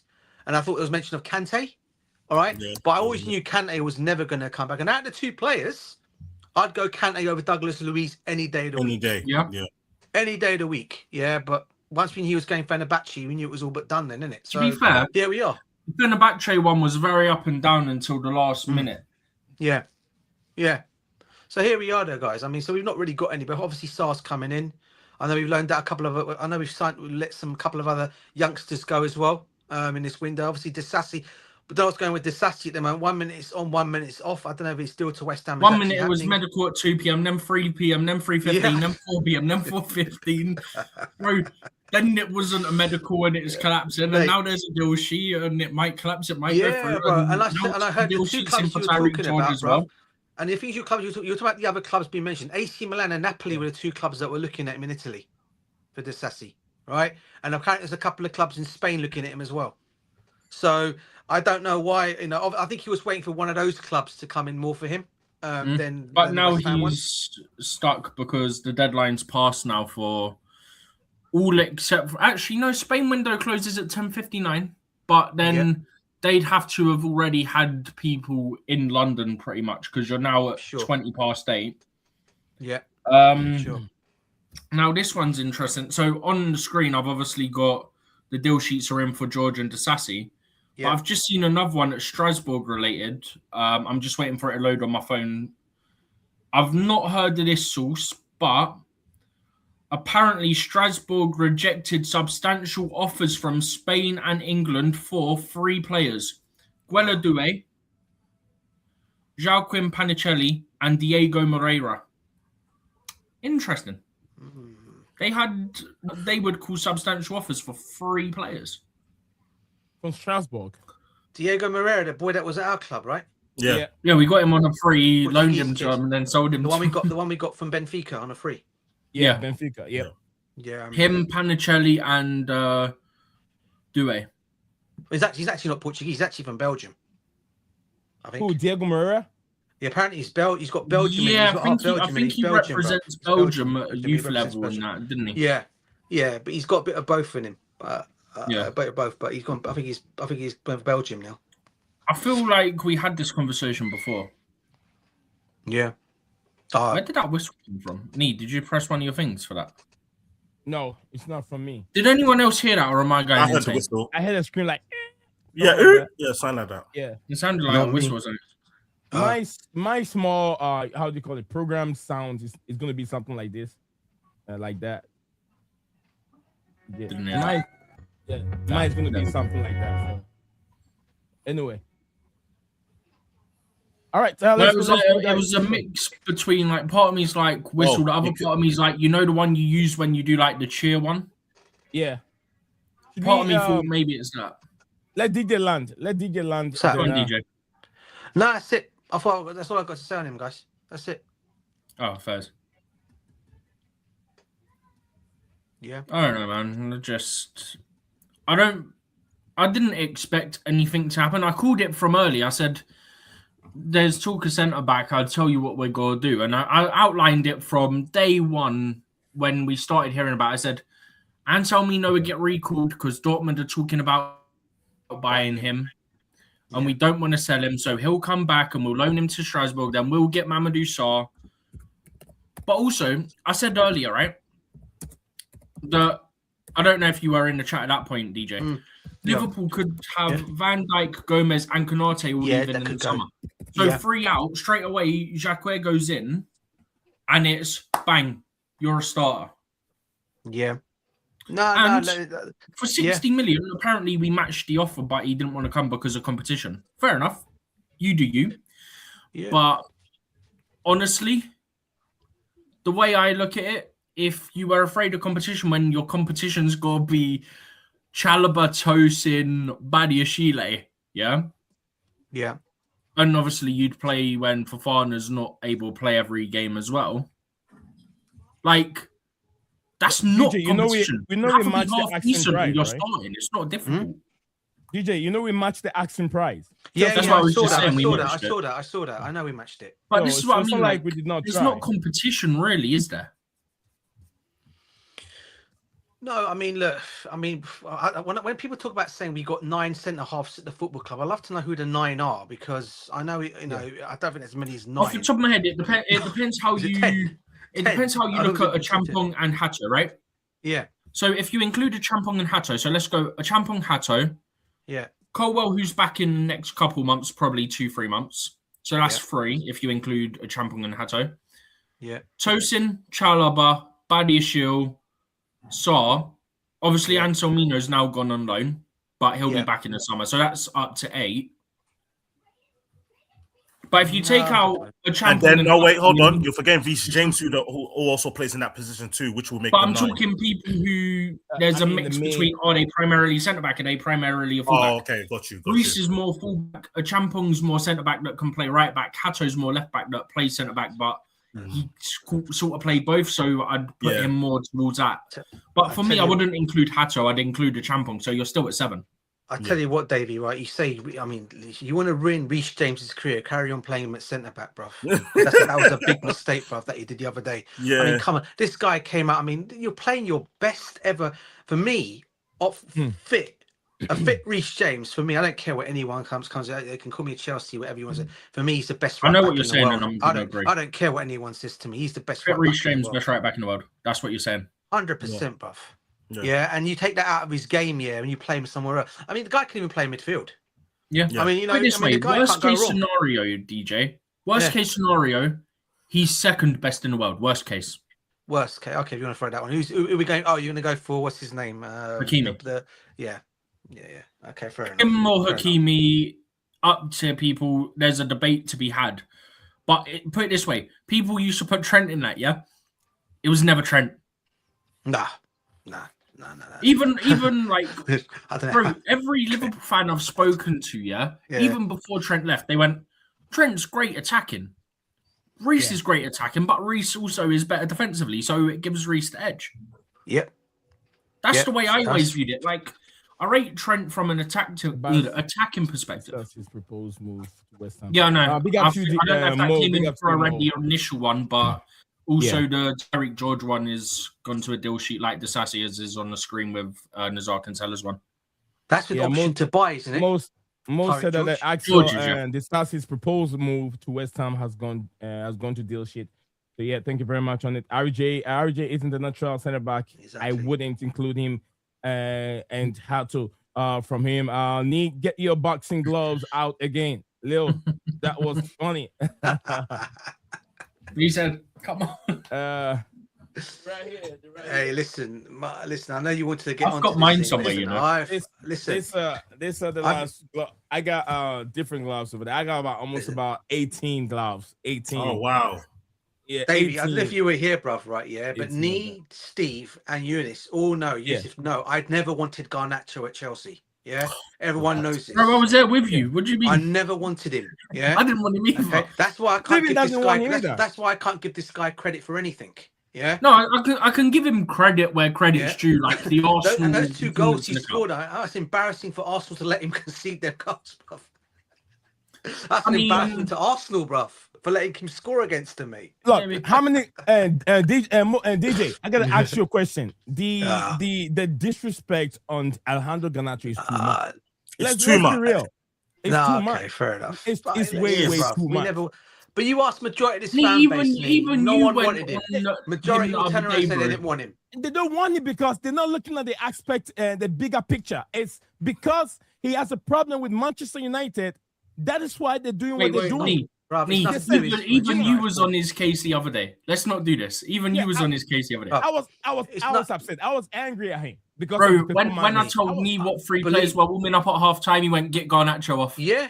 I mean, and listen, Nii, it's nothing to do with his attitude, bro. Look, listen, we all know what his attitude was at United, right? It's not about that. I knew when we were getting him, that was going to be an issue. That was an issue anyway. Why would people disrespect him before kicking the ball at Chelsea? Why would they? You know what it is, look at the number of goals he's scored so far. This lad did not play a lot of football. I think what it is, Nii, right? And Manchester United. He never played people are living off, bruv. I'll tell you what, you were telling me people are living off saying he's whatever. I think what people are living off, because he scored that spectacular goal against Everton, everyone's, Garnacho's the man, man. He was there to score. You know what I mean? He was there to score it. But if he missed, you would have insulted him if he missed. So he scored too, he's not getting credit. He missed, he's not getting credit. What can he do to make you happy?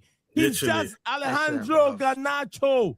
What can he do? Gettins is doing nothing at all. But none of them are, bro. If you were to ask me, bro, I'll see them both go. I'd rather them both go and then keep. I'd have kept Tyreek George there, mate. You can't do that. And every young player that comes to the football class got to go because none of them are really playing exceptional football. I'd have kept Tyreek George ahead of him, mate. If Quenda was fit, I'd recall Quenda, but he's injured.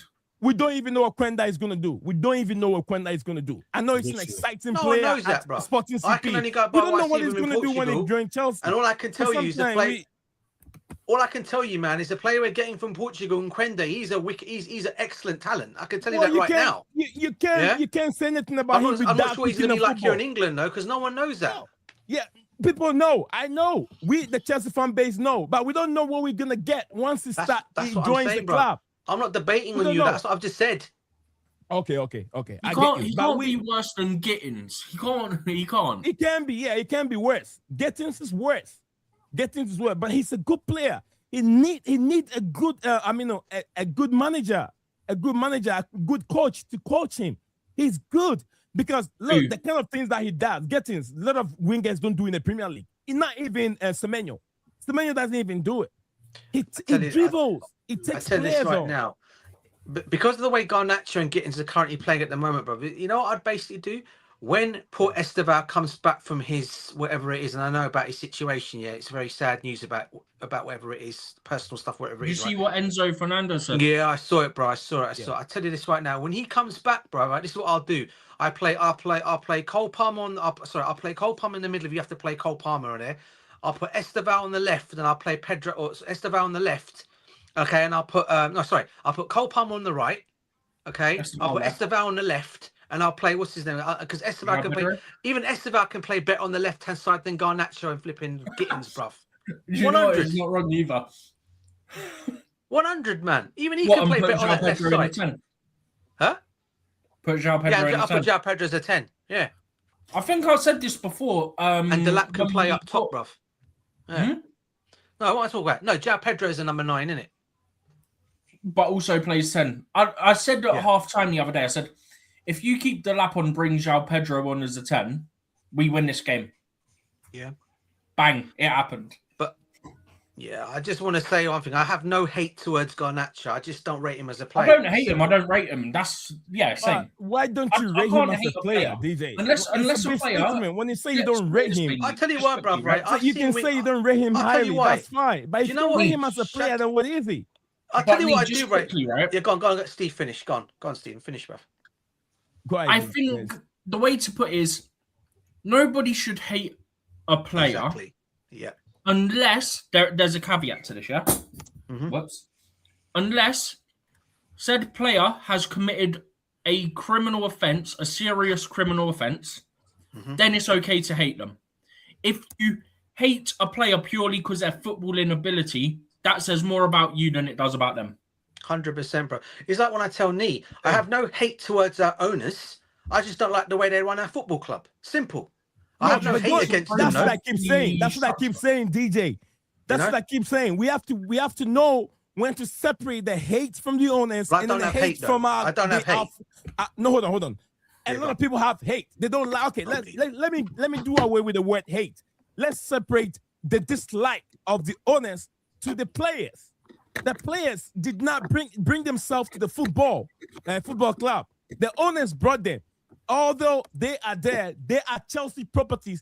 The owners don't own these players. They bring them there. It is our property. If we don't wish them well, they play badly. It go against you and I.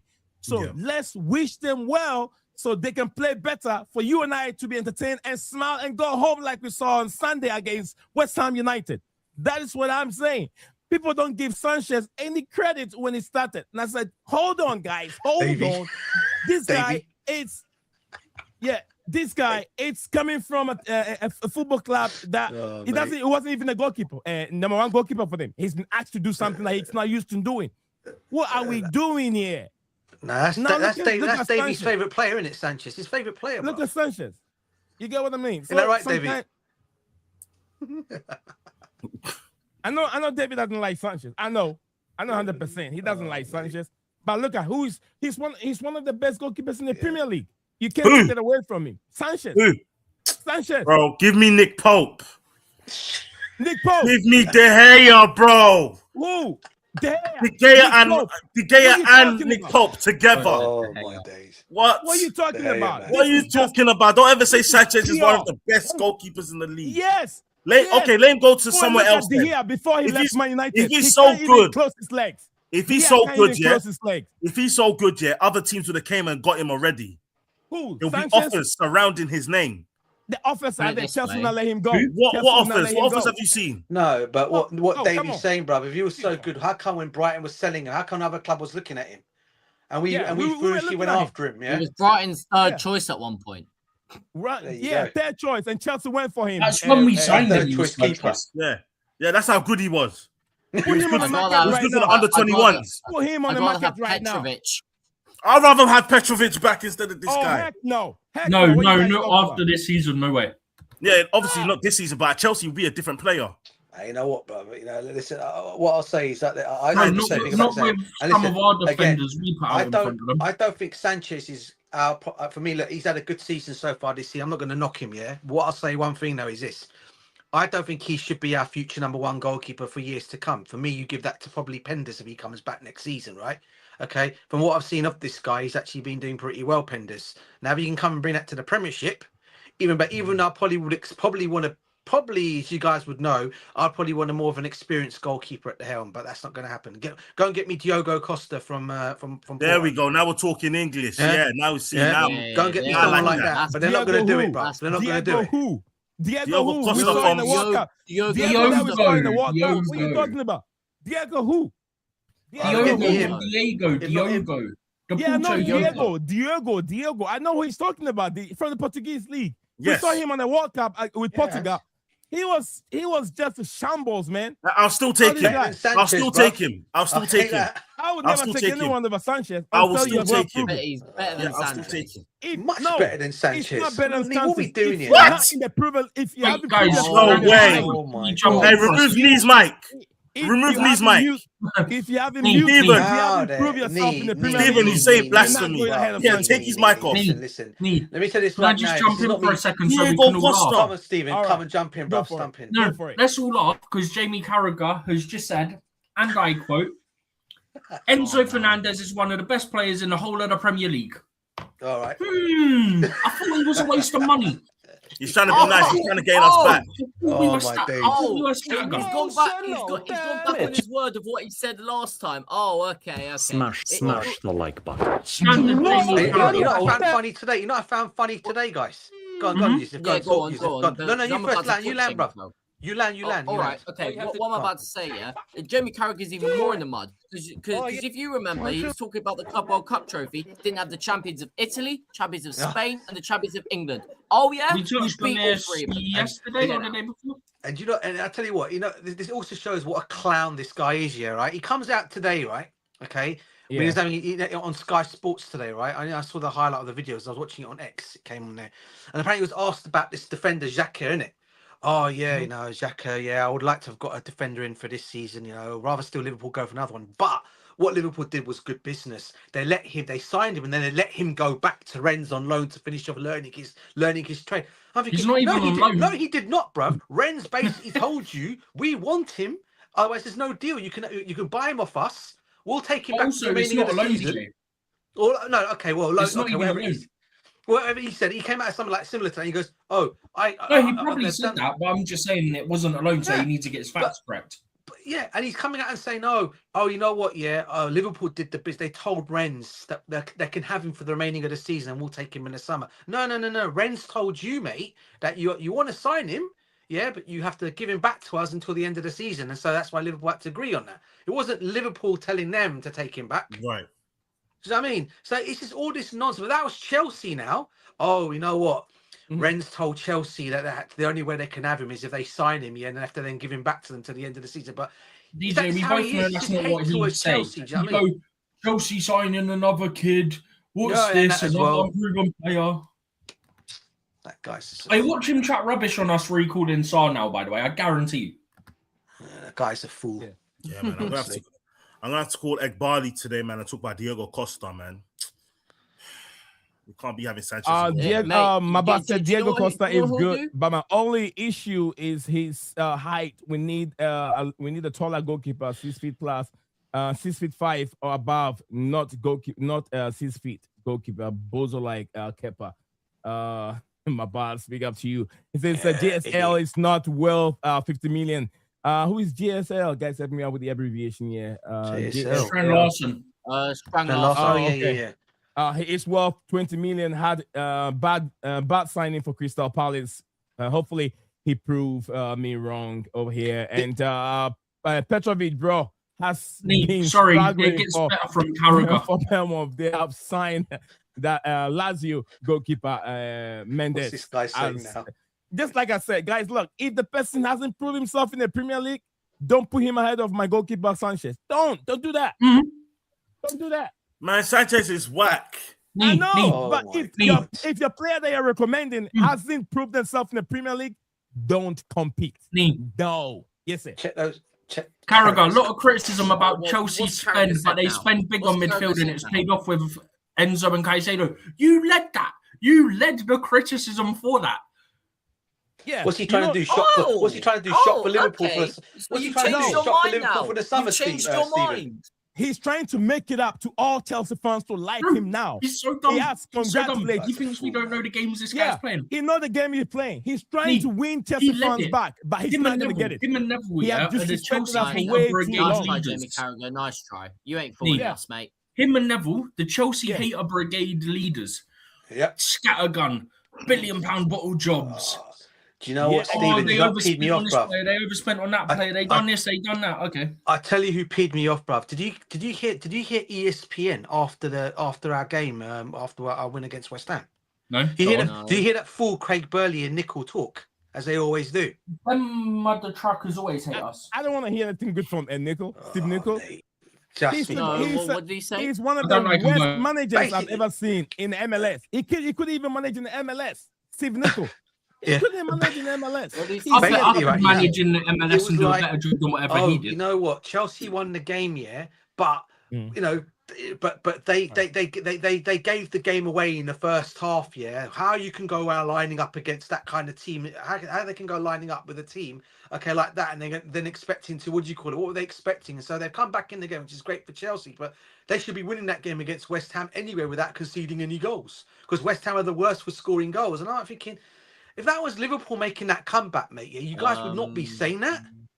I cannot say what I want to say about what certain people in the media would do if it was Liverpool, because we'd get in a lot of trouble. 100. But let's just say it is not appropriate for YouTube, and there'd be a lot of demonetization. Let's say rear end, you know what, when it's Liverpool. Yep. Because whenever it's Chelsea, negative. Hate, bro. Mate. You see the stuff. He said that for fun, a complete low move to Strasbourg. Chelsea just confirmed. Yeah, I had it on the screen a second ago before all this Carragher BS started coming out. So how long is Amiga out for? For 4 weeks, 5 weeks? Who? Amiga. Emmanuel. I'm not so sure of it. I know he's injured, but yeah. He will be better if we have him now. Do you know what, bro? Better for us. There's talk that him and There's talk that him and Liam Rosenior had a fallout because he threw a bottle at him. Yeah, that was all fake. He threw a bottle at him, yeah? Bro, the club literally had to come out and say it was fake because of all the reports. It's so dumb. Was it true? That, Stephen, right? Was it true? No, he's talking that he gets the bottle and the manager's talking, he goes, slashes at him. Can you imagine that? Bro, that's my PE teacher. All I'm saying, is if that was really the case, you would have heard about that stuff a lot more than what you did. Nah, 100. I don't believe it. He's coming to Chelsea anyway in the summer. We know he's coming in, don't we? Obviously, Quenda's the other one coming in. Do you know what would be hilarious? He comes into Chelsea, he gets a few starts and he bangs goals for fun, and everyone will go, mate, that'll be my dream, everyone will go, he's got a problem with a receiver. Does he? That'll be, you know what, if he comes and scores goals, because that's what we're lacking at the moment. I mean, listen, to be fair, João Pedro's picking up now. Mate, he's been brilliant, isn't he, João Pedro? I mean, I think he's getting over his injury issues from the start of the season. No, it wasn't the injury issues. He was not managed well by Enzo Maresca. No, there was.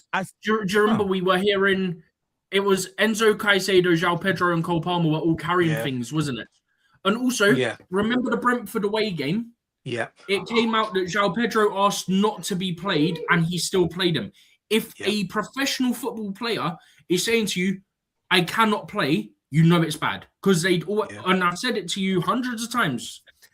A player is always going to say to you, unless they're physically almost impossible for them to play, they always go, Gaffer, I can play. Put me in. If he's literally going to you, I cannot play, and you've still played him, then I'm just saying there's something not right there. I mean, no, not really. I feel like it depends on the circumstances. Why is he saying he's not want to play? You know, because I feel like the manager would have to know that, like, oh, boss, you know, I think I got an injury. You know, I'm not too sure. I think I might have picked up or not. The physio, the medical team, they're gonna do their checks, check it out. Let the manager know, hey, he's fit to play, but it's up to you if you want to manage this. We found this. Manager has to make the final decision and then say, yeah, we're still going to play you this game. We need you. So we're going to play. The medical team has come out and said, yeah, you're fit to play. So, you know, we're just going to make sure it's going to be under, you know what I'm saying? So under that duress. But if a player now maybe had a late night last night, he was with a birdie and he was drinking, you know, some of the beers and came in the next morning and said, hey, you know, coach, you know, I'm not feeling so good. Yeah, I'm going to play you then. We're going to play off that drunkenness. You know what I mean? Well, no, agree, but and I don't, and I mean, this is what I'm trying to say. I mean, because if you remember when that injury had happened to him, apparently it was when the first injury he got. I do believe it was in the beginning of the season. I think it was the first international break they went away for, and both him and Esteval came back feeling sick or something like that. Yes, they had the flu or something. Because they played at altitude, didn't they? Yeah, they did. And I didn't think Pedro. I didn't think he was. After that, his game kind of like went off after that. So, yeah, I mean, listen, he's back. He's banging in goals now for us, mate. And long may it continue, bro. Because I think when he's in that team, he really causes problem. That goal, I mean, you guys were at the bridge on Saturday. I'm sure that goal, mate, was just what a header that was, mate. I mean, for sorry, I'm getting more things from Carragher, so I'm too busy laughing. Oh, that's all right, bruv. Yeah, Karen, what's he saying now? Well, for Fafana cross, finish with that DJ because I was liking that. Yeah, I mean, that cross and that header, the way he's gone on the side and just gone like that, and he's put it on the side of the goal. What a goal that was, mate! Honestly, finish. I actually thought that I was actually feeling that Fafana should have taken a shot. You know, really? I would have preferred him to take a shot and see if it goes in. But when he crossed it, I was like, okay, what that cross reminded me of? Do you remember? I think it was earlier this season, Or it was either earlier this season or it was last season. The seasons merged together because of Club World Cup for me. Do you remember when Reece stopped himself, done the spin, and then whipped the ball in? Oh, he played the same sort of pass, but he done it whilst he was Yeah. It was against Man United last season. I remember he spanned Garnacho. Oh yeah. Yep, it was good. Hey, you guys gonna get my brother's name out of your mouth. Whose mouth? Whose name? Who are you talking about? Garnacho. Oh, my brother's name. Oh yeah, I know him. I know about him. Your mouth. Garnacho, bro. Yeah, I know about him. Guys, he's an Argentinian winger we got at Chelsea. Garnacho. I want to ask you guys this question. What do you make of who do you think could be the best left back right now in the world? If you're best left back in the world right now. Best left back in the world. Cucurella. Davies. Alphonso Davies is there. Alphonso Davies is one of them. What Alphonso hasn't played much football compared to Cucurella in the past. Listen, don't forget the Portuguese boy at PSG. Nuno Mendes. Nuno Mendes. Nuno Mendes. Where was Nuno Mendes in the Club World Cup finals? That's a tough game. Everyone can have a bad game. That's only one game. It's not only one game. They all started the finals at the same time. But they all played bad. The whole PSG squad was rubbish. Only because we made them look ordinary in that game. Okay. But this is why I said, if we're going by game, this is why Alphonso Davies will stand on top. Because when we played them, they definitely couldn't, we definitely couldn't do neither against his side. No, he was injured. He didn't play. But I'm saying, even if he was playing, we still would have never done nothing. Do you know what? We were linked with him, Davy, before. You know that, Alphonso Davies. Well, then Cucurella has to be in the conversation. 100% Cucurella has to be in the conversation. He'll be second. He'll be second. That's where I was building the point. He'll be second to Davies, for sure. Davies has got everything Cucurella hasn't got. This is why I said... He's got vision. He's got dribbling. He's got pace. He's got injuries. Yeah, he's got attacking. He's got attacking mindset. Like you would have thrown that one in there. Yeah, but even if you say with the injury, he's still much more of a better player than Cucurella is. I had to do it. Davi, he's got injuries. Added to it. Yeah, even with that, he's still better though. He's excellent. He's world class. He's world class. Like, we can never ever. Davi's not getting what we're saying. He's not getting it. We're trying to add more. I think he gets statistics. Yeah, he's just ignoring it. Yeah, I'm definitely ignoring it. Yeah, no way.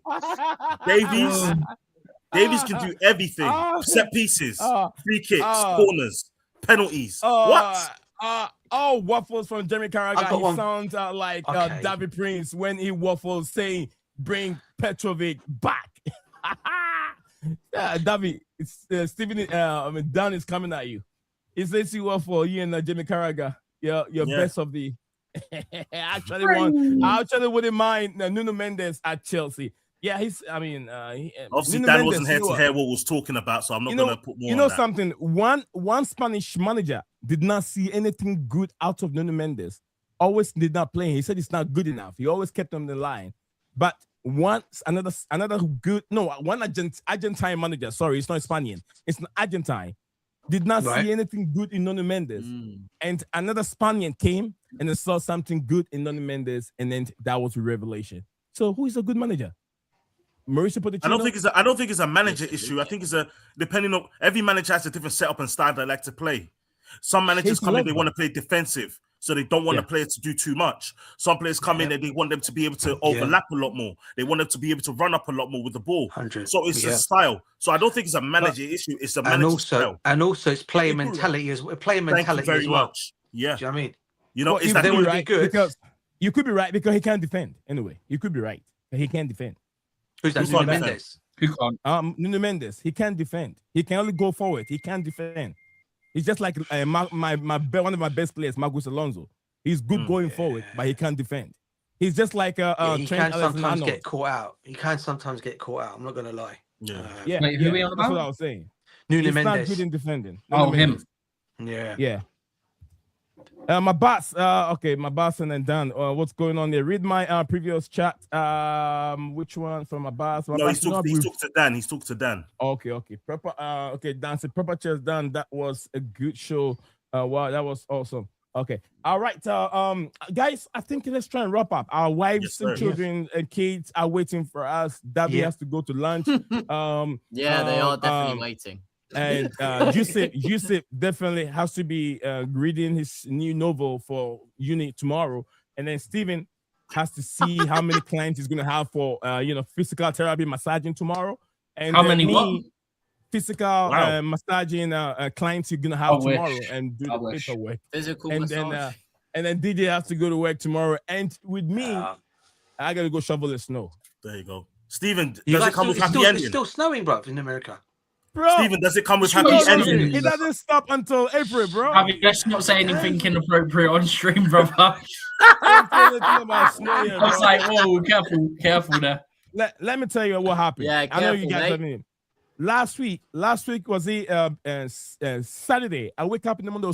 It's about 1.5 inch, not inch, sorry, 1.5 feet of snow on my door.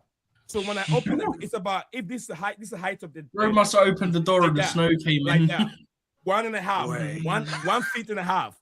So when I push the door, it wasn't open. I have to force to push it. Then I have to shovel that way, my dog to the steps way.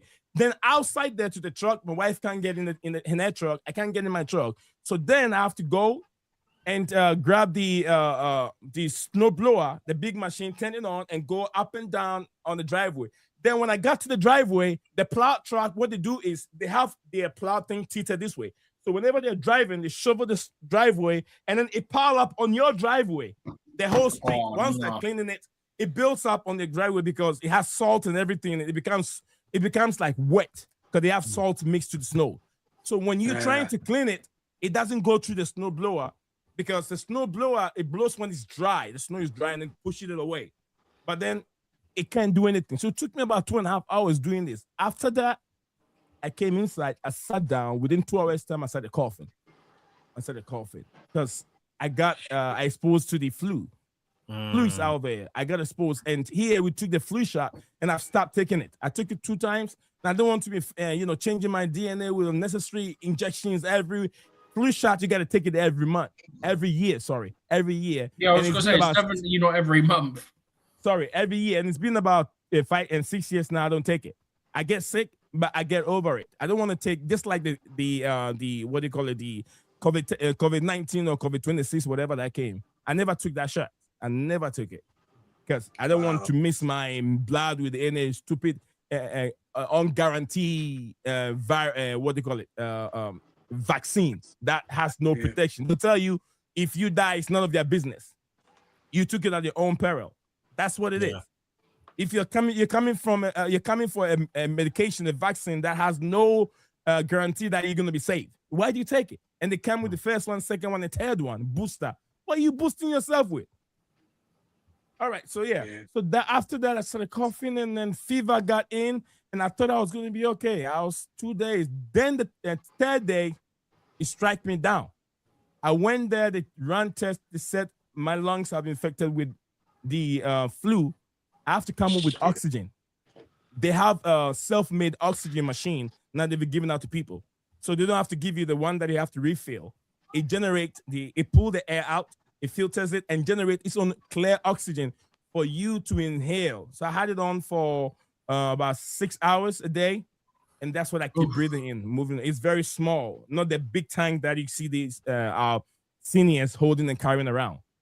Yeah. So that's what I was given, and the cough was very severe. The fever went down after 2 days, but the cough wouldn't go away. And the doctor, I went back to the doctor. He said, "You don't have to take any more medicine. It's not going to help. You got to let your body fight the virus out, the infection and everything naturally." And it took about 3 days. So yeah, it's not easy over here. The snow is just crazy. Even sometimes in the summer, we can get snow. This is West Michigan. Yeah. So it's very bad. My brother over there is very lucky. He doesn't get snow. Mr. Chicago. Isn't it Chicago? He doesn't get snow. David, do you get snow? No, sir. Yeah, good for you. Good for you. Unfortunately, San Diego, the snow, the weather's too hot for snow to come down. Yeah, good for you. My back, I'm even turning into an old man because I got a shovel. My back is killing me, bro. My back is killing. Even pushing the machine all the time.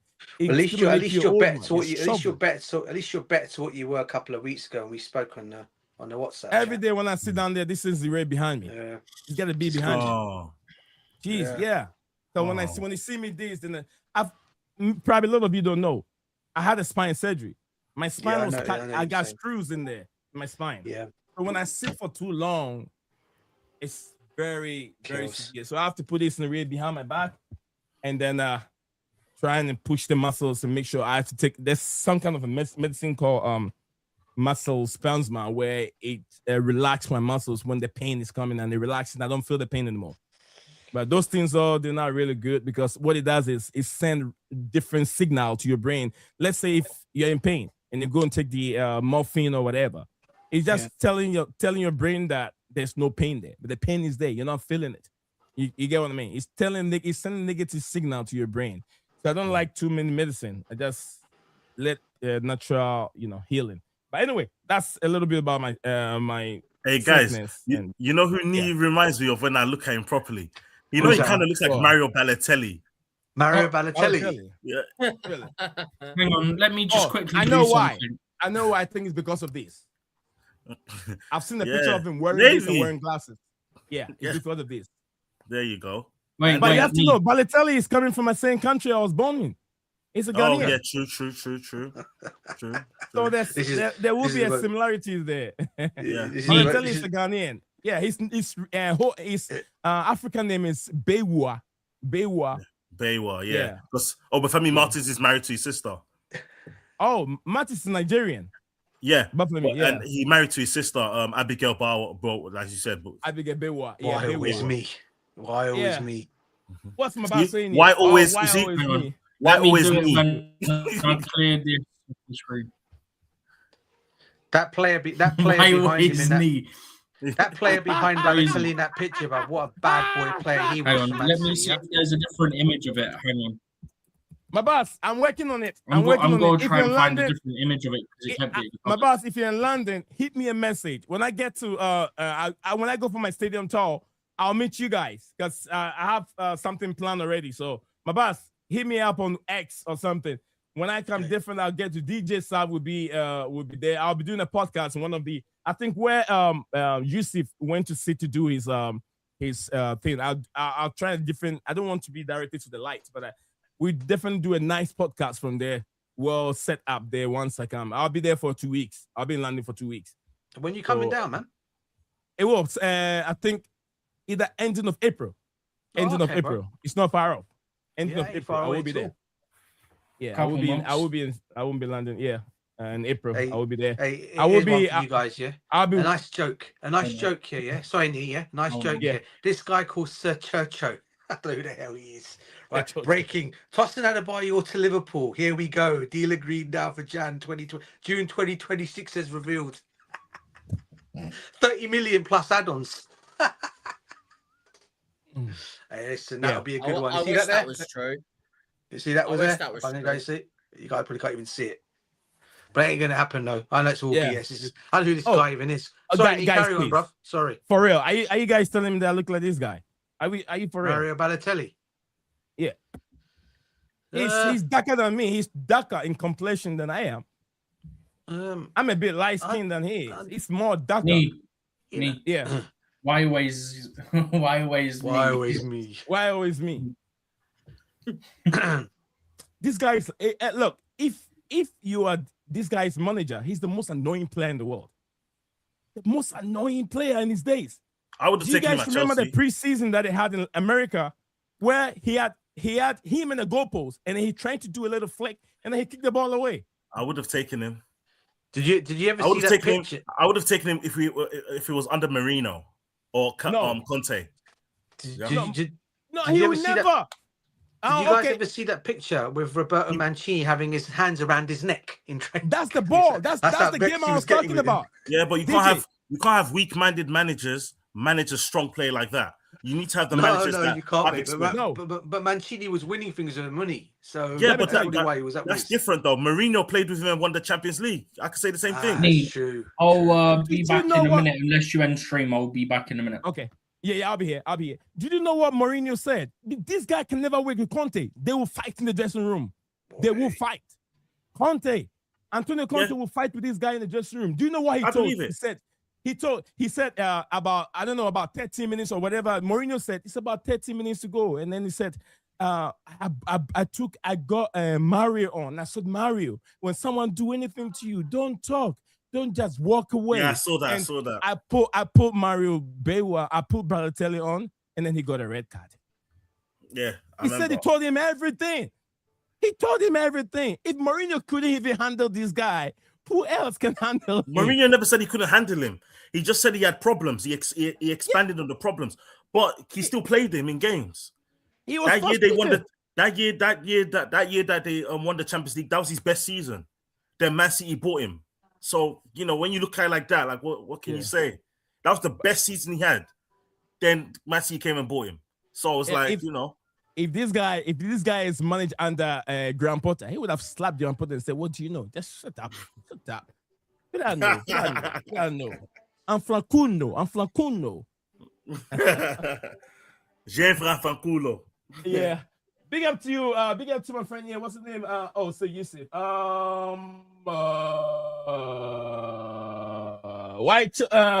always Nii? Who is that? Let me get the name. He says, why always Nii? And then big up to Alpha. Big up to Alpha. Guys, you guys miss Alpha. Alpha Draconis. Big up to you, Alpha. He says, big up the panel, enjoying the chat and rank of opinion. Nii. Nice jumper. Big up to you. Thank you very much.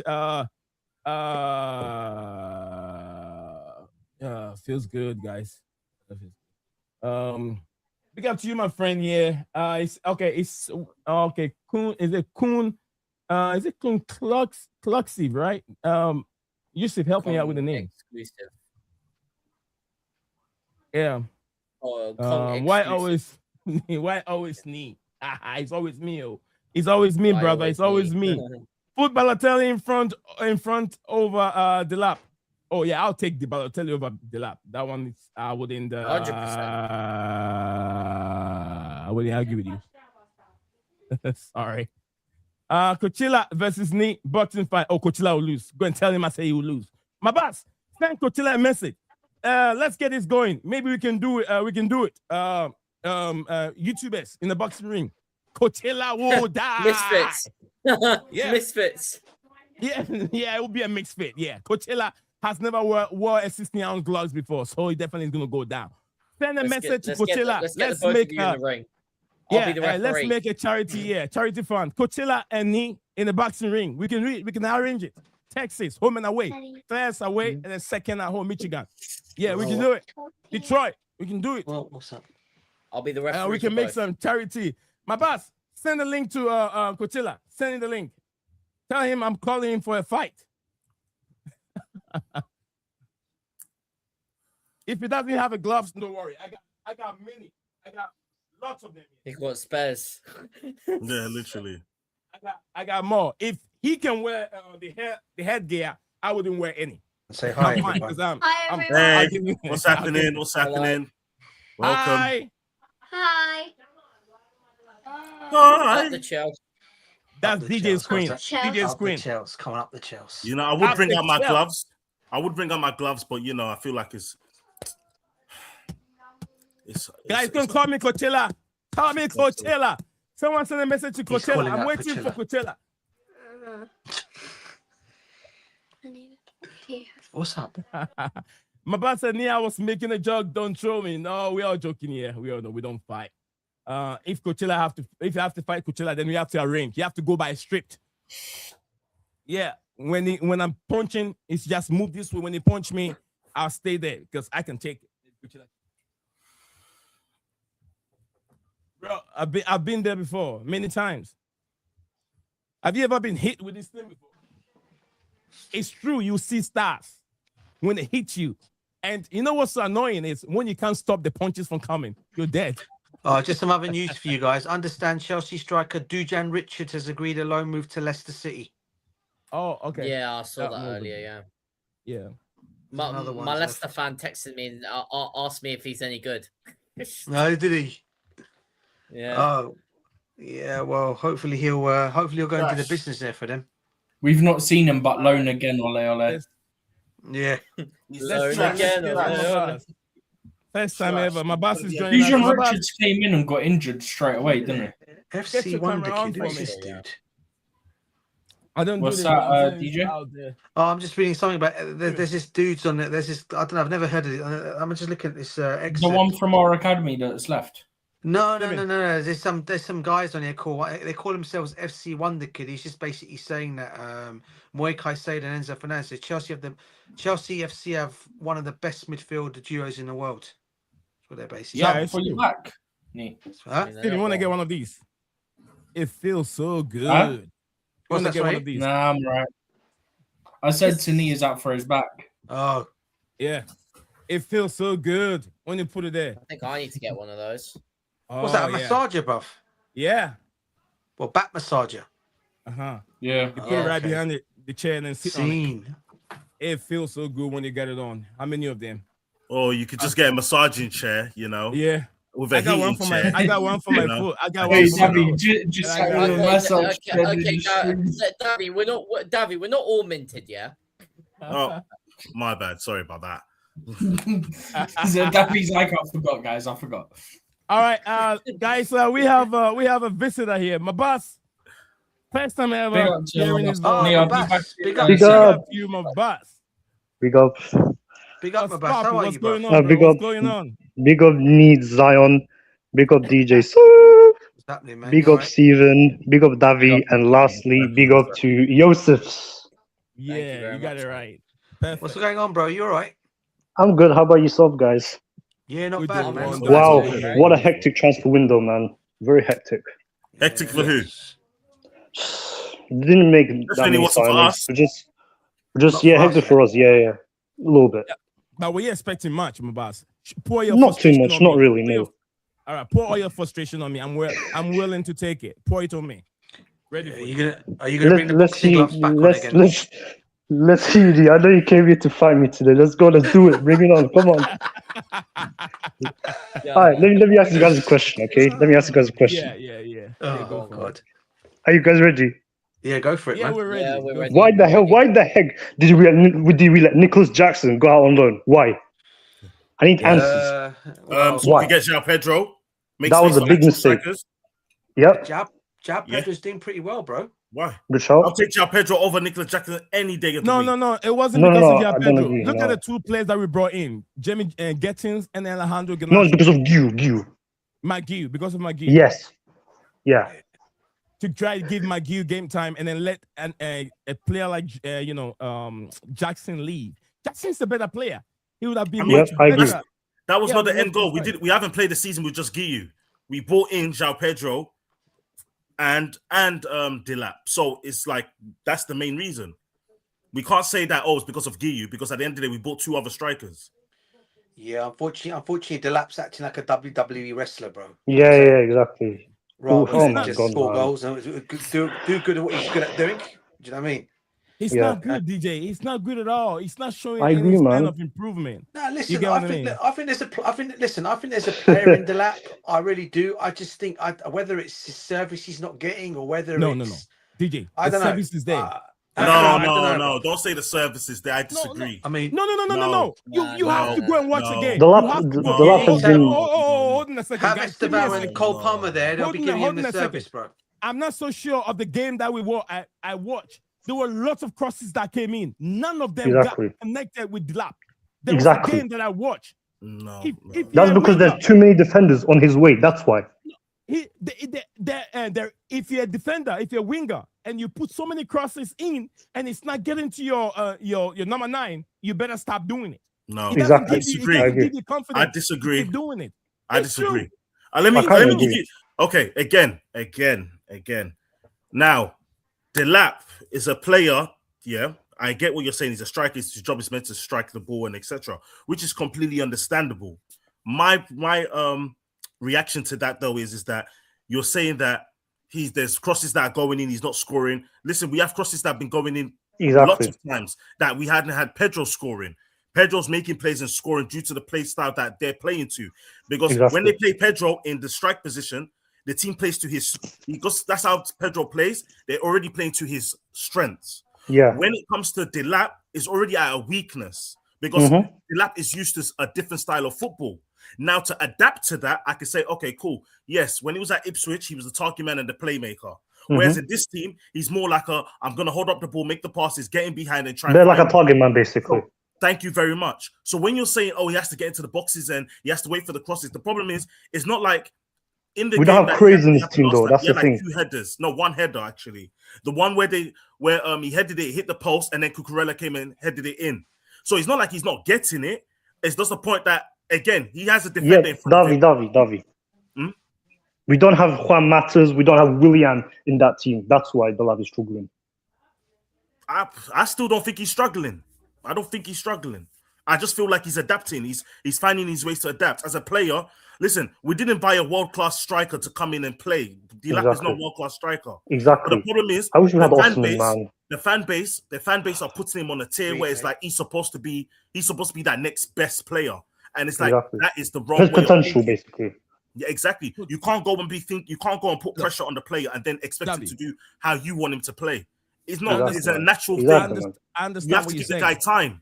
He hasn't even played the whole season. Like, you have to understand, since last year, he hasn't even played the whole season. I understand, and we're already going off, he's not good, he's not this. No, we're not saying he's not good. It's not showing the signs that he can be good. Because for how many games has he played already? Like I said, if we compare, that has played about 20 games though. Am I Red Riding Hood?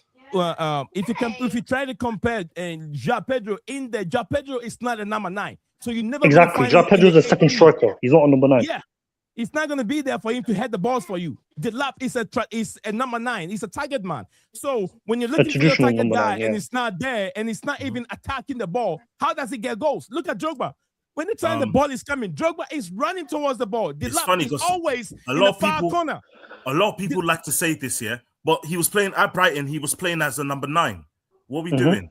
Not all the time, though. At times he plays as a number 10 as well. Welbeck is a number 9. Yeah, Welbeck was when he got injured, Welbeck started playing. He wasn't playing before. Welbeck was on the bench 2 seasons before he started seeing football. So let's not do that. Let's not say that, well, João Pedro is not a striker and making it seem like he just became a striker. No, we bought him as a striker because he was playing striker at Brighton. Mm-hmm. That's we're facts. not saying it's not. If you play as a number 9 for Ipswich, it's a different way of playing number 9 to Chelsea. The number of times that you're gonna get the ball as a number 9 for Ipswich is different from the number of times you're gonna get the ball when you're playing for Chelsea. Agreed. Because but that's my point. You're making my point. You have so many wingers. You have so many wingers. You're making my point. With Ipswich, everyone is looking for Delap to finish. Even penalties, Delap will get it. But with Chelsea, he's not going to get penalties. He doesn't even get penalties. Cole Palmer's the main penalty taker in the team. Cole Palmer's the main penny taker. Second behind him is Fernandes. Palmer is not there. It's not going to be Delap. When he's not there, it's Enzo Fernandez. So he has to show. He has to show everyone that he's capable of taking penalties by getting more goals as the number 9. That's not how that works, Nii. It's down to the manager. The manager chooses who's the penalty taker for the games. I know. That's it. It's not down to him.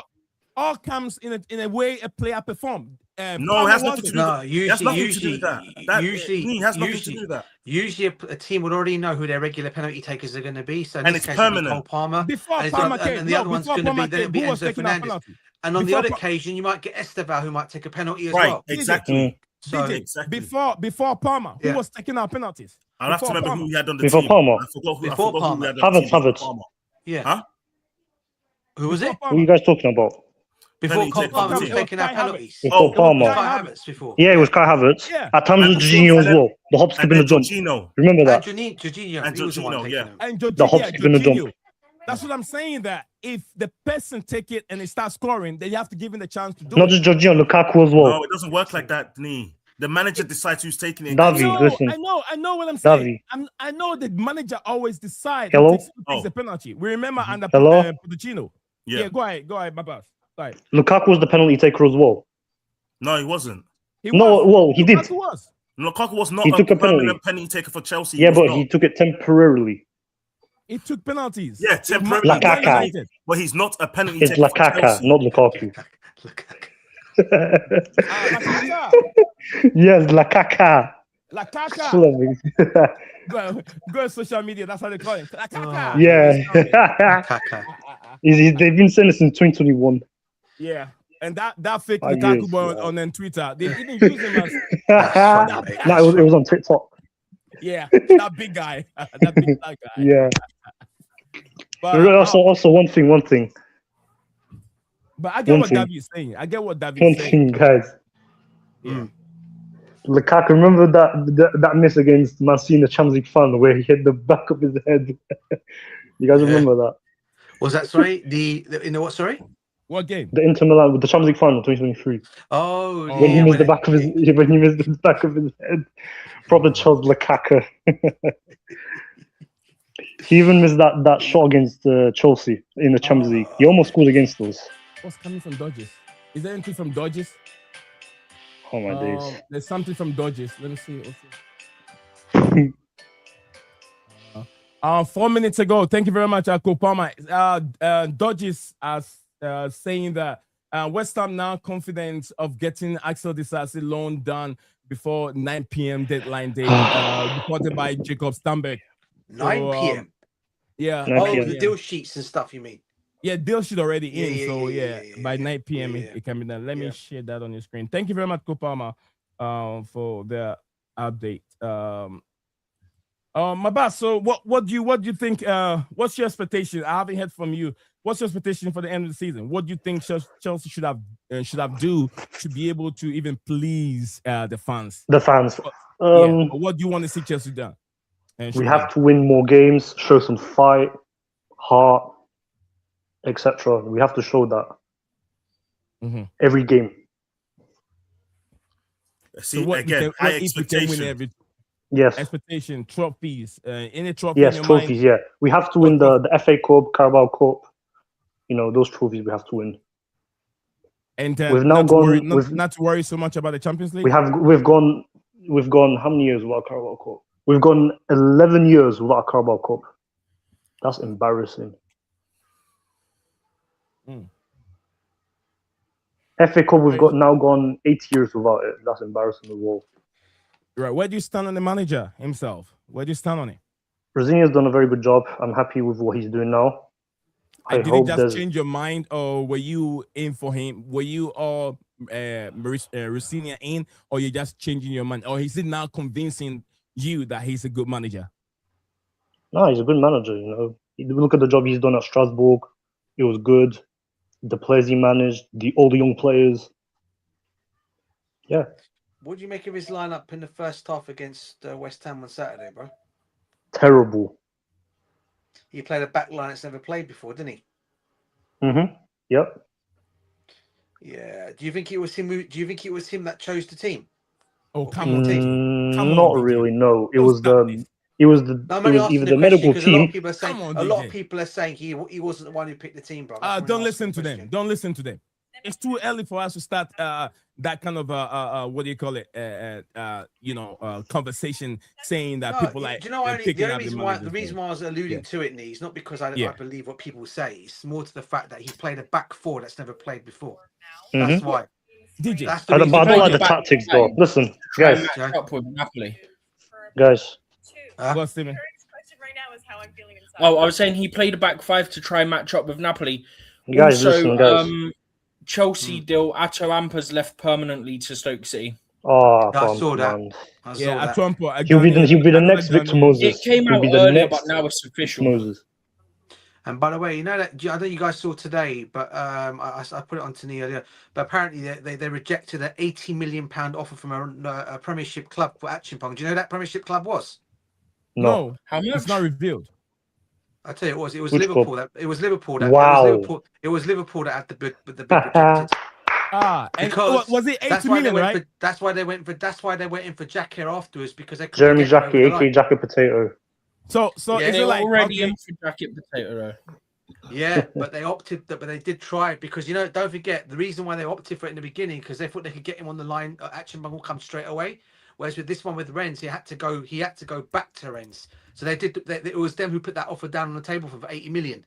80 million. Wow. It was turned down. Fabrizio Romano said it. It was on his thing. All right, DJ. Thank you very much. Now, what do we say? Are they flipping for profit? No, not on that one. They did well not to sell him. So, would you give credit to the owners, or would you give credit to? I'll give credit to Liam Rosinia, because he's the one who says he wants him part of the team. So you're not giving the credit to the owners for them say no? Well, obviously Rosinia's been in their ear, and he's basically told them, I don't want to sell him. It's like today, right? It's like today, as we all know. I tell you what, Nii, it's like today. I'll explain to you. It's like today. He's playing everyone again because that's what everyone today, says. right? You know what I liked about Liam Rosinia before his press conference this morning?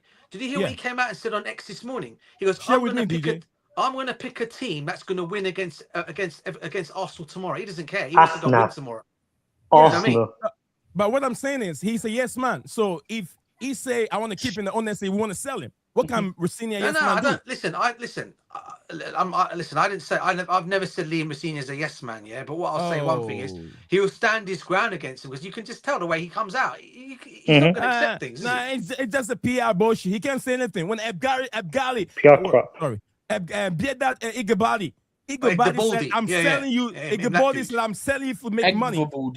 Rosinia got nothing to do. If Igabodi said, I'm selling you, Rosinia got nothing else to do. No, but listen, look, they seem, at the end of the day, I've got a feeling it would have gone through, because listen, 80 million, right? They turned it down. Brilliant. If you want to give them praise for that one little thing, okay, I'll give them praise for turning it down. Yeah. But still, I still don't, what do you call it then, mate? I still never until they start proving me wrong and getting their players for next season. Come the summer next season. The experienced players coming. And when I say experienced players, I'm not talking about 28, 29-year-olds, yeah? You can bring in a 25-year-old, even a 26-year-old to come and give experience in this team. Yeah. DJ, we have too many experience. No experienced players coming in. We got too many of them on the pitch. If you are expecting any, what do you call it, Kvaratskhelia, that kind of a player, those players, they're not coming in. Kvaratskhelia, I wanted them at Chelsea. But Kvaratskhelia is under 25 anyway, Nii. Even Davi wanted them at Chelsea. That's what I'm saying, that those players are not going to come in. They're going to bring in 22, 23. Those are the ones going to come in. That's the point. We already got too many. We already got a lot of experience by next year. So we don't have to worry about Let's experience see. already. Let's see what happens in the summer. Who stays and who's going in the summer, bro? That's going to be the big one DJ. next summer. Yeah. Davi. Yeah. Imagine if Enzo Maresca manages Leicester City. Imagine. Apparently, he might return to Leicester. He might. He might. Could do. But I don't want him to, tarnish his reputation or ruin his managerial career. I would be shocked if he does return to Leicester City.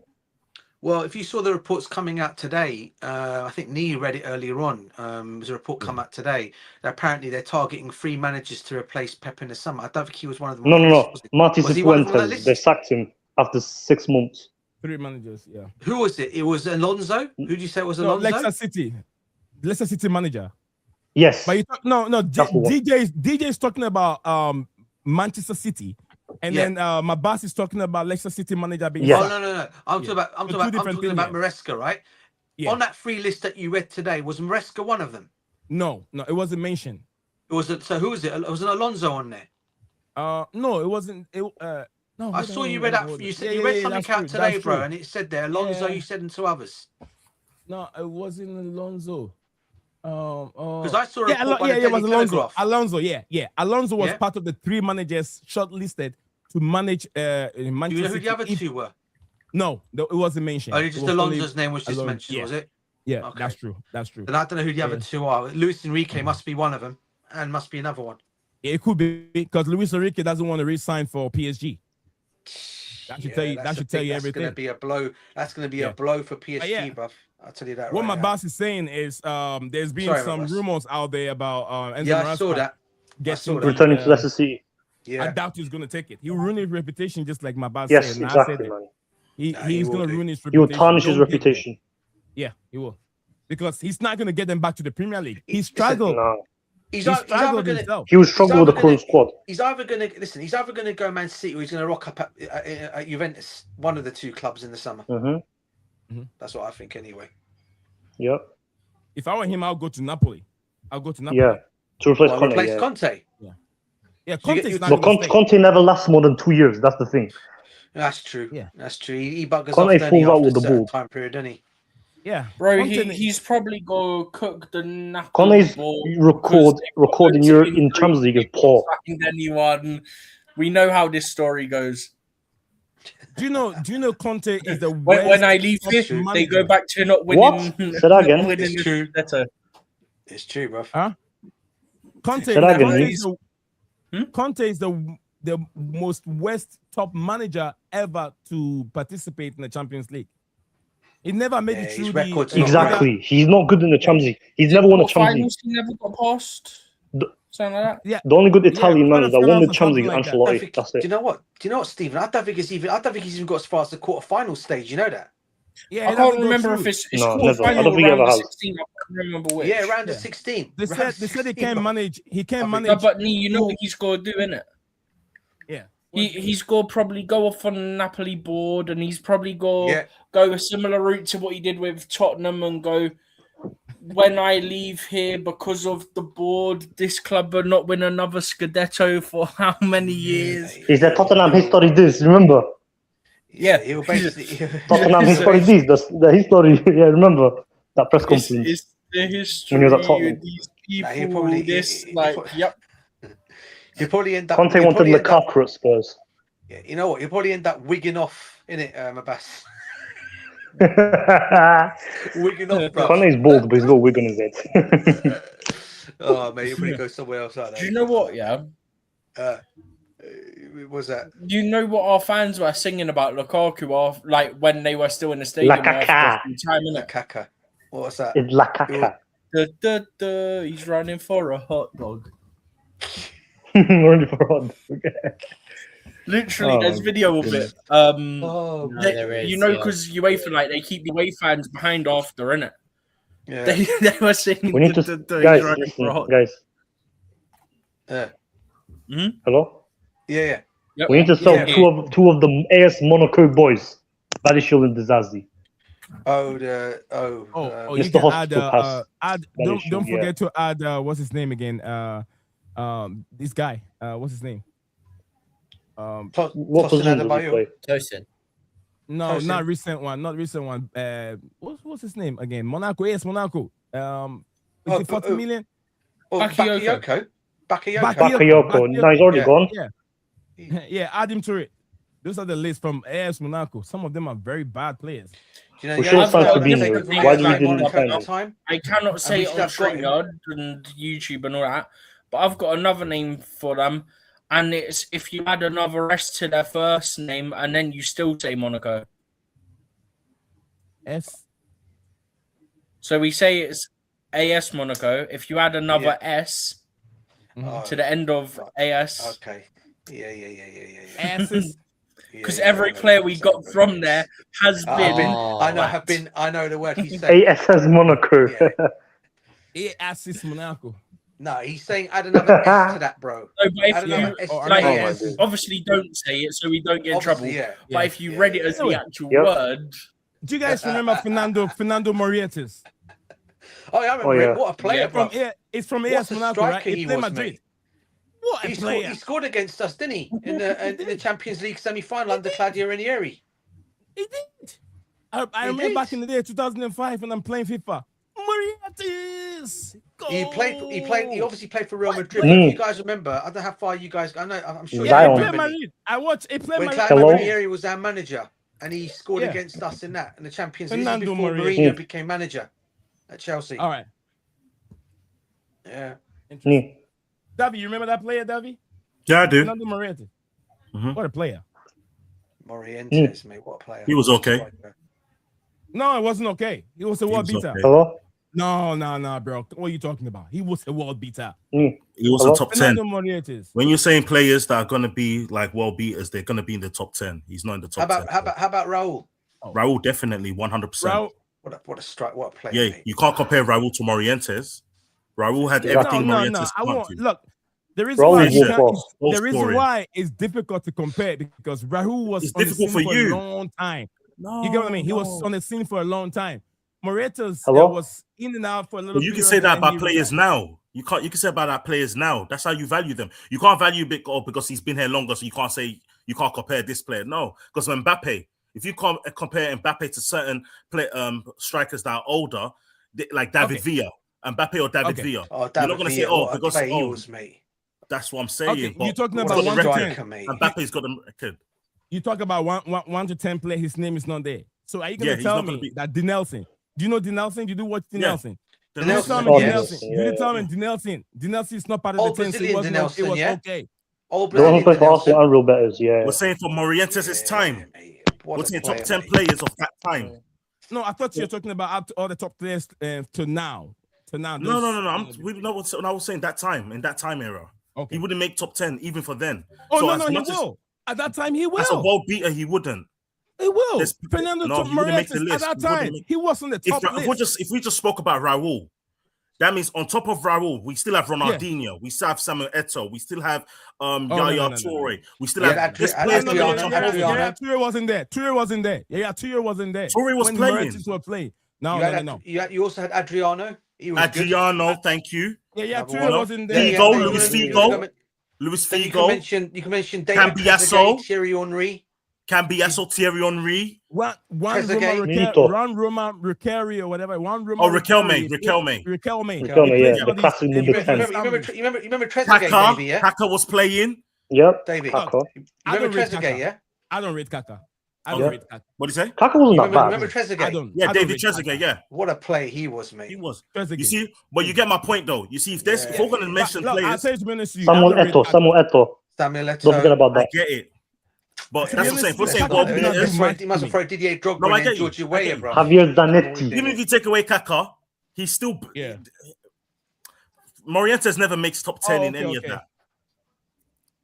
He might make top 30, top 30, top 40. Yeah, I mean, he's got nothing on Didier Drogba. He's got nothing on Didier Drogba, man. Morientes was okay. He was nothing I had to worry about. Good striker, but good striker. But there's many out there that I get what David's point is. There's many out there better. There's just too many. Yeah, but to be honest, like I said, Kaka was not also one of the most dangerous strikers out there. He will finish. But he didn't do anything too extraordinary. Yeah, he didn't do anything too extraordinary. He was class, Kaka, man. Come on. His Mr. Rumor is going to work out. That's what I'm saying. No one's gonna tell you. There's no one in any generation that's gonna tell you. That's the generation I grew up with, man. I grew up with. No one's gonna tell you. I'm not saying he's better, but if you don't see much from Moriente, then Kaka also was a little bit like. I get you though. I get you. Yeah. Well, you have to remember this is the same Kaka that was holding up an AC Milan team by himself. Yeah, I go back. I want the Ballon d'Or as well. I go far back as Marco van Basten, man. Of Marco van Basten too. You know what I'm saying? All right, Steven, guys, let's try and wrap up. Can I say something? Hello? Let's all have a word. And then we can hop off so we can go take care of our families. Nee. All right, Steven, go ahead. What do you want to say? Just quickly, Habib Diarra now at Sunderland. Oh yeah, at Strasbourg to this season. Oh yeah. He's just scored his first 2 goals of the season in his 8th game of the season for Sunderland. Wow. They're tuned up already. Yep, he's got a brace. Wow. To be fair, they're playing Burnley. Oh, I thought there's a Premier League today. Isn't it? It's a Premier League game. Sunderland, Burnley. Oh my God. Oh, Sunderland, Burnley. Habib Diarra. Yeah. All right. Oh wait, let me check. I still put Mukiele in my FPL because he's got an assist. Mukiele. Hello. Mukiele. Yeah, we can hear you. Let's try and wrap up, guys. Steven, let's hear 60 seconds from you, and let's go that way so we can all call it today. Okay. I've honestly got nothing to say really. It's your usual deadline day, long stream, lots of stuff going on. It makes it very hard to try and keep up with all the comments because there's always something coming in every couple of minutes in terms of news. Strasbourg have now confirmed that Aaron Anselmino loan. I think Nii put up the video of that briefly earlier. But yeah, there's been a few deals Chelsea-wise, but it's not even mostly. It's all been outgoings outside of obviously the Sarr recall. Sarr's on new signing. We still remain to see if the Disasi and Tyreek George deals go through. There's about 26 minutes left, I think, until we know if that went through. I'm not sure. Actually, it might have gone through and we might not know yet. Hang on. Chelsea ended up blocking the Murray Campbell move to Swansea City. You know the one I mentioned earlier that was reported by that reporter for that Welsh outlet? Chelsea ended up blocking it. I don't know why, because I'm pretty sure it was a loan deal. So it would have been good for him to get first team minutes because he's not going to get it at Chelsea. It's so funny to me how DJ's camera's just like trying to zoom in on him. I'm like, what do you call it? Who's trying to zoom in on me? What's that? Me? Your camera thing is just zooming and zooming and zooming. Oh, sorry, Ralph. I was. It's all right. Like, I looked up for 2 seconds. AI is tracking him. AI is tracking him. You got AI tracking his movement. So when he moves, man, probably in it. Yeah. Probably. Anyway, Steven, are you done so we can move on? You go to Daddy, you go to Yusuf. Yusuf has a unit tomorrow morning. Yeah. One last thing. I think both the Strand. I know the Strand Larson deal went through. I think it's gone through. Yeah. The Strand Larson one did. We spoke about that being confirmed on here. But the Dwight McNeil one, I don't know if it has. But if the Dwight McNeil one's gone through, then Crystal Palace could have £100 million front line of Brennan Johnson, Strand Larson, and Dwight McNeil. What about Ismail Sarr? And people go on about how much Chelsea spend. If you're spending 100 million on that, you have been mugged off. Oh, mate. Like, I know they're not Chelsea level, yeah? But still, paying 100 million for that, you're getting robbed. But that was the last thing I wanted to say. Big up to everyone that's been in the chat. Big up to all you guys that have joined us actually on the stream as well, being part of the conversation. Obviously, big up to Nii. I'm glad I was able to join you eventually. Obviously, I had stuff going on, but I managed to get back and join you for a few hours. But yeah, big up to everyone that's been part of the conversation and the actual panel, and big up everyone in the chat. The people in the chat, obviously, been very big up to my boss joining us here for the first time. Oh, is it Yeah. first time you joined? I don't know, because sometimes I can't make Yeah, streams my in it. first time. Oh, big up, brother. I said big up when you joined anyway. I didn't realize it was thank the you, first thank you. time you joined because Appreciate I'm that, not man. always here. Big up. So big up. He's a very, very, I'll say, a big supporter of a lot of Chelsea fan, channels. I've seen him on Coachella. I've seen him on Dan, and when he doesn't. He's not one of those that hop in and then they run away and then they come back. Oh no, he's been in like he will. The whole he will time be that I've in there until been the stream in chat ends. today, he was in chat. I think. Even if and then you're the whole watching, time I made some very good points on the chat. I don't know if you guys have read it.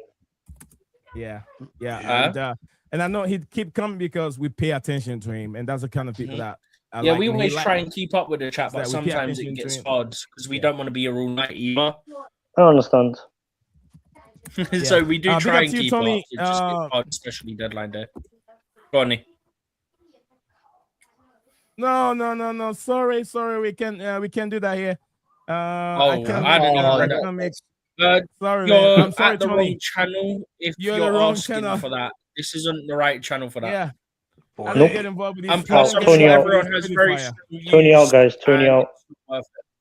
Yeah, I don't want to even say his name. Sorry. If I say his name, I'm giving him that mileage. He's done worse things that I can't talk about. So I'm sorry I can't give you my opinion on it. If I have to do it, not on this platform. He doesn't deserve even anything. He doesn't deserve anything from us at all. Sorry. I'm sorry, my friend. I'm sorry. I'm so sorry that you came to the wrong place for any opinion on that idiot. They've then followed up with another one asking why we won't condemn it. We're not getting into it because this is a sport platform, not a political platform. So this is not the platform for us to comment on it. Yeah, we don't want to get into it. There's so many things going on, and we don't have all the facts and figures to back it. So, sorry. I want to know Arsenal's done deal in this transfer. Sivit, were they able to get the player in? I know when Moreno, right, he got injured. Were they able to do a deal? No. DJ, But what I do quickly want to say is, Nii, Sky Sports have just put up a thing that Christian Romero's labelled the current situation at Spurs as unbelievable and disgraceful in a post on Instagram. This is the second time in a few months he's spoken out on the situation on Instagram now. Oh, Christian Romero. Yeah, you know, captain. Oh, yeah. It's the second time in a few months he's put a post on Instagram about the situation. Oh. This guy can't stop. Won't stop. Okay, this one also from Ben Jacob just tweeted 55 seconds ago. He said, I understand Wolves' deal for Angel Gomez and Adam Armstrong will both go through fine despite deal sheets. Okay, so that is in there. What was that? All right. Angel Gomez and then who else? Habib Diarra. No, sorry. No, Angel Gomez and Armstrong. Yeah, Adam Armstrong. He says the deal will go through because the deal sheet has been sent over. So yeah, let's hear from Davi.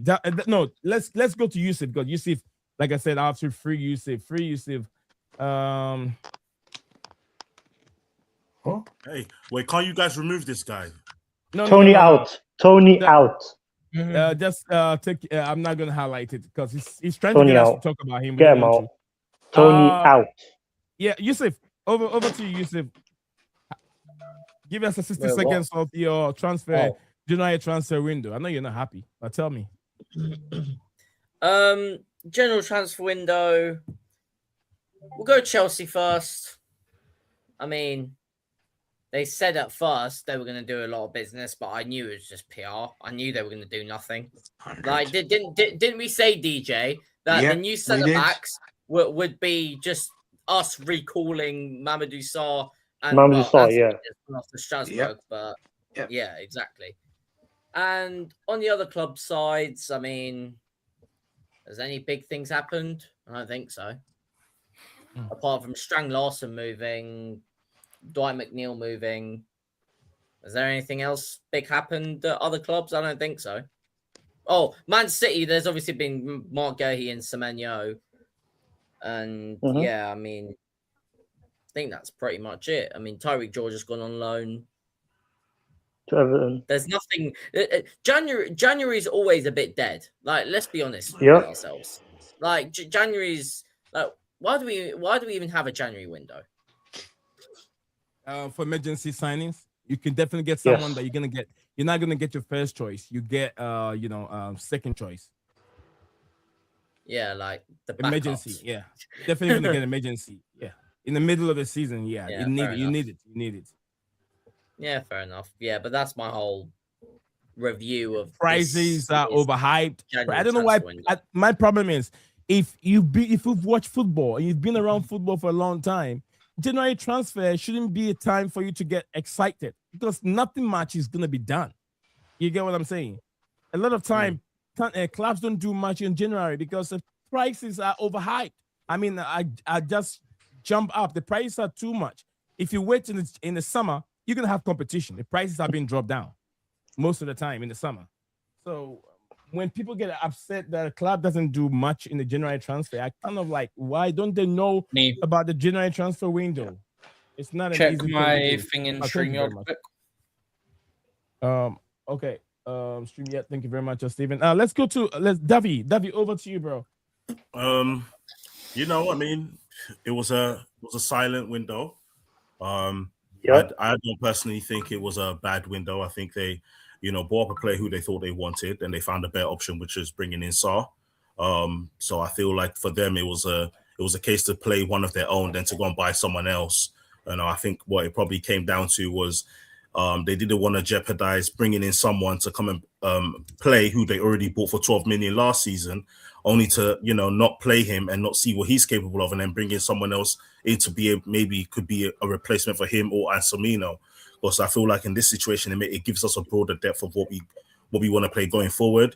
Anselmino's coming back at the end of the season. We already got Sarr back now, so we can help him improve some of the first team games. And then, if worse come to worse, we can then later on be able to ship out, Disasi and Badiashile. And then we'll have, as I said, the two Monaco boys.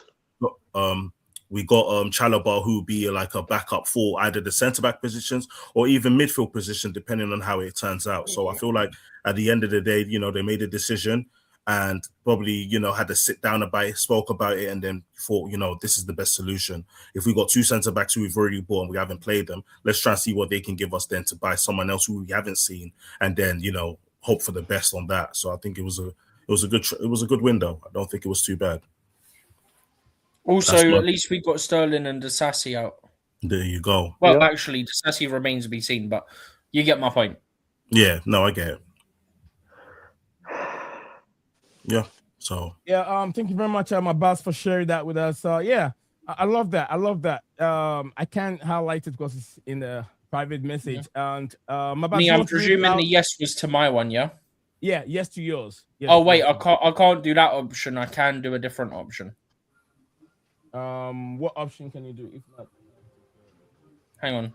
Is it related to the that guy's thing? Yeah. The my marriage.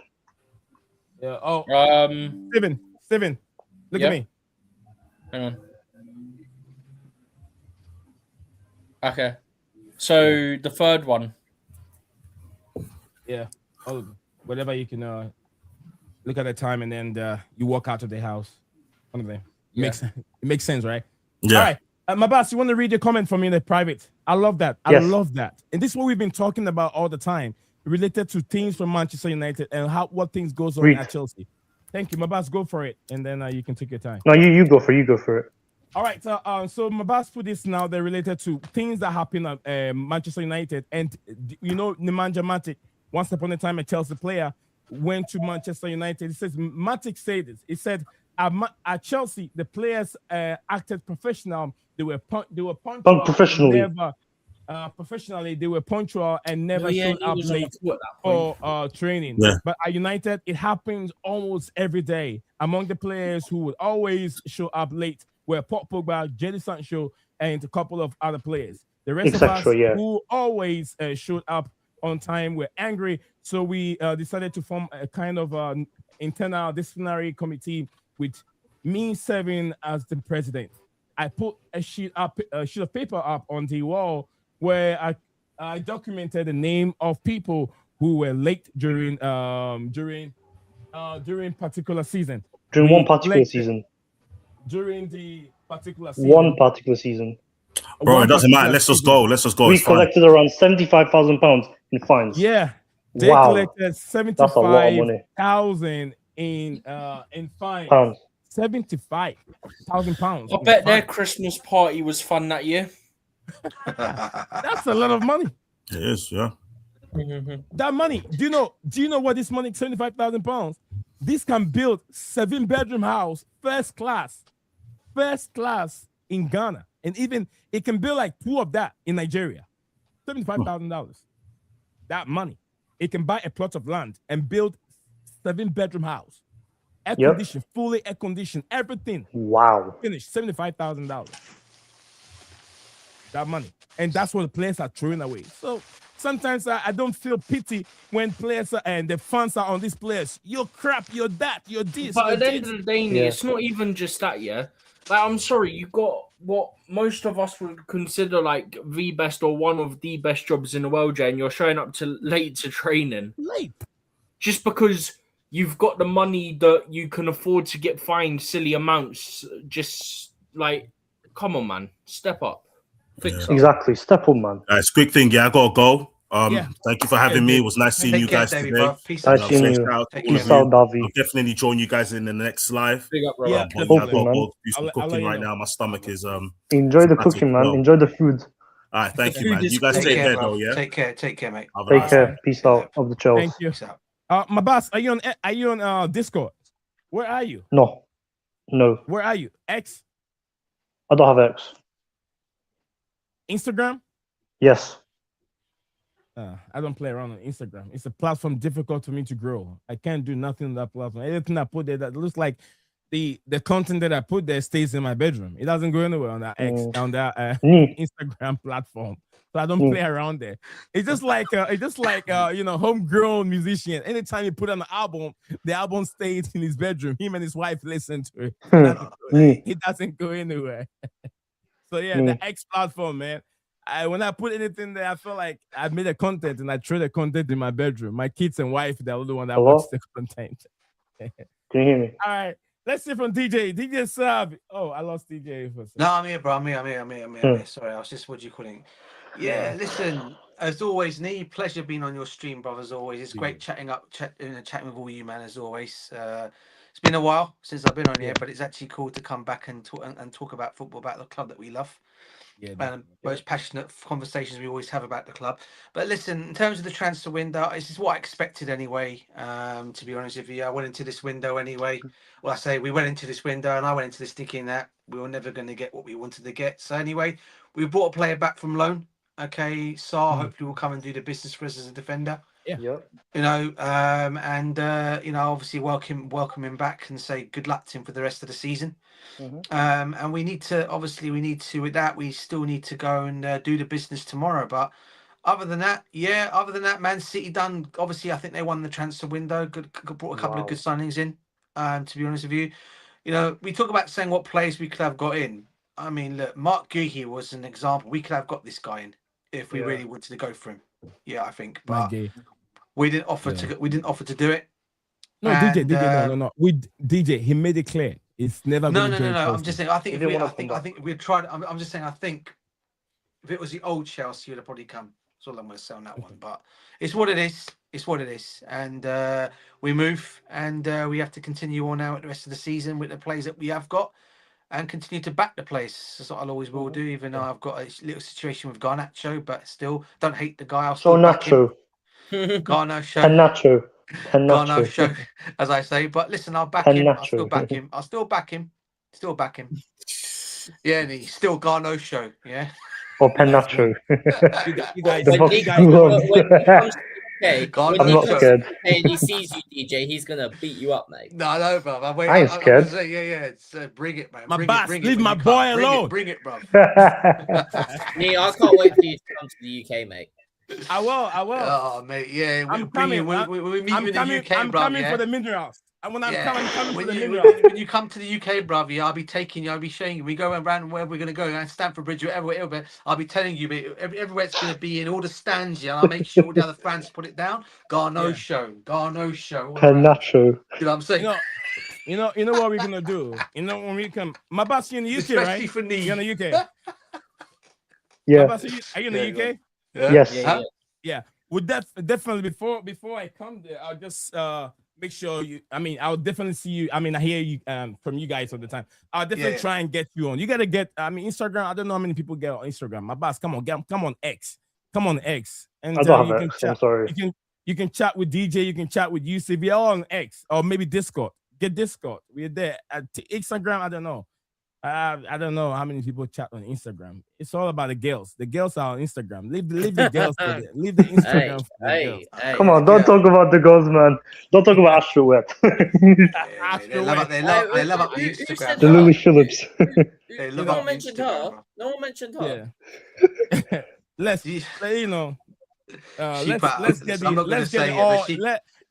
Let's get the OnlyFans application here. Let's get all the OnlyFans. Let's not She go put there. something. She put something funny out last week. I'm not going to repeat what she said. Yeah. To be honest with you, but DJ. To be honest with you, I used to listen to this girl on Louis G or whatever program. Oh man! Then all of a sudden she changed her style into something else. I know who you're on about. Everyone knows who you're on about. DJ. Yeah, man. Yeah. You know what they're moving like? What's that? The Kardashians. She was fine. She was fine. She was getting attention. She was talking football. Just like the Kardashians. Yeah, exactly. They want the full on attention come on them, man. That's what it is. No, you know what it is. You know what it is. People see, oh, this person's posting this and I'm getting still this gonna make it much to money. heaven anyway. On that. That's what it is. They see like so many people are doing a certain thing and getting money from it. Yeah. So they're like, oh, I want some of that money. Yeah. And then they start 100. doing that stuff. Oh, she was doing very good. She was doing very good. No. Yeah. Who am I talking about? Not I Astro, know who not you're Astro. on about. I know who you're no. talking about. Yeah, not Astro. Sorry, guy. I got confused here. I'm not talking about You're Astro. about Sophie. I'm talking about Sophie. Yeah, Sophie. Because that's those times like before any of them lot got big and into the media. Yeah. Even Rory was all right. Like he was an absolute, shall we say, wet wipe. Even he was all right then. Wow. And then he started getting the attention and stuff from like TalkSport and all these like bigger places, yeah. And that's where he becomes unbearable. Like, bro, he said that Rossini was uninspiring, and the other day he goes, "Oh, inspired substitutions." He done this with Poch. 1 week he was Poching, then he was Poch out, then he was Poching, then he was Poch out. Or was it? It was every week he changed his mind, bro. He changed his mind more than the weather in London. You know the worst one about him was Stephen, right? When he was, when he was calling for Roman to get out of the football club. That one I couldn't get over. That one. All the time he was on Roman every week. Bro, he should get out of my football club. Get out of my football club. He just thinks he's the dogs. You know what? Steven. Yeah. He's Hello. Yeah, go. Rory Jennings is the Joey Barton of pundits. That's what he is. Joey Barton. You mean Tory Jennings, yeah? No, him, yeah. He's the Joey Barton of pundits. That's what he is. Yeah. He's Tory that version of him. Well, Joey Barton fancies himself as a pundit. He's like, the guy went on EastEnders and had himself when he was acting, had himself get up against the wall like this in one of the EastEnders films. Yep. He was in the bill once, you know. Do you know TalkSport? Do you know TalkSport have to hide him for about 2 weeks? TalkSport have to hide him. Yeah. Yeah. But him acting only. I mean, that was a funny part. I mean, having him against the wall like this. He was in the bill once. Do you know that? That's just like, hiding for like 2 weeks. It was nowhere to be found. The fans were everywhere looking for that guy, and it was everywhere. People was like, "Why is it so negative? Why is it so negative to our football club?" But he's the one exposing our football club. Mate, don't get me. Listen, that's why when people want to rate him, I never have time for this guy. I see him going on the overlap. Yeah, he talks to Gary Neville and Carragher. He does their job for them by even putting our club down in front of these men. And it's the worst two people you can put your club down in. Yeah, he does it. To the worst two people that can't stand us as a football club and don't even like our players, yeah, he'll come out, he'll make it worse. That's the kind of guy he is. Do you know what I mean? And how he calls himself proper Chelsea. DJ. Yeah. Tyler Tati. This screams another Pabi Jiloboji signing. Who's that? Tyler Tati, the Nance defender. Oh, centre that's back, defender. left-footed. Yeah. God, Djilabodji, This mate. screams another Papi Djilabodji signing. God, Djilabodji, mate. You're bringing players back, aren't you? Anyway. Just quickly before we wrap up here. Yeah. Quote from Kukurea coming out from an interview, which I presume was done ahead of the game tomorrow, because obviously that's got to be on Sky. He was asked about the first few weeks under Rossignol, and he said, I think really good. Days and the coaches bring a lot of energy, and they give as well some confidence that maybe all the players have before. I think he means maybe the players didn't have before. But it's one of those things, like, he's been in England for a while, but still some of them still struggle, innit? Yeah, and that's why for me, Stephen, it's vital. It's vital he stays next season, bro. It's vital. Yeah. 2 years left on his contract, mate. I would give him an extension. I know he wants to go back to Spain. There's rumours of him wanting to go back to Spain, yeah, but I'll do everything in my power to let him. And if it means you keep him around for another 2 more years, then do it. Because I don't think at this moment in time. Hey, listen, I rate Hato, and I think he's going to be an excellent player for us, Hato. Right? I just don't think he's ready yet. Do you know what I mean? So for me, you need to keep Cucurella in there. It would be a mistake if they were to let him go for me. So talk of extensions on contracts, yeah. You extend him along with Reece James, Enzo Fernandez, and Caicedo for me for the summer. Sunderland ended up signing Nilsson. Angulo, the Ecuadorian winger. £17.5 million. The centre back, that all day. The centre back. No, the winger. The winger. Oh, who's the one that's always got a similar name? Who's got a centre back? There's another one, isn't there? So centre back who's Ecuadorian. No idea. He signed. What are you talking about? He signed this guy. These two the same name as a centre back as well. And I think he signed for Liverpool to come to them in the next couple of seasons. I think, or something like that. That's why I was getting mixed up with the two. I was getting mixed up because you get one centre back that's got that name, same surname, and you've also got the winger as well who's got that name. So Edingo's gone to Monaco on loan. Is it? Oh, okay. Edingo, yeah, the Ivorian winner, AFCON winner, gone to Monaco. Interesting. That's another. Yeah, well, yeah. As I was just continuing on to say, like also, listen. Yeah. Nottingham Forest signed Luca Netz from Mönchengladbach, the left back. So they did get. Who? Luca Netz. Oh, I saw that earlier. They also did they also not sign an Italian striker as well? Lorenzo Lucca, yes, the 6'7" striker. Yeah. They like a Luca then. They seem to anyway. But listen, what I was saying, sorry, Nee, everyone in the comments, you guys know what to do. Smash the likes and subscribe to the channel as always. Big up. Tottenham signed James Wilson. Well. And yeah, definitely catch you on another stream, Nee. But yeah, it's great being back on here again. Thank you, my boss. Thank you for having me on. Next time when you're free and you don't want to chat, type too much, you don't want to join us here, just feel free. Ask me. The only thing is I don't like to put a link in the publicly in the comments all the time, because anyone can just click on it and join here without you even knowing him. That's why I always like to have communication. I don't know. All the members that comes on, I know how to reach them. You get what I mean?